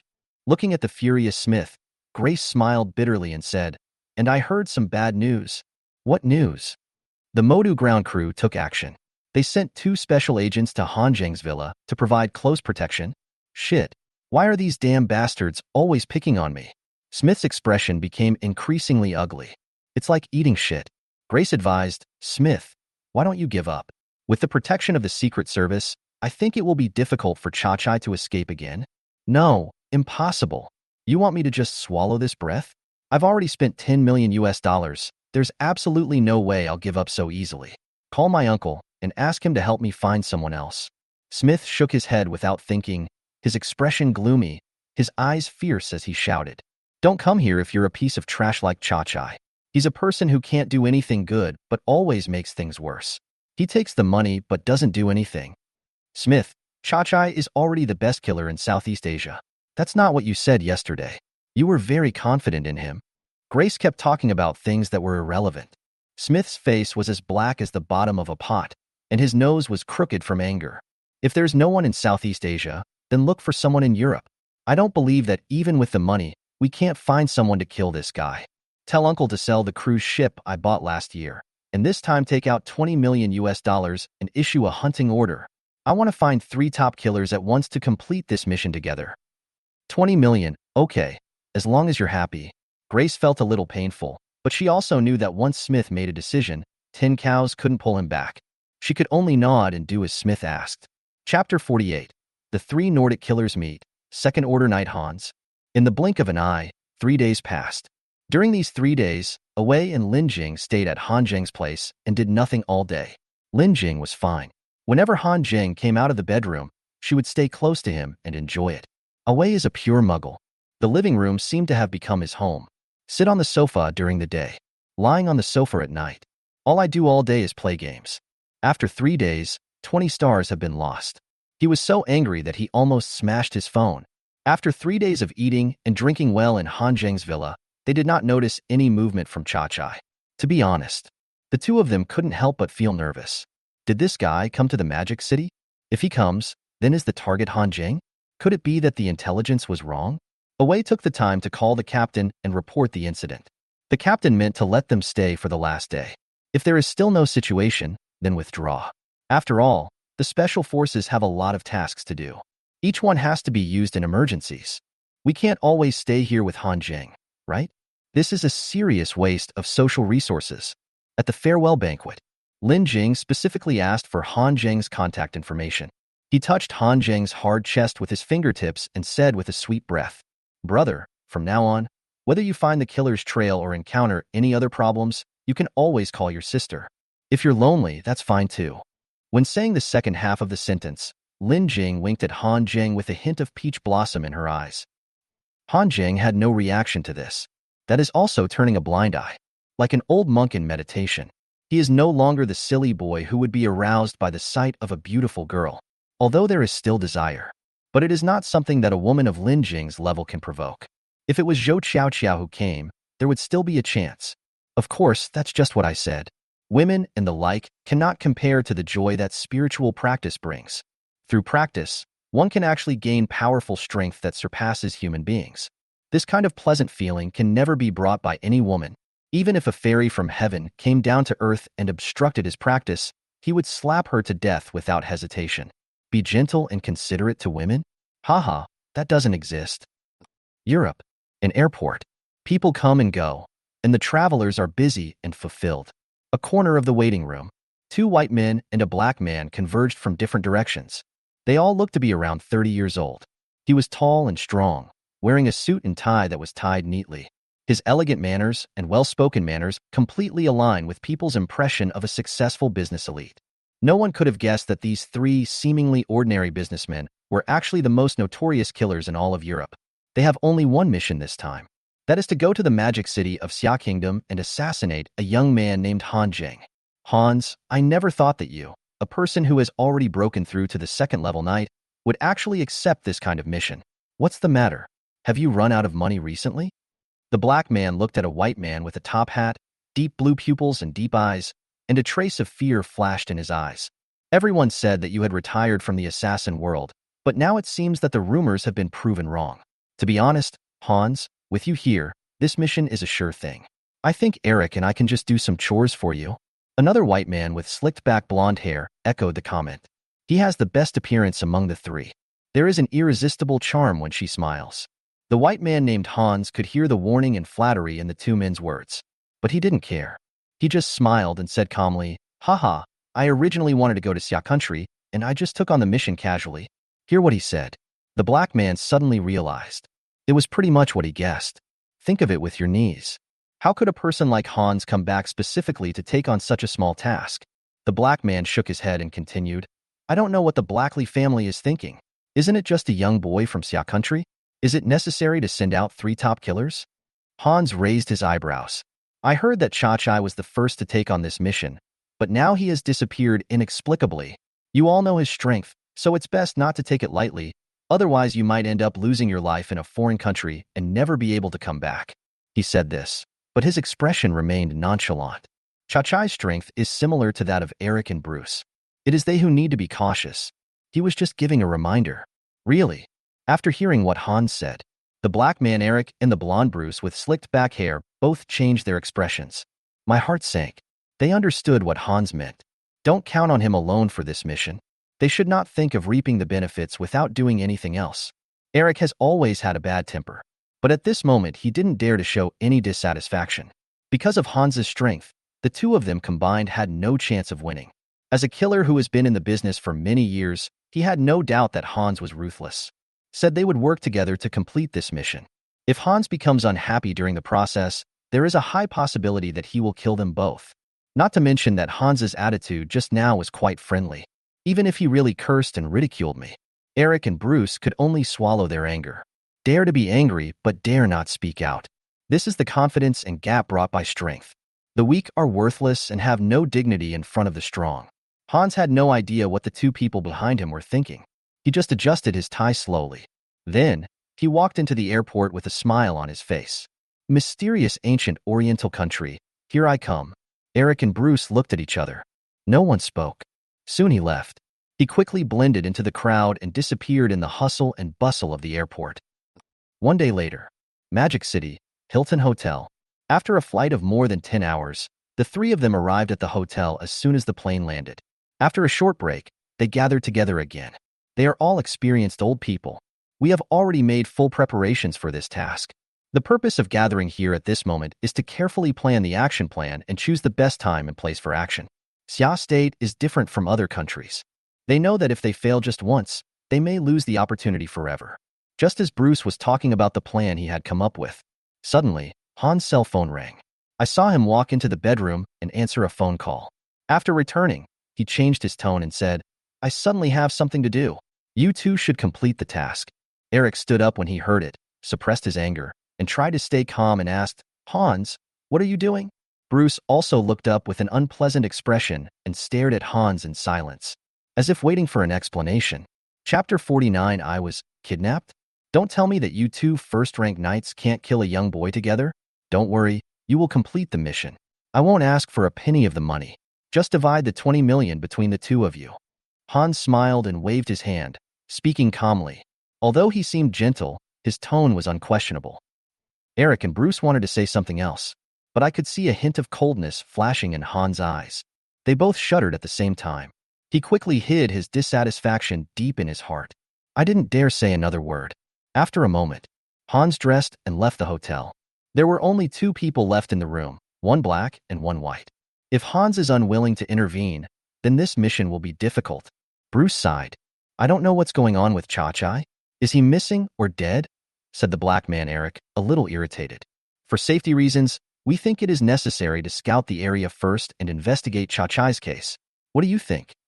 Hearing Bruce's suggestion, Eric nodded helplessly. This is the only way. Now there are only two of them to complete the task. Although Eric has killed countless people during his years abroad, he has the nickname Bloodthirsty Butcher. But this is my first time in Xia country, and I am really unsure about what to do. He had heard rumors about the Xia kingdom a long time ago. This ancient oriental country is home to many warriors and many hidden talents. The strength of the two of them as first-level knights is almost the same as that of the first-level warriors of Xia country. If you happen to encounter a level 2 warrior, you will most likely be defeated. With the previous experience of Cha-Chai as a lesson, no matter how bold he was, he still felt a little nervous. An hour later, Eric and Bruce disguised themselves and appeared in the dense woods outside the Citron Villa area. It has to be said that the thinking patterns of killers all have certain commonalities. They happened to choose the same method of scouting the place as Cha-Chai. Just as the black man Eric stood in a higher position, took out a telescope and looked into the villa area, Bruce's voice suddenly came from not far away. Eric, come here. I found something. Soon, the two stood under a big tree. Bruce's hand gently touched the tree trunk and murmured, This should be the trace left by Cha-Chai. He once hid in this tree. I can recognize it. So he has already checked the spot and sneaked in to try to assassinate him? Eric's brows furrowed tightly. A solemn expression appeared on a face darker than coal. I'm afraid something unexpected has happened to him. Bruce narrowed his eyes and took a deep breath. To be on the safe side, I think we have to change the plan. How? I suspect that guy is protected by a strong person. We can't fight him head-on. We should think of a way to go around him. It's best to lure him out first. Do you have any good ideas? Eric rarely uses his brain intensively, and for a moment he could not keep up with Bruce's pace. Come here and listen to me. Bruce waved his hand and whispered, first do this, then do this. After hearing this, Eric's eyes lit up instantly. That's a good idea. I'm the best at this. Then let's get started. Dry. The two discussed the details. He turned around immediately and quickly disappeared into the woods. Lin Liangshan has recently become obsessed with fitness. I feel much better. Although he was a little disappointed not to see Liang Yuan and Dong Xiaoyu in the gym at first. But soon, he was fascinated by another female personal trainer.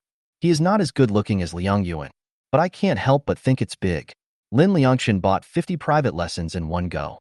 Before each class, he would ask the female personal trainer to demonstrate to him how to use the equipment. Then he watched with great interest. The whole thing is full of brains. For a female personal trainer in a gym, a man like Lin Liangshan, who has a high level of education, a good family background, and is generous, can definitely be considered a high-quality mate candidate. Apart from the slightly unpredictable appearance, there are no other shortcomings. After a few interactions, the female personal trainer named Xiao Xue was really moved by the ugly but gentle Lin Liangshan. All it takes is a break through a layer of window film to confirm the relationship. Lin Liangshan, who had been single since birth until the age of 24, finally experienced the happiness of being blessed by the god of love. He secretly downloaded a list of 100 things that lovers must do. According to the above order, I clumsily asked Xiao Xue out again and again. Watching movies, going to an amusement park, strolling on the street, taking photo booth photos, having a candlelight dinner. He was so immersed in love that even his jealousy towards his cousin Han Jing faded a lot. His desire for Zhou Qiaoqiao also largely disappeared. He just wanted to stay with Xiao Xue, get married, have children, and stay together for life. He didn't know whether his parents would like Xiao Xue. Whenever he thought about it, he couldn't help but feel a headache. After all, the identity of a female personal trainer in the gym does sound a bit unpleasant. Not to mention that he knew exactly what kind of people his parents were. To put it nicely, I hope he can find a partner who is well matched with him. To put it bluntly, it's snobby. She wanted him and Zhou Qiaoqiao to be closer. The reason why Lin Liangshan didn't know himself well before and wanted to pursue Zhou Qiaoqiao without any self-awareness was because of that. This is closely related to the fact that he is influenced by his mother Xierongzhen every day. How does the saying go? Like father, like son, like mother, like daughter. This shows how great the influence parents have on their children is. Lin Liangshan didn't dare tell his parents that he was in love. I didn't even dare to take Xiao Xue home. Out of guilt, he could only be extra nice to Xiao Xue. Early in the morning, Lin Liangshan drove to a time-honored donkey meat and roasted bread shop in the west of the city. He knew Xiao Xue liked this best. Therefore, every 2 or 3 days, I would come early to buy it and send it to the Manhattan gym while it was still hot. The sky was just beginning to brighten. The shop has just opened. There were scattered pedestrians on the road. Lin Liangshan packed the donkey meat hot pot as usual and walked towards the parking lot humming a song. Just as he turned a corner, suddenly, there was a sharp pain in the back of my neck. Then the world started spinning, everything went black, and I lost consciousness. Wait until he wakes up and opens his eyes again. But he found himself trapped in a desolate and dilapidated, unfinished building. Her hands and feet were tied tightly, and her mouth was stuffed full with a pair of black socks that had a strong smell. There was a look of horror in Lin Liangshan's eyes. He has realized it. I feel like I was kidnapped. Chapter 50 Password 594188. I am your father. Lin Liangshan didn't know where this huge, unfinished building was. Look around. All he could see were mottled marks all around the gray cement walls. The windows were broken, and the air smelled heavily of dust. Near the stairs, there are piles of various discarded decoration materials, such as old wooden boards, cartons, plastic pipes, and so on. In his eyes, the building looked like an abandoned warehouse with no one living in it. But soon, he heard a sound coming from the other side of the room. Lin Liangshan was so scared that he closed his eyes immediately. After a while, messy footsteps approached. A slightly hoarse male voice suddenly sounded. I heard you have a rich second cousin. Lin Liangshan was stunned and didn't react. Boy, my boss is asking you a question. With a snap, a crisp slap landed on the back of Lin Liangshan's head, almost knocked him unconscious. We are only after money. If you behave yourself, we will spare your life. Another man with a Minnan accent snorted. You really won't kill us? Lin Liangshan asked tremblingly. Stop talking nonsense and unlock your phone. 594. Seeing Lin Liangshan blurting out word by word with a little hesitation, a gangster couldn't help but slap him hard on the head again. Do you want to die? Are you stalling for time on purpose? Hurry up, or I'll give you a knife in the mouth. Lin Liangshan shouted anxiously, 594,188. Boss, it's unlocked.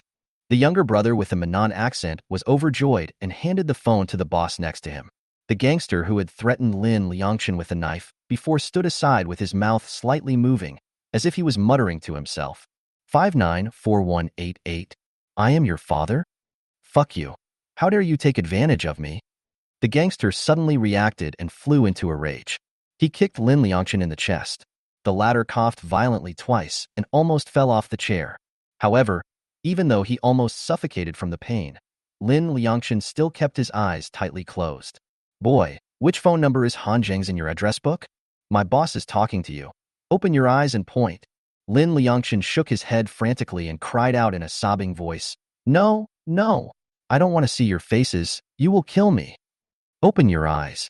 I'll make you open them. The gangster holding a dagger had a fierce look in his eyes. Raise your hand and wave. The sharp tip of the knife passed across Lin Liangshan's face. In an instant, a long and narrow cut was made from his left cheek to his nose, and blood flowed everywhere. Ah! Lin Liangshan let out a terrible roar. I couldn't help but open my eyes. His eyeballs bulged outward, and his expression was distorted. He was in so much pain from the knife that tears burst out of his eyes, and he almost fainted. From childhood to adulthood, although I was not as good as Han Zheng, I still lived a life of luxury and had never suffered such hardship. Find the phone number now. Otherwise, I'll scalp you off. The familiar voice from before sounded again. Lin Liangshan looked over subconsciously, finally saw the other person's face. He was a boy who looked about 17 or 18 years old, with dyed yellow hair and a body as thin as a rib. At this moment, he was holding a bloody dagger in his hand, with a sinister expression on his face, and the fear he brought to people was far greater than that of everyone present.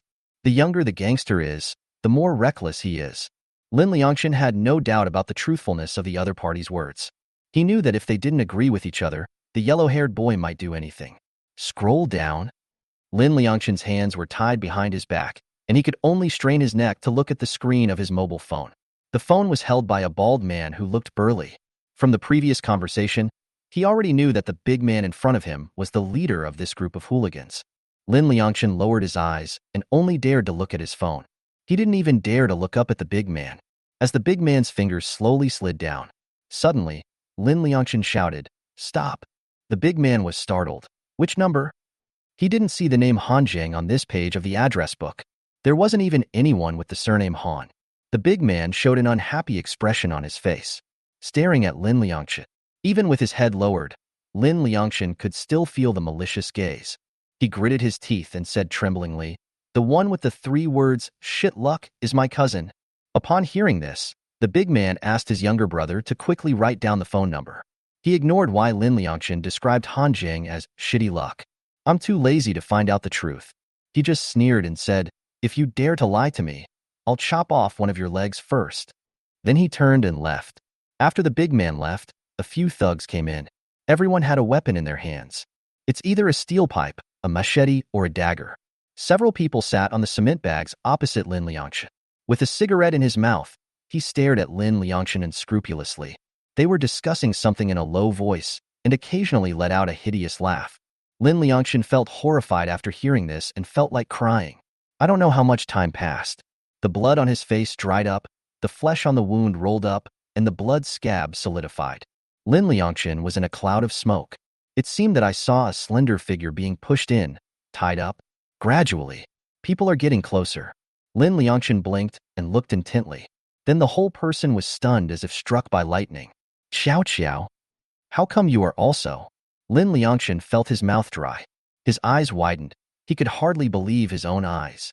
He never imagined that these vicious thugs would even kidnap Zhou Xiao. What exactly do they want to do? Just to blackmail Hengyu Group? If you want to blackmail me, just blackmail me. Why don't you just kidnap Han Zheng?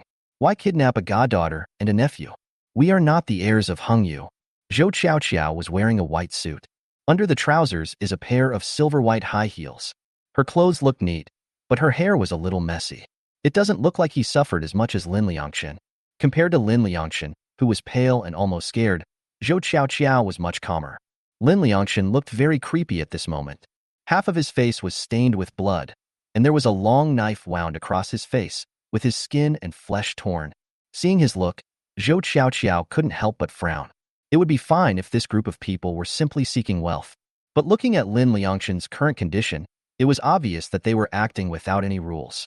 He just kidnapped someone, and he was so cruel. This time, I'm afraid it's really going to be very dangerous. Zhou Qiao sighed inwardly. Then he looked towards the window nearest to him. She counted them specifically when she first came up. I know this is the 7th floor. If it really comes to the point where nothing can be done, she would rather jump off a building and commit suicide than leave her innocence in the world. Chapter 51. Han Zheng's Rage. Hongyu Building. Chairman's Office. Han Hongtu had just come out of a long meeting and returned to the office exhausted both physically and mentally. Then I saw the assistant running in panic. His eyes were filled with fear. Chairman, Sister Qiao has been kidnapped. She spoke breathlessly. That simple sentence seemed to have consumed all her energy. What? Qiao was kidnapped? Han Hongtu was rubbing his eyebrows with his eyes closed. When he heard the assistant's words, he suddenly opened his eyes. He stared at the young assistant, as if he wanted to see through her soul. When did it happen? Where? His voice was as cold as the coldest days of winter. There seemed to be no emotional fluctuations. The young assistant couldn't help but shudder. She knows the chairman. The calmer he was at a time like this, the more it showed how terrifying his suppressed anger was. Just now, in our company's underground parking lot, several employees saw it with their own eyes. The young assistant answered hurriedly, his eyes flashing with fear and helplessness. Did you see his appearance clearly? No, those people were wearing masks, but they were said to be driving a very shabby van. Did you take a picture of the license plate number? Yes. Seeing the young assistant nod, Han Hongtu did not feel the slightest joy in his heart. He didn't need to guess to know that since these people did not cover the license plate number, it was most likely a cloned car. Han Hongtu's fingers tapped on the table, a sign of his anxiety and anger. A series of possibilities flashed through his mind, but only one thought was clear. He must rescue his daughter no matter what the cost. He picked up the phone and called Director Qin's office. As soon as the call was connected, he got straight to the point and said, Lao Qin, I need your help. My daughter was just kidnapped in the underground parking lot of our company. This group of hooligans are simply lawless. They even dare to touch my daughter, Han Hongtu. After hanging up the phone with Director Qin, Han Hongtu made several calls in succession. There are official ones and there are ground ones. He mobilized all his strength and began to look for Zhou Qiao. Time passes by every second, and every second is full of uncertainty. No matter what, the people must be rescued before dark. If they stayed overnight, he couldn't imagine how the kidnappers would treat Zhou Qiao. If something goes wrong, he can't afford this result. He was also unable to explain to his wife Lin Jingxian. While Han Hongtu was waiting for news in the office in pain and anxiety. Citron Villa. Han Zheng also suddenly received a call from an unfamiliar number. Hello, are you Mr. Han Zheng? I'm Han Zheng. Who are you? It's like this, Mr. Han Zheng. My boss wants to discuss a business with you. Not interested. Han Zheng hung up the phone directly. On the other end of the phone, the gangster was dumbfounded. At the side, the bald man kicked him on the butt. He cursed and said, just get to the point. Why waste time talking? Soon, the gangster called Han Zheng again. How dare you hang up on me, kid?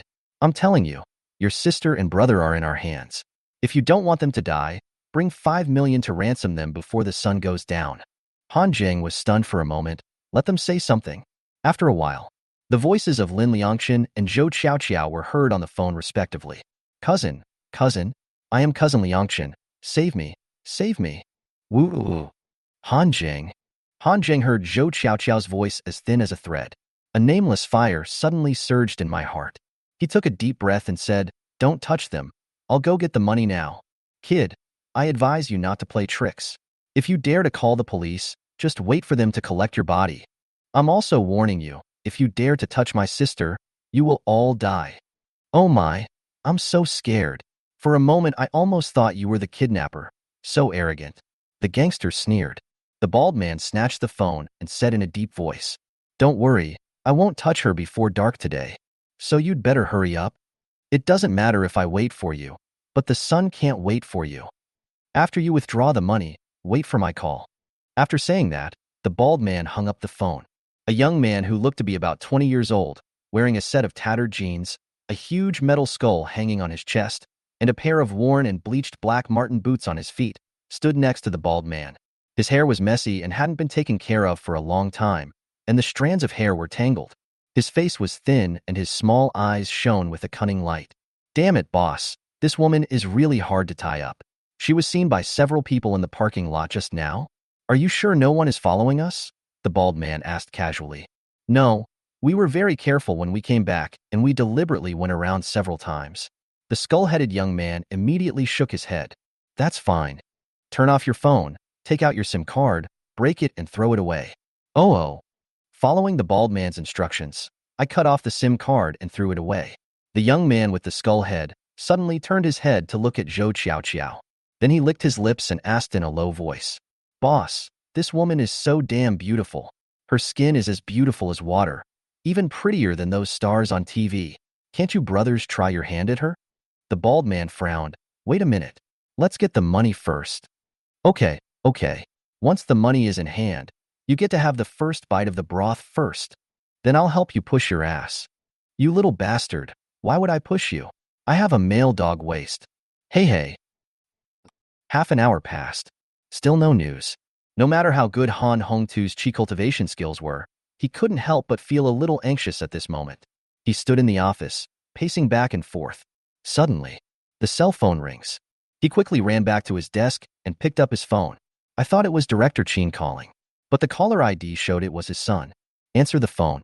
Han Zheng's voice came out. Dad, I'm short of $2 million and I need it urgently. Good. Han Hongtu replied briefly. The two ended the call. He really has no mood or energy to take care of his son now.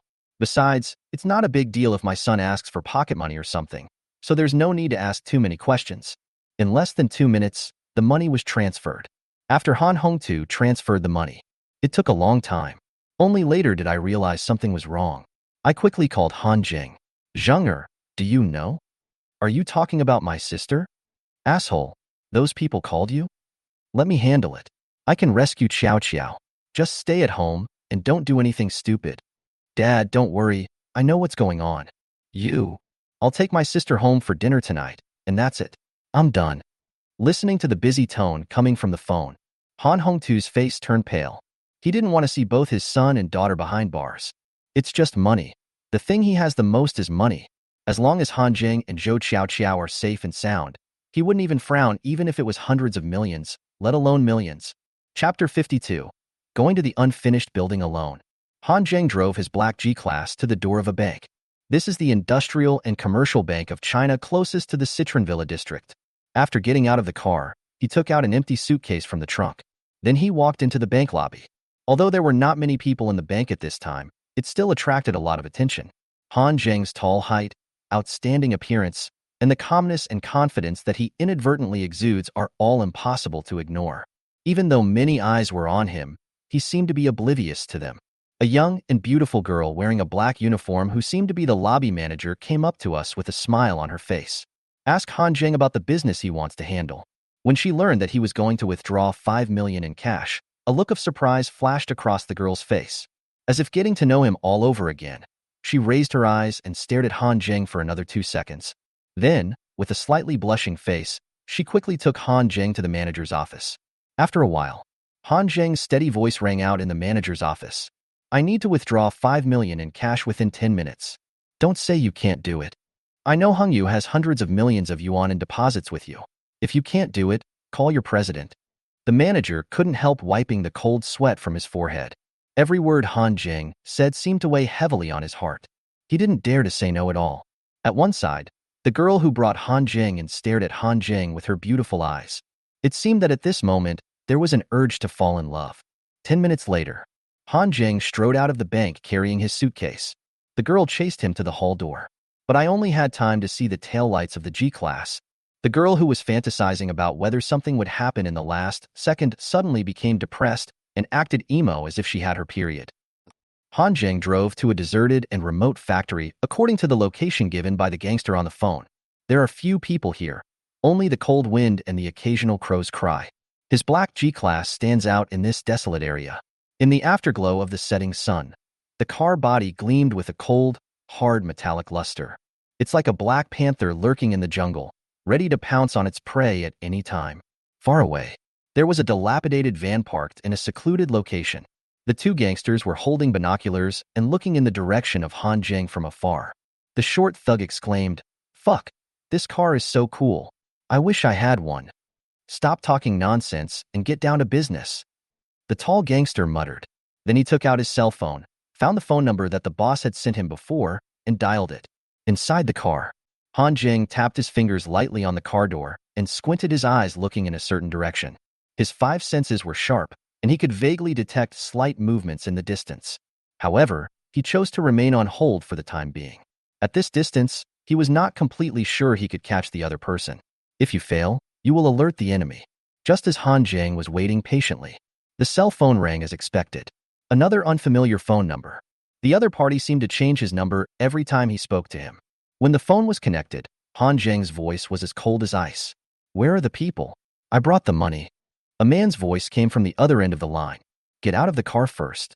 Do you see a black trash can on the side of the road? Throw the suitcase in." Han Jing responded without hesitation, "Okay." The simple and clear answer made the two thugs on the other end of the phone stunned. They had prepared a lot of threatening remarks in advance, but I didn't expect Han Jing to cooperate so well without even asking. For a moment, I felt a little uncomfortable, as if someone had stolen my spotlight and had my lines cut out for no reason. The tall gangster was silent for 2 seconds. He said, "I'll send you another location. Go there now." Hang up the phone a moment later. The two saw the black Mercedes-Benz G with license plate number Shanghai A66666 speeding away. They waited patiently for another 5 minutes. Then he drove the van carefully and wobbled over to the trash can. The car door opened. The two of them jumped down impatiently and walked to the trash can. The tall gangster is nicknamed Skinny Monkey. As the name suggests, he is tall and thin and looks like a telephone pole from a distance. It took him a lot of effort to lift the heavy suitcase out of the trash can, then place it gently on the ground. He took a deep breath and opened the seemingly ordinary black suitcase with trembling hands. The next moment, inside the suitcase, stacks of banknotes smelling of ink were neatly arranged in his sight. The smell of money wafted into the Skinny Monkey's nose, and he felt dizzy. The short gangster standing nearby was almost blinded by the light. Shocked by the huge sum of money in front of me, I even forgot to breathe. The two looked at each other. It's hard to hide the excitement and joy in his eyes. They had never seen so much money in their lives. The Skinny Monkey murmured, "I think the boss is asking for too little. This guy is very rich. He can at least ask for 5 million." The short thug nodded and agreed, "Yeah, the boss is just too stingy. He's satisfied with just 5 million. If it were me, I'd want 500 million. Since we've done it, let's give it a try. If you win, you'll have luxury cars and beauties from now on. If you lose, the worst that can happen is that you'll die." Great minds think alike. You and I think exactly the same thing. Okay, let's go back quickly. Otherwise, the boss will get angry again. The two men barely controlled their emotions and stopped looking at the dizzying banknotes. Together, they closed the suitcase and hauled it into the van. Then they started the car and slowly drove away from the enchanting trash can. However, they didn't notice at all. On the roof of the car, a figure appeared at some point. Like a clever cat, lying there quietly. Seems to blend in with this shabby old van. Unfinished building. The bald man received a call from the skinny guy. "Boss, we got the money. I just counted them carefully, and they are all real bills. That guy was so stupid that he just gave us the money." Hearing the Skinny Monkey's excited voice, the bald man also showed a hint of joy in his eyes. "Where have you been?" "I'll be back soon." The Skinny Monkey chuckled. "Boss, are we really going to let him go? Or should we blackmail him? I think that guy is very rich." "Come back first. I know what's going on." The bald man said this and hung up the phone. His eyes involuntarily looked in a certain direction upstairs. There was a hint of fear deep in his eyes. To be honest, he was indeed moved when he heard the suggestion from Shoho just now. But when he thought of the two brutal and terrifying foreigners upstairs, he immediately gave up the idea. The bald man coughed lightly and said to his younger brother beside him, "Half an hour later, send the location information to that kid surnamed Han and ask him to come and take the people. To die? Ah. The younger brother was stunned. After the bald man finished speaking, he suddenly turned around and looked at Zhou Qiao. I couldn't help but lick my lips, and a hint of heat appeared in my eyes. Chapter 53. You all, go to hell. The bald man unbuttoned his belt and walked towards Zhou Qiao with a grin on his face. Whether in terms of beauty, figure, or temperament, Zhou Qiao is the most outstanding woman he has ever seen in his life. Under normal circumstances, he wouldn't even be qualified to lick Zhou Qiao's shoes. However, today, I have the opportunity to pick such a beautiful rose. Half an hour was more than enough time for him. The reason why he wanted to drink the soup before Han Zheng came. Because he knew that the two foreigners' target was Han Zheng. It has absolutely nothing to do with this woman. Once Han Zheng comes, there is a high probability that he will not be able to go back. Everything that happened here today will also be covered up. Besides, there is another reason why he is so unscrupulous. The two foreigners had promised to give him 5 million afterwards. Together with the 5 million extorted, the total amount is an 8-digit sum. With this money, he can leave the Magic City tonight. The Xia Kingdom is vast, and you can go to any city and live happily ever after. Lin Liangshan heard that Han Zheng had already given the money to the bald man's younger brother to bring it back. I was surprised and happy, just when I felt a sense of relief after surviving a disaster. But out of the corner of my eye, I suddenly noticed what the bald man was doing. He was slightly startled. Then he shouted in an urgent tone, "Brother, brother, didn't my cousin already give you the money? This isn't good." The bald man glanced back at Lin Liangshan with a sneer on his face. "Haha, hold that kid down. Let him open his eyes and watch how I carry my gun and mount my horse." Lin Liangshan didn't know where he got the courage from. He stiffened his neck and continued to provoke. "You guys who are in this society should also be trustworthy, right? Listen to me, don't touch her. If you do, there's really no way to save this. Brother, my uncle is furious. You will not be able to bear it. Take the money and leave immediately." "Well, you guys go first and leave me your phone. I'll call my cousin and ask him to pick us up." I heard Lin Liangshan chattering like Tang monk chanting sutras. The bald man roared impatiently. "Alpaca, what are you chirping about? You're like a fly. You're going to make my ears go deaf. Liuzi, if he dares to say another word, I'll chop off one of his legs." The yellow-haired boy who had previously slashed Lin Liangshan's face with a dagger immediately became alert when he heard this. "Okay, boss." As he spoke, he threw away the dagger in his hand. He walked to the side, picked up a long machete, and waited. Then he walked towards Lin Liangshan with satisfaction. The corners of his mouth curled up, and a cruel and violent smile appeared on his face. Just as the bald man walked up to Zhou Qiao, he couldn't help but reach out his hand to touch her fair, smooth, and delicate face. Liuzi started to go crazy. He suddenly punched Lin Liangshan hard in the chest. The latter couldn't help but let out a painful groan. Liuzi shouted excitedly, "Boss, he spoke." The next moment, he picked up the machete and started to strike. A column of blood spurted out. Before anyone could react, a bloody calf fell to the ground. "Make a loud noise." "Iya." Lin Liangshan's face was covered with veins, and he fainted from the pain. "Fuck. I told you to, but you didn't listen. You made a noise again." A perverted smile appeared on Liuzi's face again.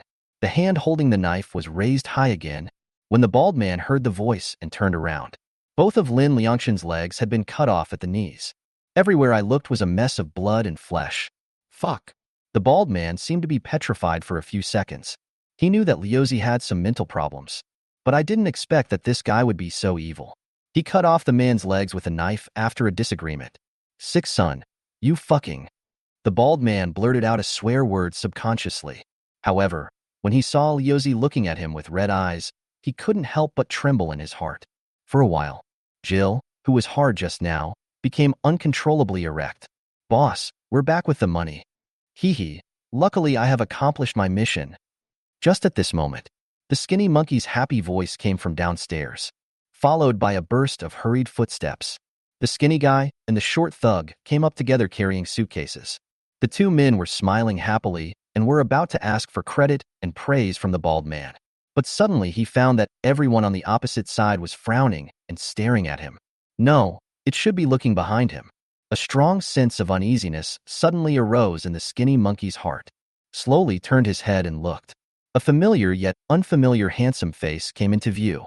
The man was tall and straight, with an expressionless face and cold eyes, and he seemed to exude a murderous intent as sharp as ice. It was Han Jing. In an instant, the skinny monkey only felt that all the pores on his body tightened. I felt cold from head to toe and had a creepy feeling. He didn't even notice when Han Jing caught up with him or how he appeared behind him. He subconsciously let go of the heavy suitcase and ran forward. I want to stand on the same side as my brothers. Seeing this, the short gangster, although a step slower, quickly followed the skinny monkey. The suitcase filled with banknotes fell at Han Jing's feet.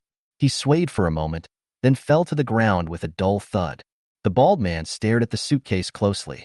He exhaled a breath of foul air, his face as gloomy as water. He didn't expect Han Jing to come so quickly.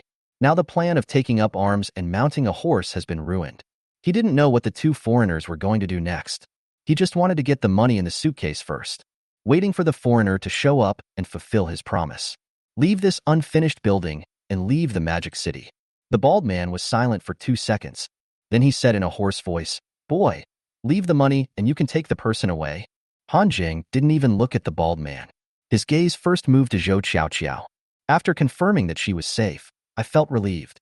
Then, his attention was attracted by Lin Liangchen in the other corner. At this moment, Lin Liangchen's legs were cut off at the knees. 2 broken calves lay quietly in a pool of blood.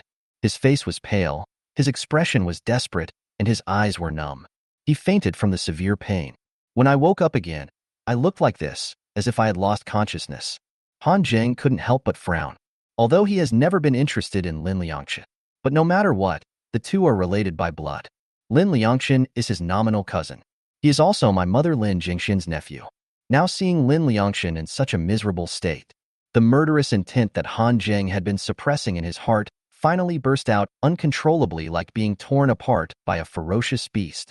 "Fuck, didn't you hear what my boss said?" Liuzi got angry when he saw Han Jing standing still like a stone. He strode forward with a knife in hand. He reached out to press Han Jing's shoulder, but it didn't move at all. "You scum, your life is a waste of air." "What?" "I mean, you all go to hell." Han Jing grabbed Liuzi's head with one hand and slammed it hard against the concrete wall next to him. The yellow-haired head burst like a watermelon. He lost his breath instantly and collapsed to the ground. Chapter 54. A group of chickens and dogs. Fear is spreading. The whole place fell into deathly silence. Everyone was stunned by Han Jing's actions. They stared at him in amazement, their minds going blank.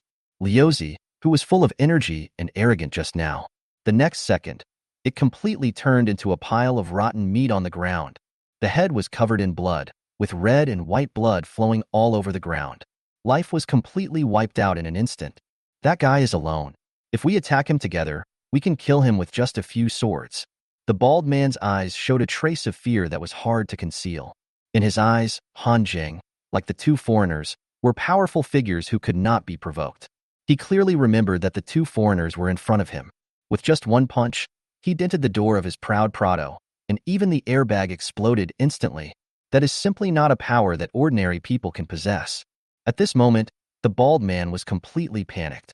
Only then did he realize why the two foreigners offered a reward of 5 million. This guy is not someone he can afford to offend. At the order of the bald man, the hooligans were so high in adrenaline that they seemed to feel no fear at all. Han Jing was surrounded by murderous intent. The next moment, machetes, steel bars, daggers, all kinds of weapons were waved towards Han Jing. However, in Han Jing's eyes, they seemed to be moving in slow motion. No one can withstand his fist. Anyone who touches it will die. Either their necks were twisted like a knot, or their sternums were completely broken, and they fell down foaming at the mouth without even being able to scream. Not far behind, a young thug saw that the frontal attack had no effect, so he took advantage of Han Jing's inattention and tried to attack him from behind. Holding a steel rod more than 1 meter long, he swung it towards the back of Han Jing's head. The sharp sound of breaking through the air was particularly clear in the small space, just when the steel rod was about to hit Han Jing's back of the head. But Han Jing suddenly stretched out his hand, as if he had eyes behind his back. He firmly grasped the steel rod that was coming towards his head.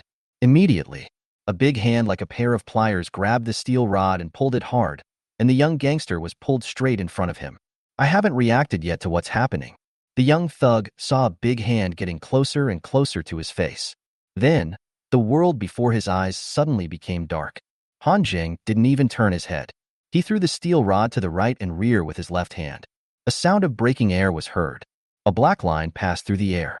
Immediately following, another thug who was running forward wielding a machete suddenly felt his chest tremble. The steel rod pierced through his chest. Under the strong inertia, the thin boy was carried out 3 or 4 meters and nailed to the concrete wall. The gangster looked down at the steel rod stuck in his chest in a daze, and the light in his eyes quickly faded.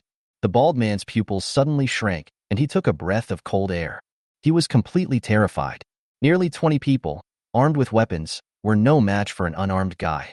No, to describe them as not being their opponents would be giving them an exaggeration. This was simply a one-sided crushing. This group of people didn't even touch Han Zheng's hair. Instead, he was beaten to death on the spot by Han Zheng's punches. The most exaggerated scene. A gangster wanted to kidnap Zhou Qiao and then threaten Han Zheng. Next second, but Han Zheng's body disappeared instantly. It's so fast that even the eyes can't keep up. The gangster was just one step away from running to Zhou Qiao. The smile on my face hasn't fully blossomed yet. Han Zheng punched him and turned him into a bloody mist. Real. No exaggeration at all. It was the kind where blood vessels all over the body burst.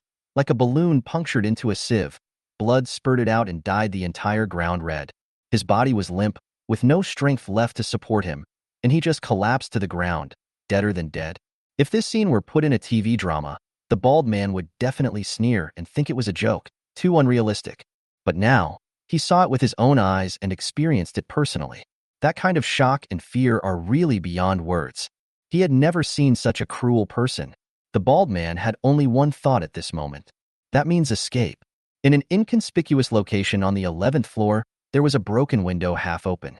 2 foreigners, one white and one black, stared down from the window with frowns on their faces. Bruce took a deep breath and lowered his voice and said, "This guy is definitely not an ordinary person." Eric nodded and sighed. Cha-Chai must have fallen into his hands.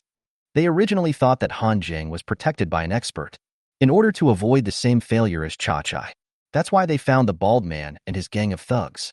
With the idea of using small amounts of money to accomplish big goals, they wanted to disguise it as an ordinary kidnapping and extortion case and then lure Han Zheng out. They planned it very carefully. Even if all the masters around Han Zheng came together, they would still be in the venue they had prepared in advance. The right time, the right place, and the right people. One is in the light and the other is in the dark, but they can easily deal with each other. However, Han Zheng surprised them time and time again. First, he followed the gangsters and sneaked in alone without anyone noticing, which was beyond their expectations. Secondly, they were even more surprised that he could crush 20 thugs armed with sharp weapons with his bare hands. It seemed that the gangsters below were almost killed or injured. Bruce and Eric knew they couldn't wait any longer. If you don't take action now, you may miss the best chance to kill. Luckily, we brought sniper rifles. Eric grinned, revealing a mouthful of white teeth. That guy is definitely as strong as a first-level knight. If we really fight him in close combat, we may not be able to take him down. Bruce nodded in agreement. His azure pupils shrank slightly, and he took out an assembled sniper rifle from a long wooden box beside him and handed it to his black companion. Eric, come here. You're a good shooter. You can kill him in the head with one shot. Don't worry, with my marksmanship and this sniper rifle, I will never waste the second bullet. Black man Eric was full of confidence.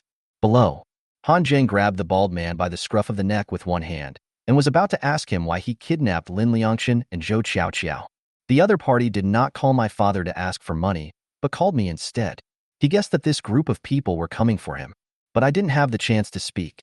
Sudden, there was a slight tingling sensation on the skin of my forehead. Han Zheng subconsciously tensed his nerves and the hair on his body stood up. At the moment when the bullet is about to be fired, he sensed the danger. With an almost instinctive reaction, he dodged to the side in an instant. Kong, followed by a dull gunshot. A bottomless black hole appeared on the ground where he had just stood. It was smoking and smelled of gunpowder. Han Zheng raised his head and stared upstairs with cold eyes. The gunshot just now scared the bald guy to death. At this moment, a stain of water appeared on the ground with the sound of dripping water.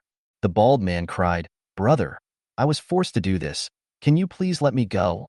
Han Zheng held his burly body with one hand, like a chicken. Good.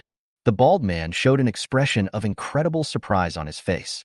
He originally begged Han Zheng with the mentality of trying everything possible, but I didn't expect Han Zheng to agree immediately. Just when he was so excited that he didn't know what to say to express his gratitude, Han Jing threw it casually. The bald man flew out of the seventh-floor window. It drew a beautiful parabola in the air and soon turned into a small black dot and disappeared from sight. Chapter 55. Chi and blood are full. Ghost back. Open. Missed? Bruce exclaimed. Mine. It doesn't matter. I just don't believe he can be faster than a gun. Eric was a little embarrassed. As a killer who is good at firearms, Eric has sniped countless targets, but this is the first time he has missed. He just made the boast a second ago. I didn't expect to be slapped in the face in the blink of an eye. He took a deep breath and aimed at Han Jing's figure again. The effective range of a sniper rifle is about 1,000 meters. For Eric, this distance is enough to hit the target without a scope. The open space where Han Jing was located was very wide open, and there was almost no shelter to be found. This was also a favorable position that Eric and Bruce had deliberately chosen. Without the aid of a scope, Eric fired at a very fast frequency. Beside him, Bruce suddenly pulled out a gun. Attack from both sides, assisting Eric in firing. Kong kong, kong kong, kong. Gunshots continued to ring out. Han Jing's forced figure gradually became a little embarrassed. I have to say, Eric is really capable. While Han Jing was moving, he actually found an opportunity. A bullet hit Han Jing in the chest. Under the huge impact, Han Jing's body shook slightly. Hit it, Bruce shouted excitedly.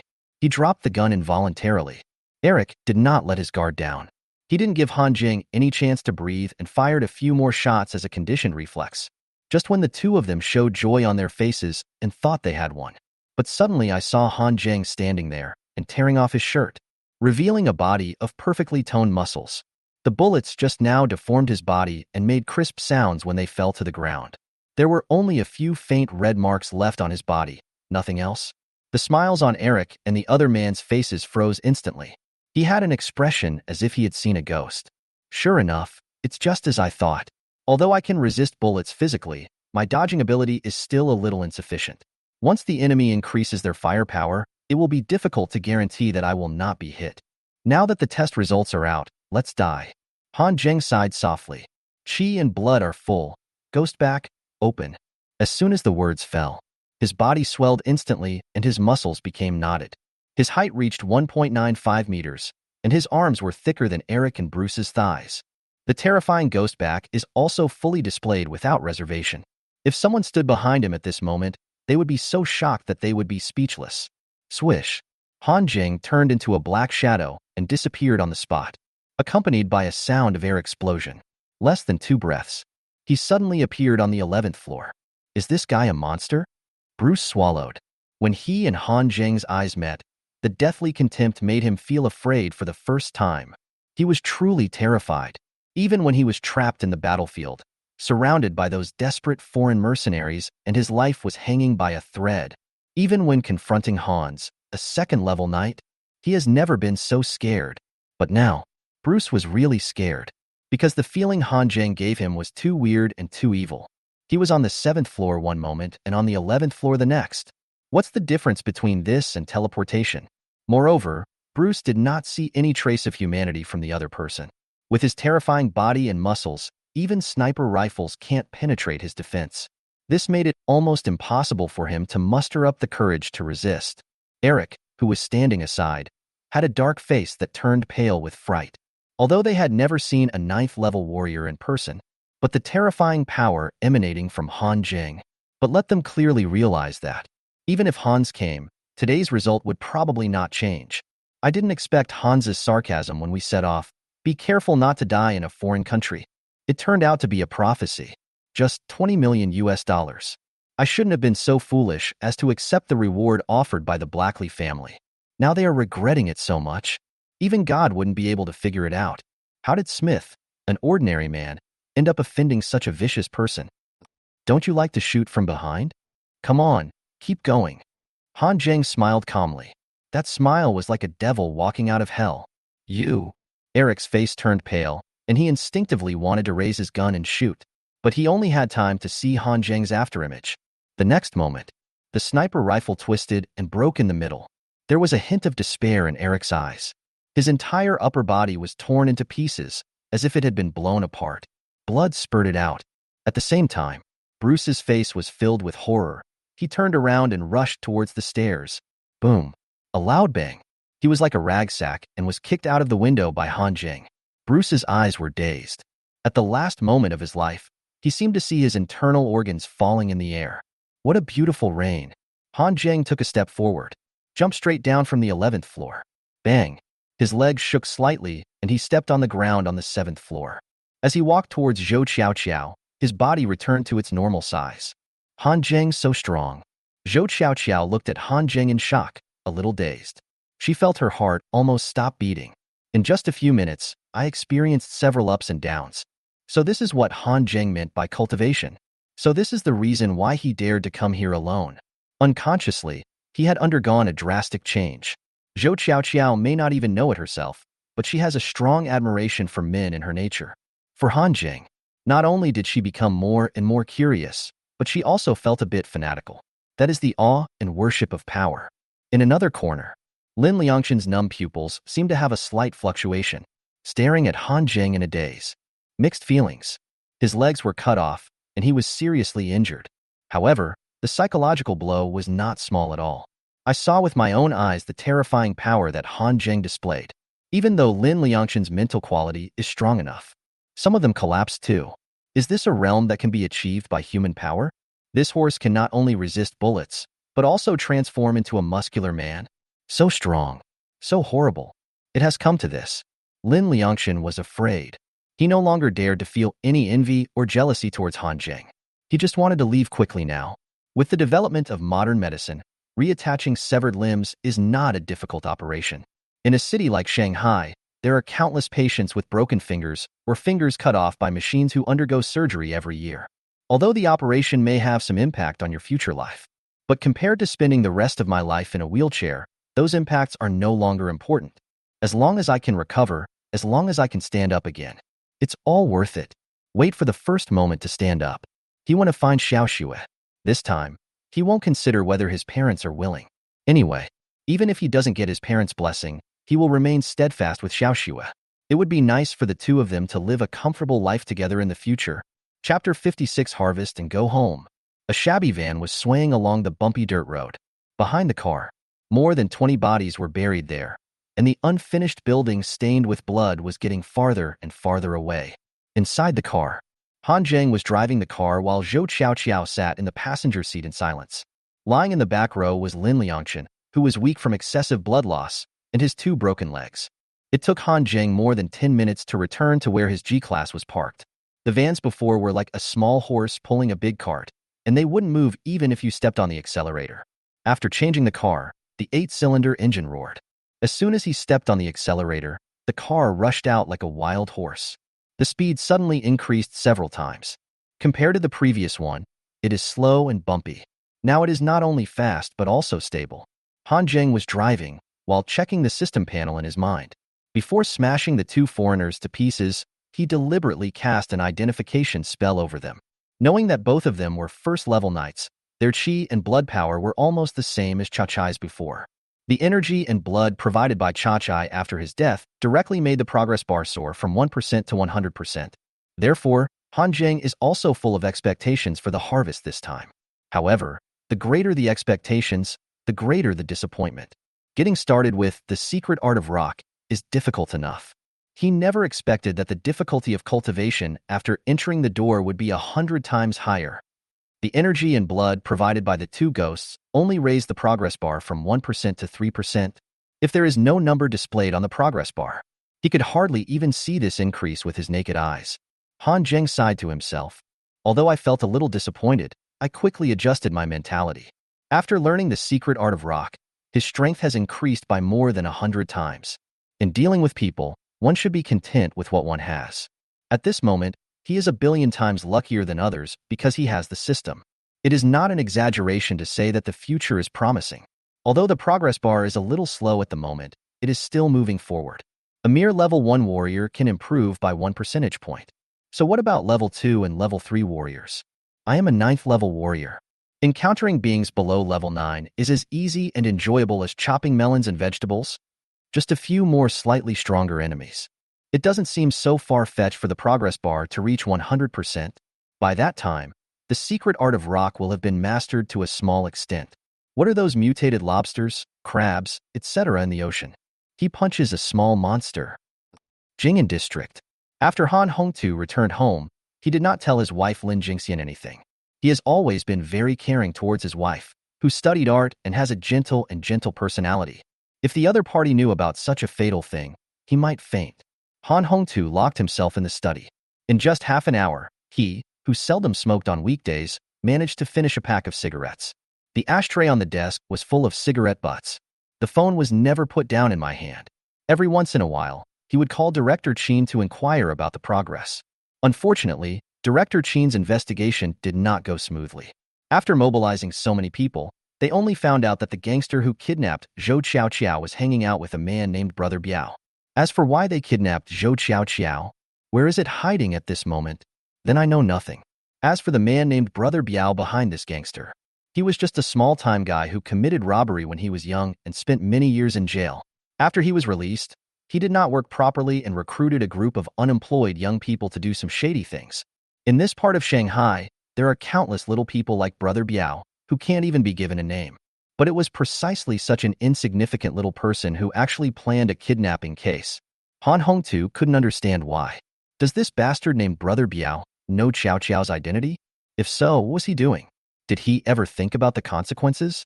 Aren't you afraid of your own revenge? Do you really not want to live anymore? Han Hongtu took a deep breath, and a cold light flashed in his eyes. If he doesn't kill the chicken to scare the monkey, this guy named Brother Biao will pay the price.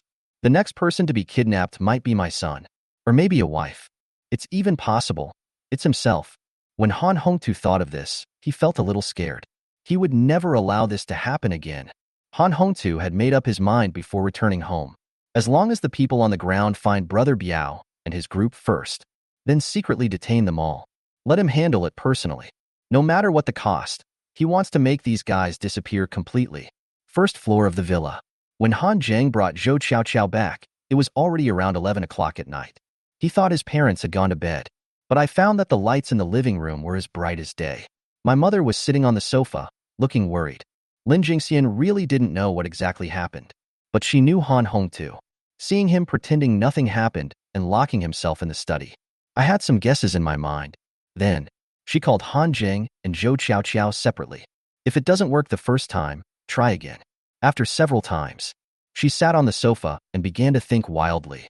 Now, seeing my son and daughter return safely, Lin Jingxian breathed a sigh of relief. But at the same time, I was also a little angry. He walked forward and couldn't help but pat Han Zheng and Zhou Qiao on the shoulders. Wei Wei asked with some complaints, "What are you two busy with all day long? Why don't you answer the phone?" Han Zheng and Zhou Qiao looked at each other.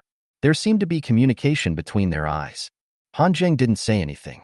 Leave everything to Zhou Qiao. It turns out, it was absolutely right to leave it to her. Just a few words made Lin Jingxian smile again. Forget about what just happened. In the study, Han Hongtu vaguely heard some noise coming from downstairs.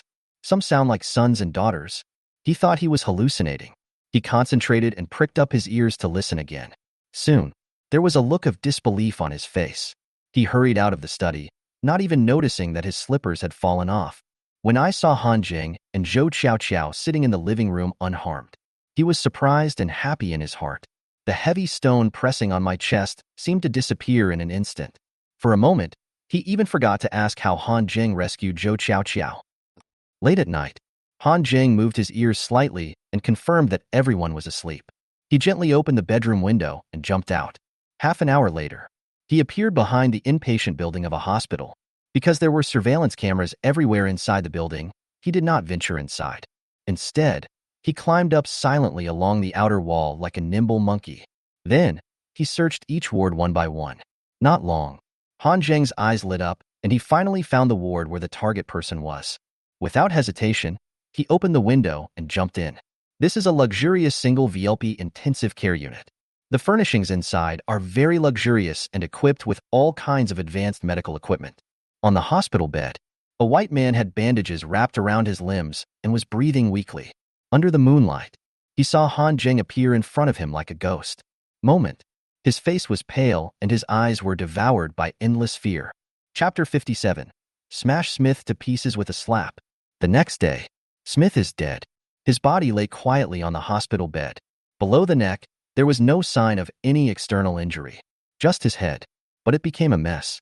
It was like someone had crushed a cherry tomato with bare hands, with brain matter and blood mixed together. A sea of red and white. It was shocking. The four words, beyond recognition, are simply not enough to describe the horrific scene before our eyes. The first person to discover this tragic situation was the beautiful little nurse who was in charge of caring for the child. As usual, she came to help Smith with his toilet work early in the morning, but she was frightened out of her wits as soon as she entered the door. He screamed and fainted. After a while, a doctor on duty, who was wearing glasses, was tall and thin, and had a scholarly air, rushed over upon hearing the noise. But after he walked into the ward, he was also frightened by the horrific sight before his eyes, and his pupils trembled. My legs suddenly went limp. I almost fell to the ground. The hospital immediately chose to call the police.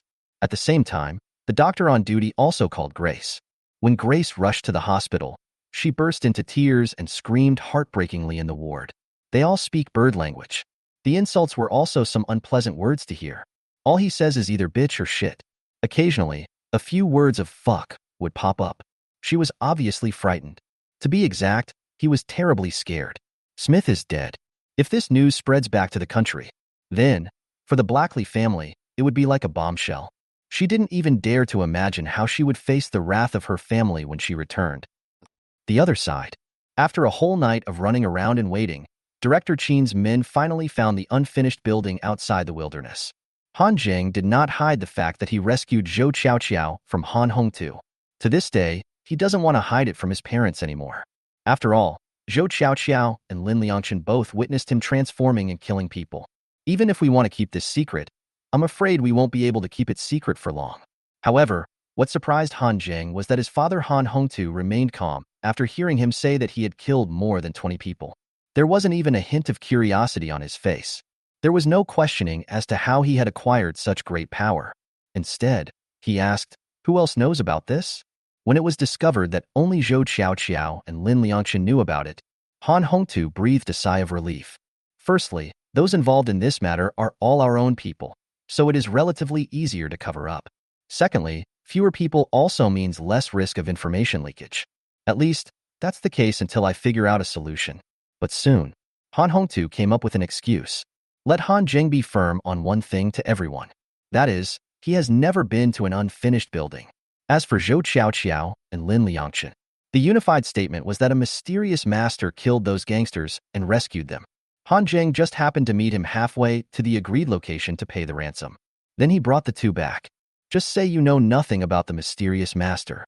He just said that he didn't leave his name and left. Although Han Hongtu's explanation was full of loopholes, no one would believe it. But what does it matter whether you believe it or not? With his status and position, anything can be easily accomplished as long as he has an excuse. Don't say he is a mysterious master. Even if aliens came in an SUV to save his daughter, I'm afraid Director Chin will only try to find a way to justify himself. Big things become small and small things become nothing. In a dilapidated, unfinished building. Haven't walked in yet. Then you can hear the buzzing sound of flies flying, and a strong smell of blood hit my nose. More than a dozen men under Director Chin, fully armed and holding guns, walked up the stairs carefully, one step at a time. From the first floor to the second floor, then to the third floor, the fourth floor, finally, up to the seventh floor. Finally found the source of the bloody smell. What came into view was a tragic scene like hell. Even though they were experienced in the battlefield and had seen all kinds of situations, they almost couldn't bear it. So miserable. Except for some people whose bodies were left intact. The rest are like a dozen messy puzzle pieces mixed together. Can't even put it together. Under huge visual impact. Even the veterans who have been in the industry for many years couldn't help but retch at this moment. A captain with a flat head quickly adjusted his mindset and gave orders in an orderly manner. More than a dozen people began to divide the work. Some are responsible for taking photos as evidence. Some began to check the scene and tried hard to restore the traces of the fight. Others analyzed the trajectory of black holes on the ground. I found my way to the 11th floor. Then I saw the horrible body of the black man Eric, and the sniper rifle that was broken into 2 pieces under his feet. As for Bruce, he had already disintegrated and scattered in midair, and no one knew where he ended up. They are all professional police officers. The search was very serious, also very careful. Even the bald man Biao Gu was thrown 100 meters away by Han Jing. They also found traces of it. It was a small earth pit. Brother Biao was upside down with his body stuck into the ground like a somersault. Only a pair of legs were exposed. When they dug him out, they saw that his entire head had sunk into his chest cavity. The death can be as weird as it can be. Half an hour later, the flat-headed team leader returned with his men to report to Director Qin. At this time, Director Qin had just finished answering a call from Han Hongtu. After hanging up the phone with Han Hongtu and listening to the team leader's report, he fell silent. Fortunately, the location is in the wilderness. Those who died were all the dregs of society. Either they are fatherless or motherless, or they have severed ties with their parents long ago. He is the kind of person who, even if he dies, no one will come to claim his body. As for the two ghosts, their identities were later uncovered one by the team leader. From Northern Europe, suspected killer. In short, they are all villains. None of the deaths were unjust. He was too lazy to investigate further. He planned to give Han Hongtu some face and close the case directly. However, before closing the case, he hesitated again. I made a special trip to Boss Chen's office. I want to leave some room for myself. A brief report. On the other hand, it is to understand the spirit of the leadership. However, just as Lao Chen smiled and asked him to sit down, he was just about to speak. The phone on the table suddenly rang. Lao Chen picked up the receiver and answered the call. A few seconds later, his face changed. After hanging up the phone, he turned on the TV hanging on the wall. In the picture, a news bulletin is being broadcast. At 1300 hours on the afternoon of August 24, 2023 in the lunar calendar, the Sakura government, despite strong doubts and opposition from the international community, unilaterally announced that it would officially begin discharging nuclear wastewater into the sea tonight. Chapter 58. Ocean Mutations, Lobsters Getting Bigger. The first thing Han Jing did when he came back last night was to send Lin Liangchen to the hospital. After all, if it drags on too long, he might really be confined to a wheelchair for the rest of his life. This is a private hospital controlled by Hengyu Group. The medical level ranks among the top 3 in the entire Magic City. The doctors are all graduates from top medical schools in China and have received further studies abroad. As soon as arrived at the hospital, Lin Liangchen was pushed into the operating room with green channel throughout the process. As for the hospitalization procedures, it's your own hospital and someone will naturally help you to complete them later. The operation lasted more than 4 hours. It was already late at night when Lin Liangchen was pushed out of the operating room and arrived at the ward. After the anesthetic wore off, he was the only one in the ward. In the dark, the room was so quiet you could hear a pin drop. Loneliness seemed to spread throughout my body. I wanted to call my parents, but I didn't dare. Lin Liangchen felt like crying. Until the next morning, Xiaorongzhen and Lin Huaqiang were the couple who only received the news and arrived late. In the ward, the moment Xiaorongzhen saw her son, tears couldn't stop flowing. She cried out, "Which wicked bastard dared to chop my son?" Lin Huaqiang's eyes also turned red. When they first heard the news, they almost went crazy. Especially Xiaorongzhen, who fainted several times from crying. Now seeing her son being kidnapped and seriously injured, she started crying again. Who on earth did this? Lin Huaqiang suppressed his anger. He was shaking with anger. In the middle of summer, I was sweating all over and my hands and feet were cold. In a super first-tier international metropolis like Shanghai, vicious kidnappings actually happen in broad daylight. And the kidnapped people are direct relatives of government officials. Too arrogant. These gangsters didn't take him, Lin Huaqiang, seriously at all, right? It took the couple a long time to calm down. Start asking about the details of the kidnapping. When he heard that his son was kidnapped, it was because the other party wanted to blackmail Han Hongtu. Xiaorongzhen's eyes turned red with anger. He gnashed his teeth and said, "Why don't they kidnap Han Jing? Why would they kidnap you? Are these little hooligans crazy?" Lin Liangchen was silent. He said to himself, if they really wanted to kidnap Han Jing, those people probably won't even live to see 3 days.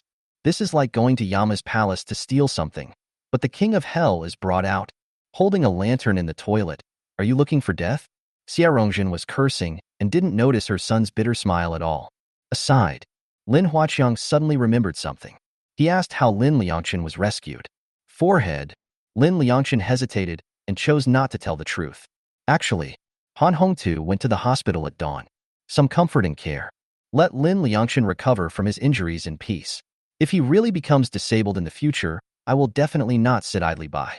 He even made a joke. saying that he had a wealthy family and it would not be a big deal even if he had to support him for his entire life. Lin Liangchen was so moved that his eyes turned red and tears welled up in his eyes. Let's take a step back. Even if my uncle didn't say this, he was full of gratitude towards Han Jing. Because he knows. If it weren't for Han Jing, I would probably have turned into a cold corpse. Last night, it was Han Jing who took him all the way to the hospital and arranged an emergency operation, which saved his 2 legs. After realizing that my uncle was trying to cover up the matter for my cousin, he agreed without hesitation. So at this moment, even when his father asked him, he didn't tell the truth. Instead, he used Han Hongtu's mysterious master excuse to evade the issue. Not long, Lin Huaqiang went to the doctor's office to find out about the surgery to reattach his son's severed leg and the chances of his recovery. Xiaorongzhen went to the convenience store downstairs in the hospital. I'm going to buy some fruit for my son. Lin Liangchen was the only one left in the ward. He took out the cell phone that he had asked the guard to charge. After booting up, he was hesitating whether to tell Xiao Xue that he was injured and hospitalized. Suddenly, the phone vibrated. Look down. Message from Xiao Xue. A smile appeared on Lin Liangchen's face. I couldn't wait to click it. The next moment, the whole person froze. The message Xiao Xue sent was not the usual flirtatious one, but it's a long paragraph. During the conversation, she questioned him why he disappeared for a whole day. He clearly promised to buy me some donkey meat hot pot yesterday, but I waited for him in the gym for a whole day and didn't even see his shadow. If you feel tired or bored, just say it directly. There's no need to be dodgy. Lin Liangchen was stunned for a while. Then he took a deep breath and called Xiao Xue. Xiao Xue, I.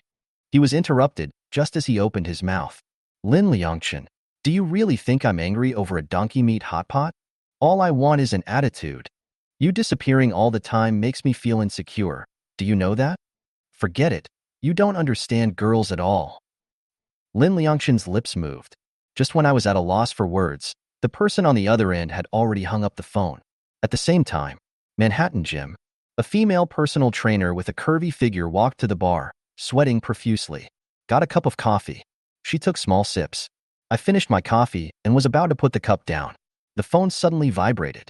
When I clicked on it, it was a reply message from Lin Liangchen. But as soon as she read the first few words, she became furious. Lin Liangchen seemed to have no idea what he had done wrong. He actually explained to her that he was kidnapped yesterday because the other party wanted to blackmail his uncle and he was implicated. He was not rescued until last night. Xiao Xue sneered when she saw this. She didn't feel that there was anything wrong with her. I was a little annoyed by Lin Liangchen's perfunctory and outrageous remarks. In the hospital, Lin Liangchen was forced into a corner. In the end, I could only take 2 photos and send them as proof. He thought that this would earn Xiao Xue's worry and concern. But I didn't expect that several minutes would pass. A message just came from there. You should rest well in the hospital. I've been too busy these days to spare time. I'll visit you in the hospital after I finish my classes. Lin Liangchen's heart sank quickly, and he felt very cold. When Xiaorongzhen came back from outside, she saw Lin Liangchen looking sick, like an eggplant hit by frost. I thought he looked bad because he had been stuck in the hospital all day. Put down the fruit. I couldn't help but ask him what happened. Lin Liangchen seemed not to hear it. A long time. Then he came to his senses and sighed softly. Mom, I'm fine. Cherry Blossom Country. A nuclear power plant. On the open-air platform, several figures stood facing the wind. Deputy Minister, do we really not need to report this to the higher-ups? A low and anxious voice sounded. The speaker was a thin man in his 30s, wearing a worker's dark blue uniform. The deputy minister remained silent, looking deeply at the calm ocean below. Seeing that the deputy minister didn't speak, the thin man couldn't help but speak again, with a hint of helplessness and worry in his voice. This is the 3rd one that has appeared this month. Another mustachioed man in work clothes glanced at the thin man. He interrupted disapprovingly. What's the big fuss? It's just a bigger piece of seafood. You're wrong. That's not a big problem. The thin man turned around and gave the mustache man a deep look. When I was dealing with that lobster this morning, I could feel that it seemed to have self-awareness. It stared at me straight, as if it was looking at an alien.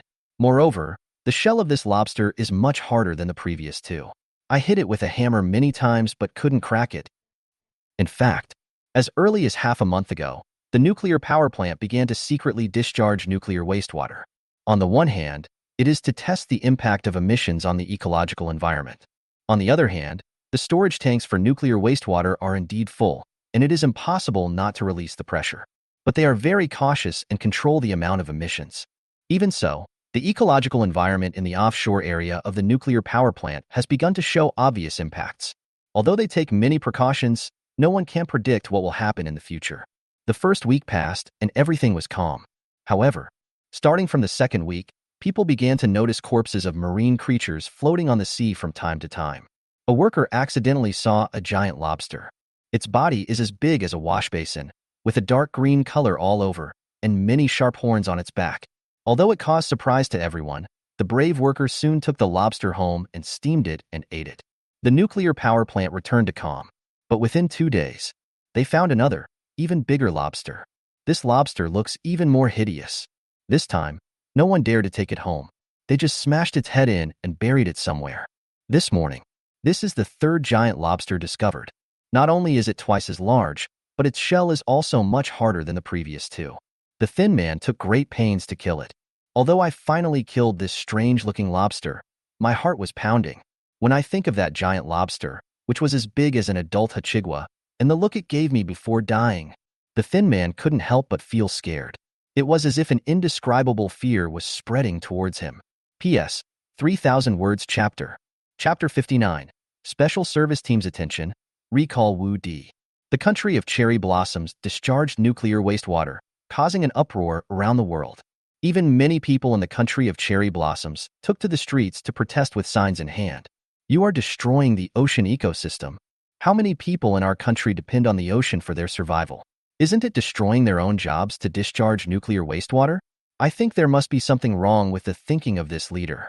Strong protest. Step down immediately. You must commit seppuku and apologize to the world. The shame of the Koizumi family. It is because of incompetent rats like you that the empire has come to this point today. You sinners of humanity, you will be engraved on the pillar of shame in history. The Sakura cabinet turned a blind eye to the people's indignation and continued to do nothing. Han Zheng was awed, knowing that what was coming was finally coming. Once nuclear wastewater is discharged into the sea, the mutation of sea animals is basically irreversible. You know, the ocean is much larger than the land. At present, human exploration and understanding of the ocean is far from enough. There are a lot of unexplored areas in the ocean. Especially in the deep sea below 10,000 meters, due to the harsh environment, it is difficult for humans to conduct in-depth exploration. According to the timeline of the previous life, in the next half-month, strange changes will occur in the ocean.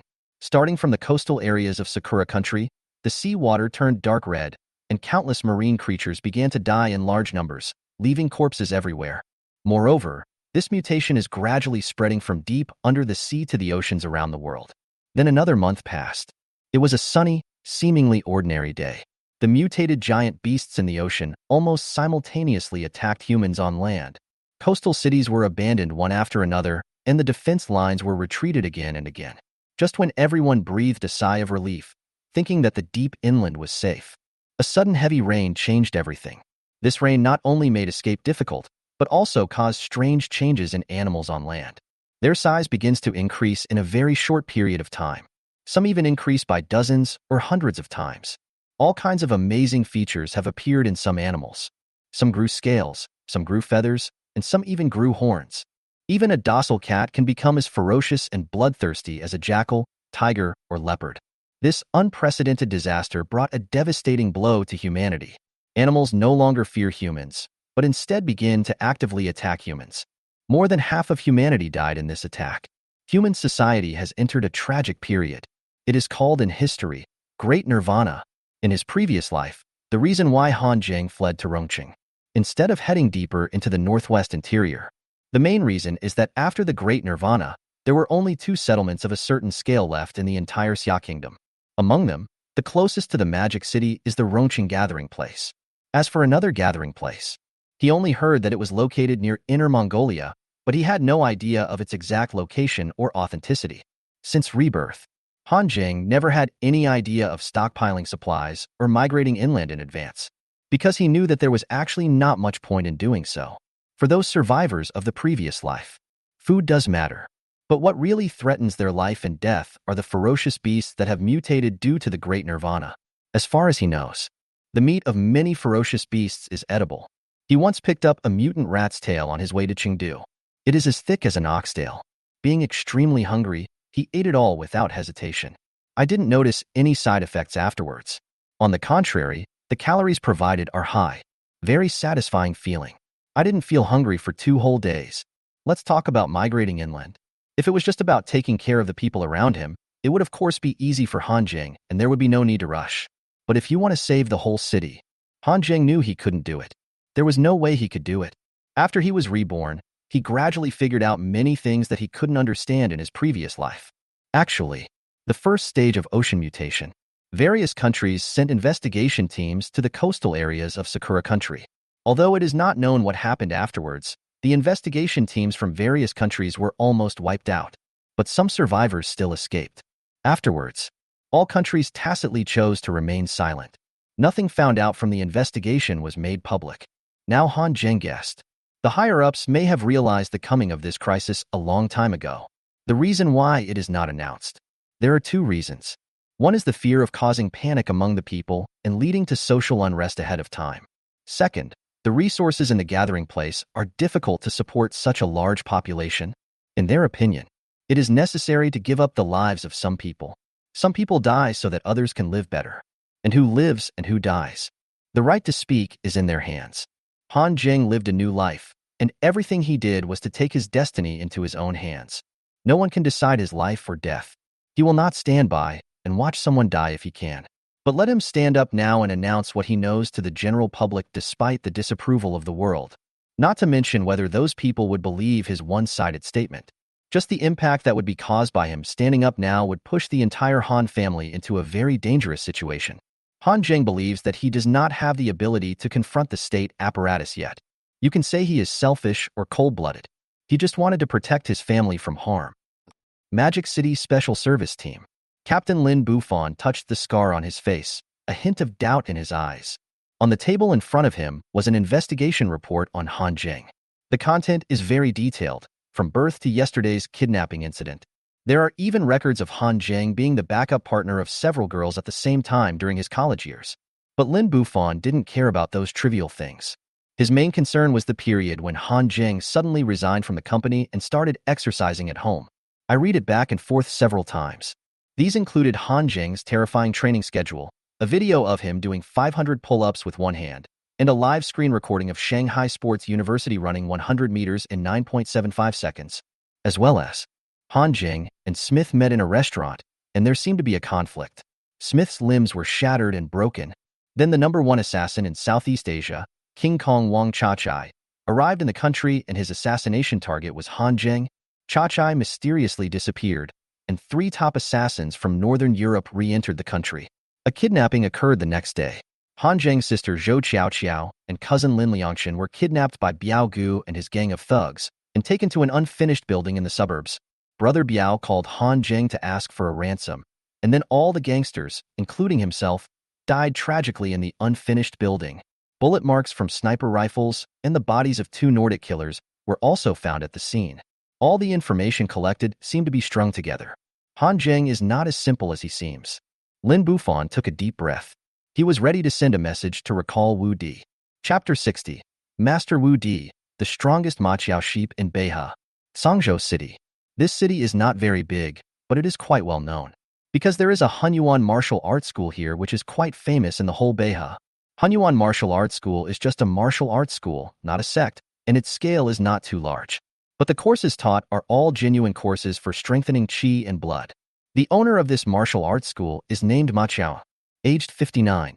His cultivation has reached the 4th level of warrior. When his qi and blood are at their peak, he can bend steel bars with his bare hands, and his lightning 5-whip combo is even more terrifying.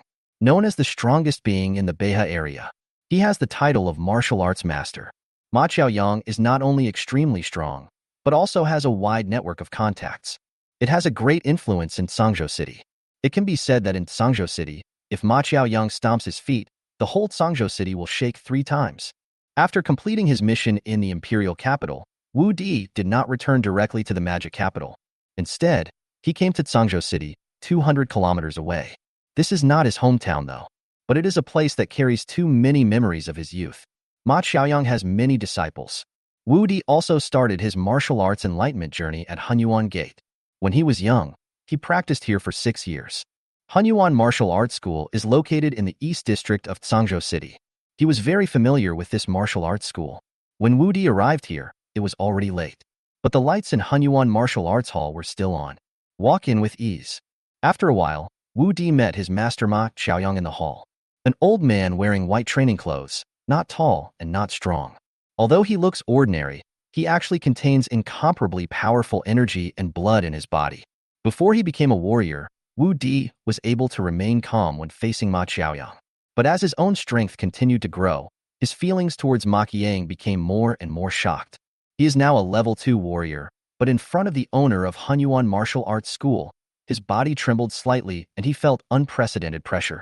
There is a legendary story about the Ma Qiao sheep. It is said that when he was young, he traveled to a country in Southeast Asia. The local situation is chaotic and disorderly, with conflicts breaking out every day. Once, he was besieged by local forces.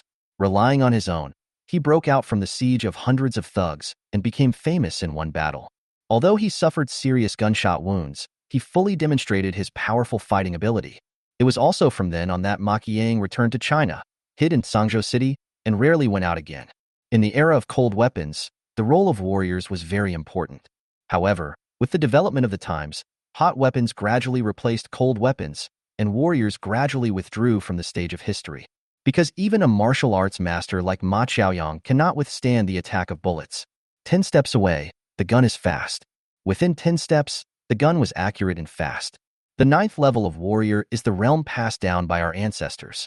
But today, under the influence of the general environment, fewer and fewer people are willing to learn martial arts and endure hardships to strengthen their chi and blood. Warriors are scarce. A first-level warrior is already outstanding. A second-level warrior like Wu Di is even the backbone of the Magic City Special Service Team and the strongest combat force. One can imagine the status of a 4th-level warrior like Ma Qiaoyang. In the martial arts world of Beihe, Ma Xiaoyang's status is unmatched. But Ma Qiang has never been a good person. In his early years, he had a hot temper and a perverse personality and did a lot of shitty things. As I grow older, my personality has become a little more restrained over the years. In other words, Wu Di now has an official identity. Otherwise, the martial arts school disciples would have to kneel and kowtow when talking to Ma Xiaoyang. If you dare to disobey the master, you will be expelled from the sect at the very least, and at the worst, you will be crippled. Wu Di and Ma Xiaoyang exchanged greetings for a while. It was already late at night when I received Lin Bufon's call. He planned to stay in the martial arts hall for one night and rush back to the Magic City early the next morning. At dawn the next day, Wu Di bids farewell to his master Ma Xiaoyang. About to leave, suddenly, a young man ran in from outside. Tianni, Wu Di greeted with a smile. Wu Di, it's really you. When I came back this morning, I heard someone in the museum say you were here, so I came to see you. The young man's name is Ma Tianni, and he is Ma Xiaoyang's only son. Ma Xiaoyang had 2 daughters when she was young. It was not until she was in her 40s that she had a child. Therefore, he doted on this son. Everything is up to Ma Tianni. 18 years old. Ma Tianni has already achieved the achievement of killing 100 people. I don't know how many young girls in Zhangzhou have been harmed by this. I heard that Wu Di was going back to Shanghai. Ma Tianni's eyes suddenly lit up and he became energetic. I want to go to Shanghai with Wu Di for a trip. Before his son came of age, Ma Xiaoyang did not allow him to leave the Beihe area, because he knew his son's character very well and knew that he was prone to causing trouble. With his strength, he can certainly take charge of the Beihe area. But once he left this area, his influence was greatly reduced. However, as the eagle grows, its wings become more full, and it will eventually need to spread its wings independently and fly freely in the sky. Ma Xiaoyang realized that he could not protect his son for his entire life. The young eagle will eventually face future challenges alone. Therefore, after a brief consideration and thinking, he finally agreed to Ma Tianni's request. Wu Di, I heard that there are so many beautiful women in Shanghai, especially beautiful female stars. They are so numerous that you can bump into them just by walking down the street? Ma Tianni asked with a look of longing on his face. Although Wu Di is 10 years older than Ma Tian, but Ma Tianni never called Wu Di Brother Di or anything like that. In his opinion, Wu Di was no different from the other ordinary disciples of his father Ma Qiao. Once a teacher, always a father. As an apprentice, you must have the awareness of serving your master like a slave. Ma Xiaoyang has been accustomed to ordering these disciples around over the years and has never thought about changing anything. Under the influence of what one sees and hears, Ma Tianyi also regarded himself as the master and usually spoke in a condescending tone. Although Wu Di felt a little uncomfortable about this, he didn't say anything. What's the point of arguing with an ignorant child? This is how he comforted himself in his heart. Soon, the two went to the airport together. The plane arrived in Shanghai and just landed. Wu Di's phone rang. Wu Di, you're in the Magic City? Then come directly to the headquarters. Lin Bufan said on the phone in a somewhat urgent tone. Captain, I have to send a friend off. Wu Di glanced at Ma Tianyi and was about to explain his situation. But before he could finish his words, he was interrupted by Ma Tianyi beside him.